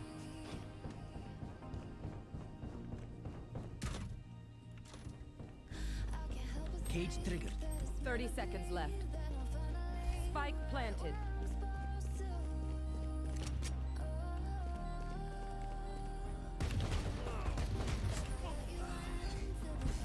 God, the sheriff is so fucking overpowered.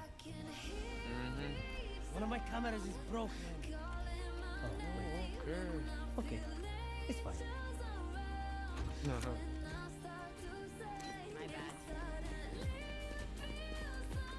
Yes. Yes, this should do.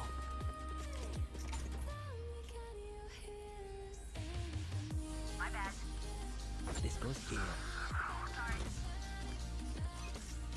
That goes there.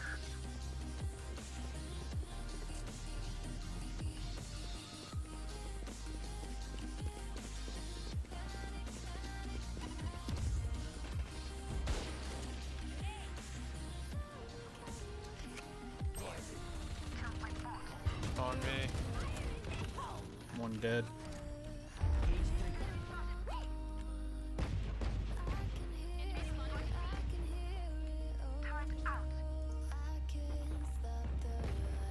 One enemy remaining. Spike down B.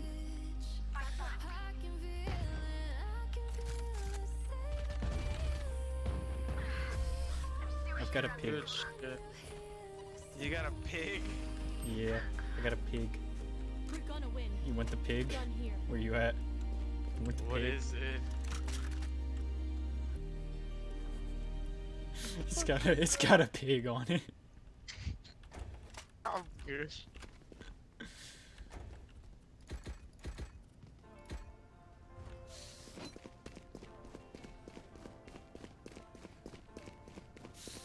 They seem to like going them B, out. but they might go Ah, A. this is a nice spot.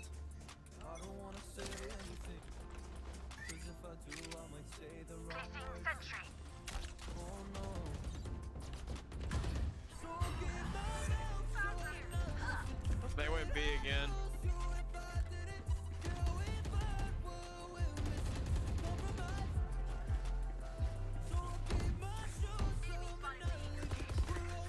Ah, my eyes are down. I'm blinded. Dude. Last player. Ah, she got me before I could pull the trigger. Yo, why is everything covered in pink? Round in the half. Last round to use our crits and abilities. Don't waste your firepower.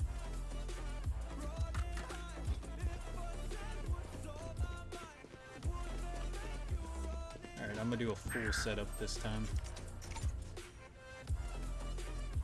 This goes here. That goes there. Yes, this should go. Ah, this is a nice. This goes here. Get out of my way.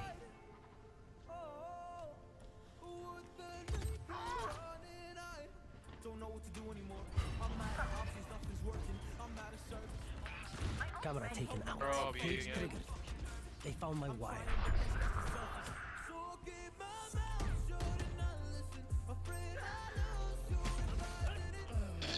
Last player. Dude, it's so hard to deal with her. Spike She's the planted. one that keeps killing me.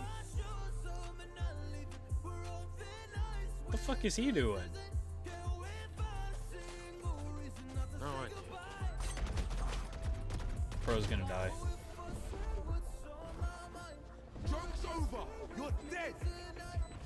That was not a Switching sides. Check. Charges. Check. Yes.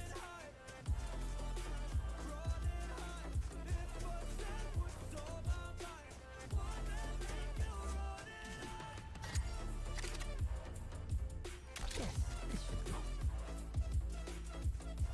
If y'all gonna leave, just leave.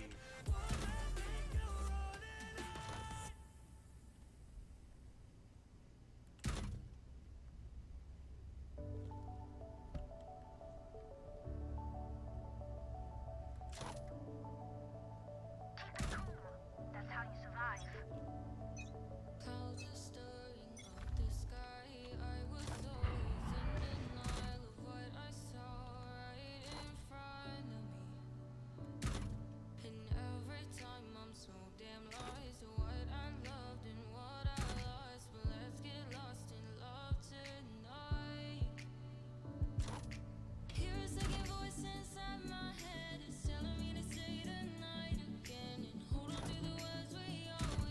Dude, there's no one on my side.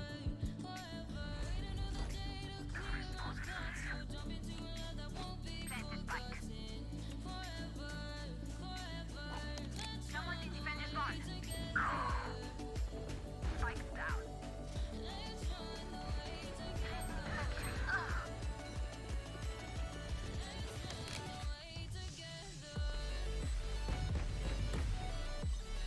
Last player standing.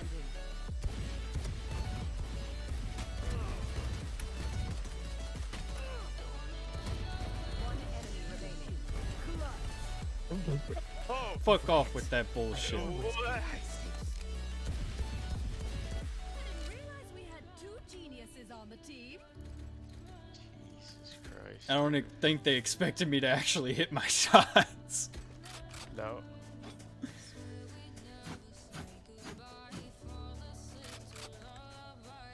What?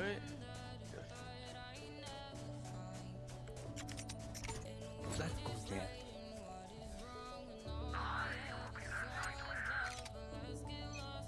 Ah, this is a nice spot.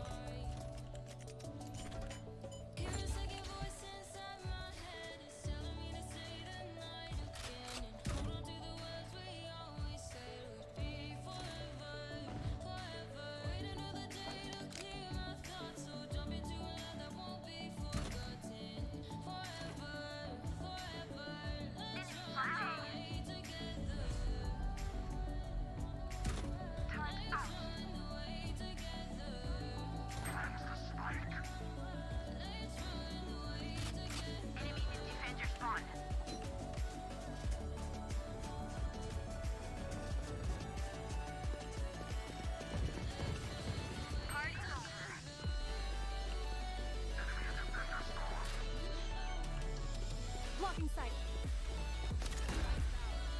Cage triggered. Cage triggered. Joke's over! You're dead!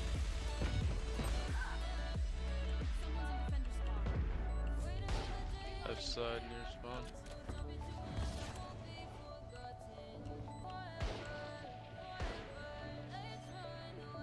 Refusing. One enemy remaining.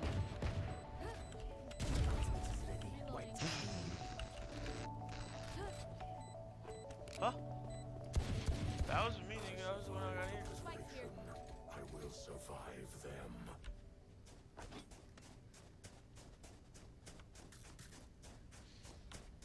Bruh, how the fuck I be clutching up like this? Yes. I don't know. I'm gonna go B this time. This goes here. Dude, my tactic is super fucking weird. It's just hiding in this corner and waiting if they come this way.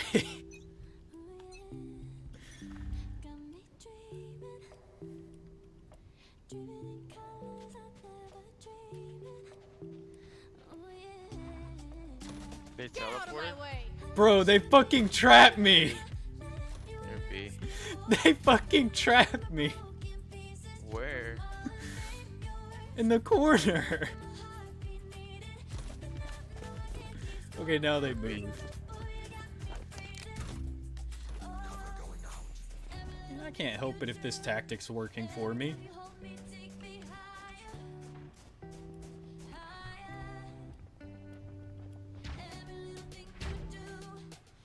Behind. Behind us.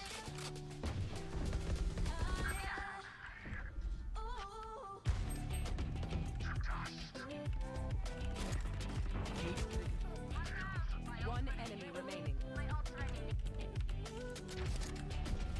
Cage triggered. Where is everyone hiding?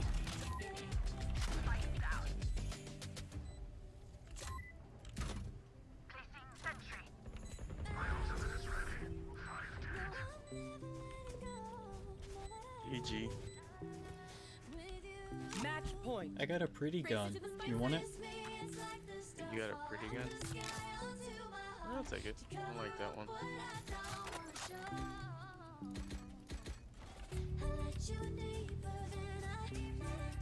Let me use my actual Phantom. Yes, this should do. Ah, this is a nice spot.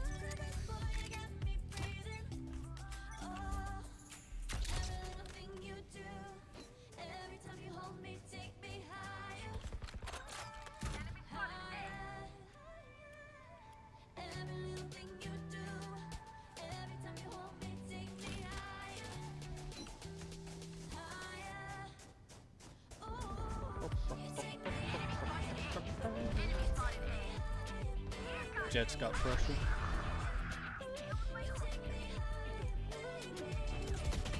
Ooh, behind you, Jet.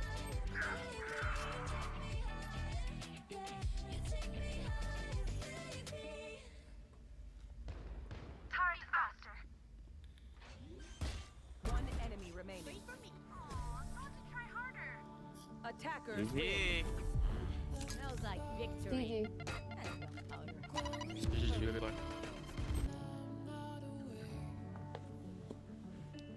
I like how they got cocky in the beginning. Then I fucking steamrolled them with the damn sheriff of all weapons. That's where their downfall started. Over there, no way if we push this this lonely little cipher will he clutch up. Oh, for real. Pulls magic out of ass. Nah, me and the sheriff about to run some shit. Bro, I kid you not, the sheriff, I was just spraying and praying with that fucking thing, and I still got kills. Dude, the impact on the sheriff is insane, but the reload sucks. Oh yeah. And just hit it, that's the only thing. It's weird that after Chamber got his nerf, the sheriff does more damage than his gun. It does. I think it does like 5 more damage. Damn. So it's like, what's the point of Chamber's gun then? Isn't his gun like an ult or something? No, it's an ability. His ult is a sniper rifle, and it one-shots even through walls. Damn.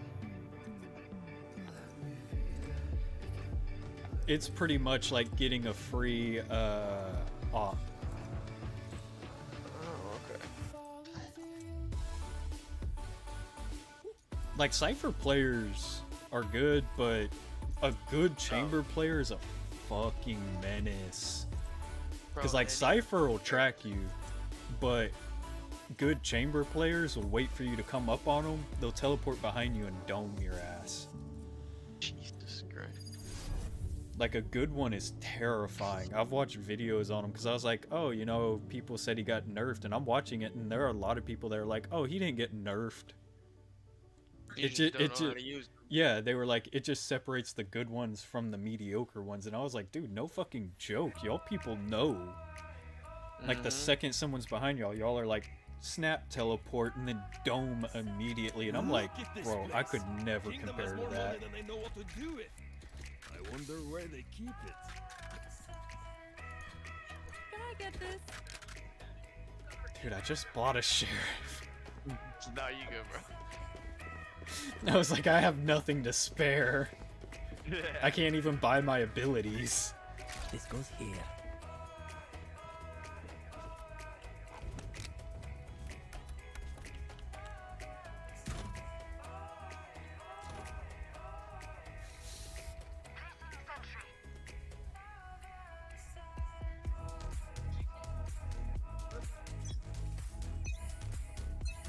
Alright, me and Robot are on mid.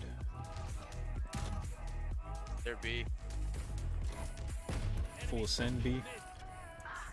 Spike down mid.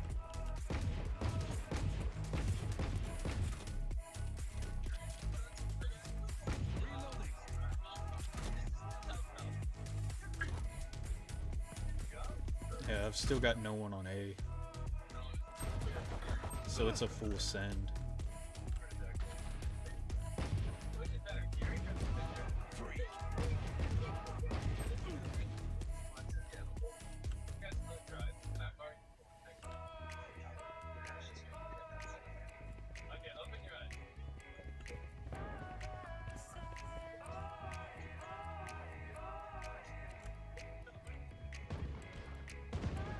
Last player standing. Fuck. B. Top side right there. Ain't no way. Ah, I shouldn't have reloaded. One of my cameras is broken. Oh, wait.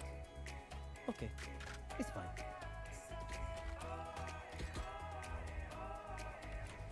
I should have never reloaded.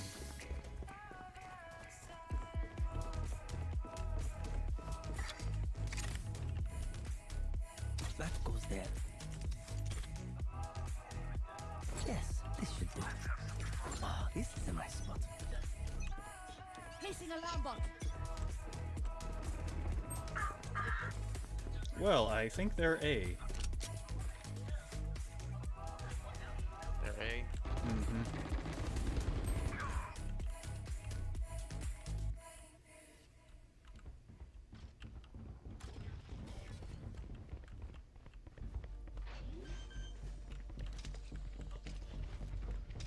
Spike planted.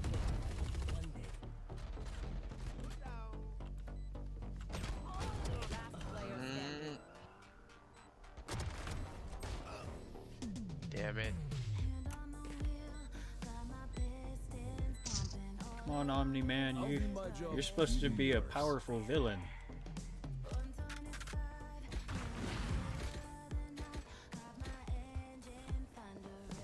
Okay. They're probably gonna switch it up again and go the other way. That goes there. This goes here. Ah, this is a nice spot. Yes, this should do. Let's go, little engineer.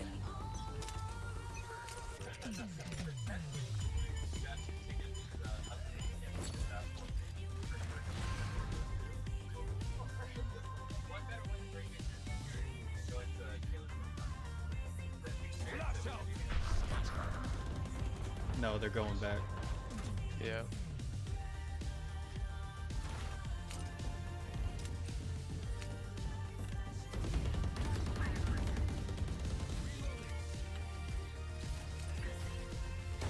I'm using your turret as a shield.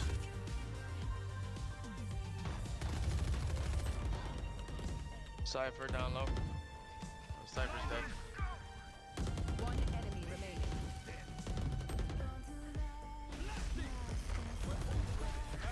Nice one. Last round before the switch. No point saving. Spend it all. Nah. I was gonna say I literally brought that back just for her, but I guess since she's not taking it, I will.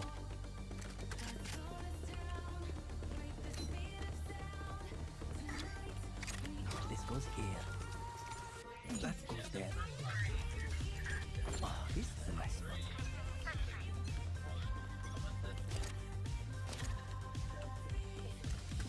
They're going A again. I don't see anything B. No, they're mid. Mid.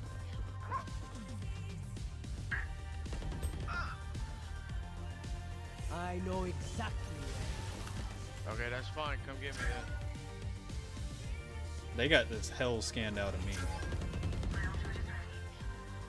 Spike down mid.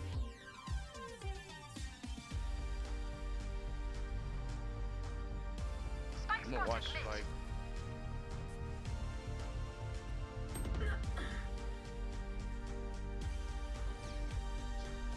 Last player standing. Shit.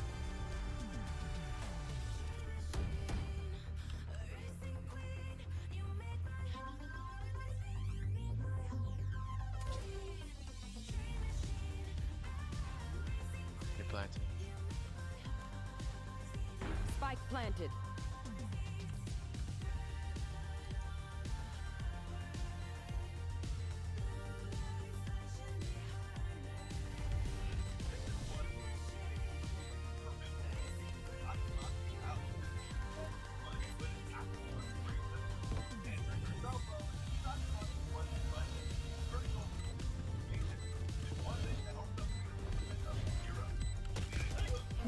Okay.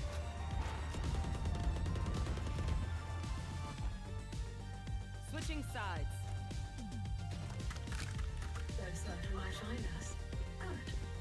Bring them to me.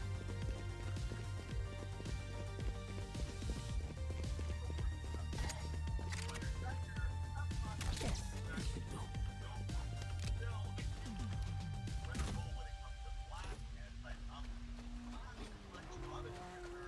Nobody pick up Spike.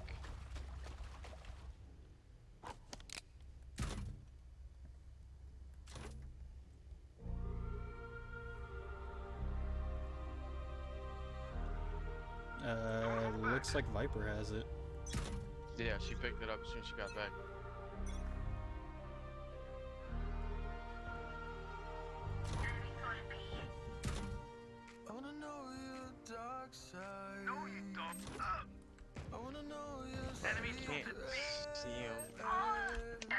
Bro.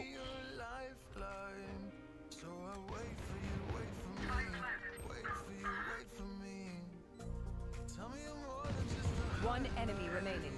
Last player standing. Where's he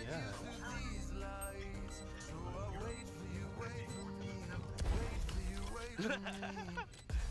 That's payback, bitch. They're on the back foot. Let's deliver another blow.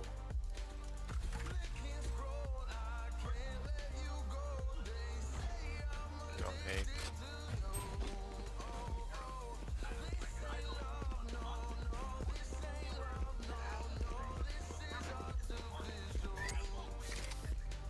That goes there.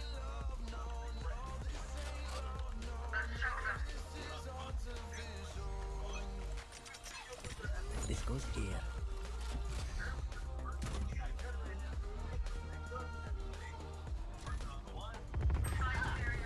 Seriously, Spike down dude? A. They're A, bro. He's planting A.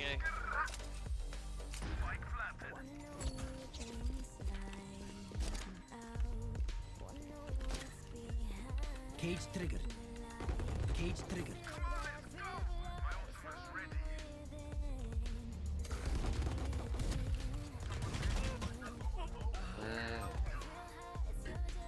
I know exactly where you are. He ain't got a whole lot of health. Toxin screen down.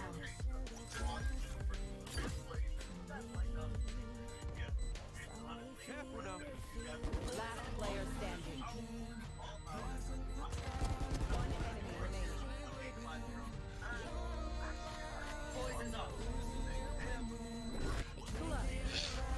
Just chasing him in a circle.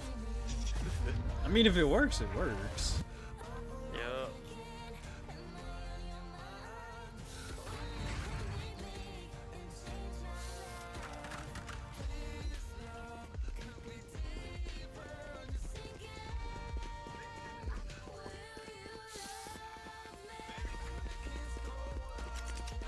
You going A again? Yes, this should do. My iPod. This is my spot. This goes here. Yeah, they're around the corner. Spike down A. Cage triggered. Bro.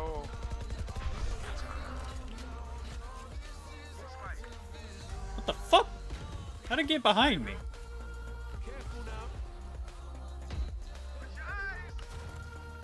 I'm in the rock. Last player standing. Yeah.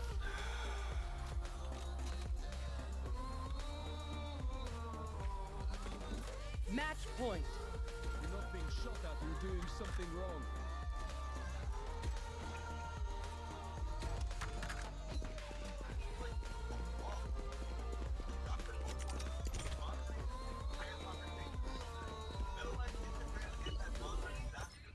Yes, this should do.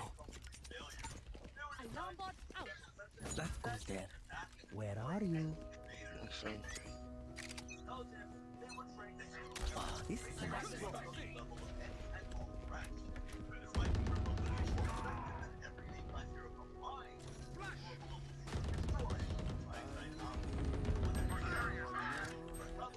Spike down B. Last player standing. Fuck. Well, that's This is game. ready. Cage triggered.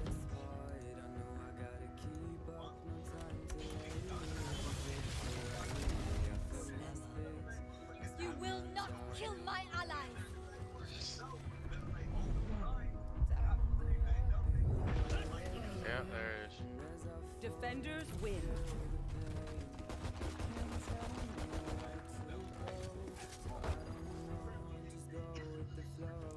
Dude's dissing on me because I killed him with a shotgun last time.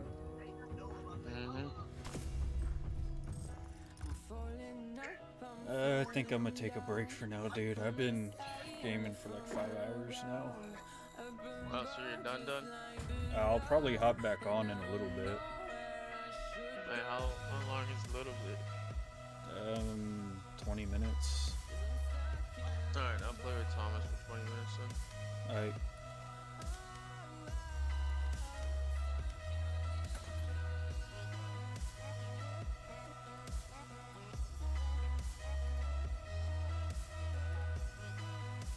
Alright, stream. I'm taking a quick break and then I will be back on.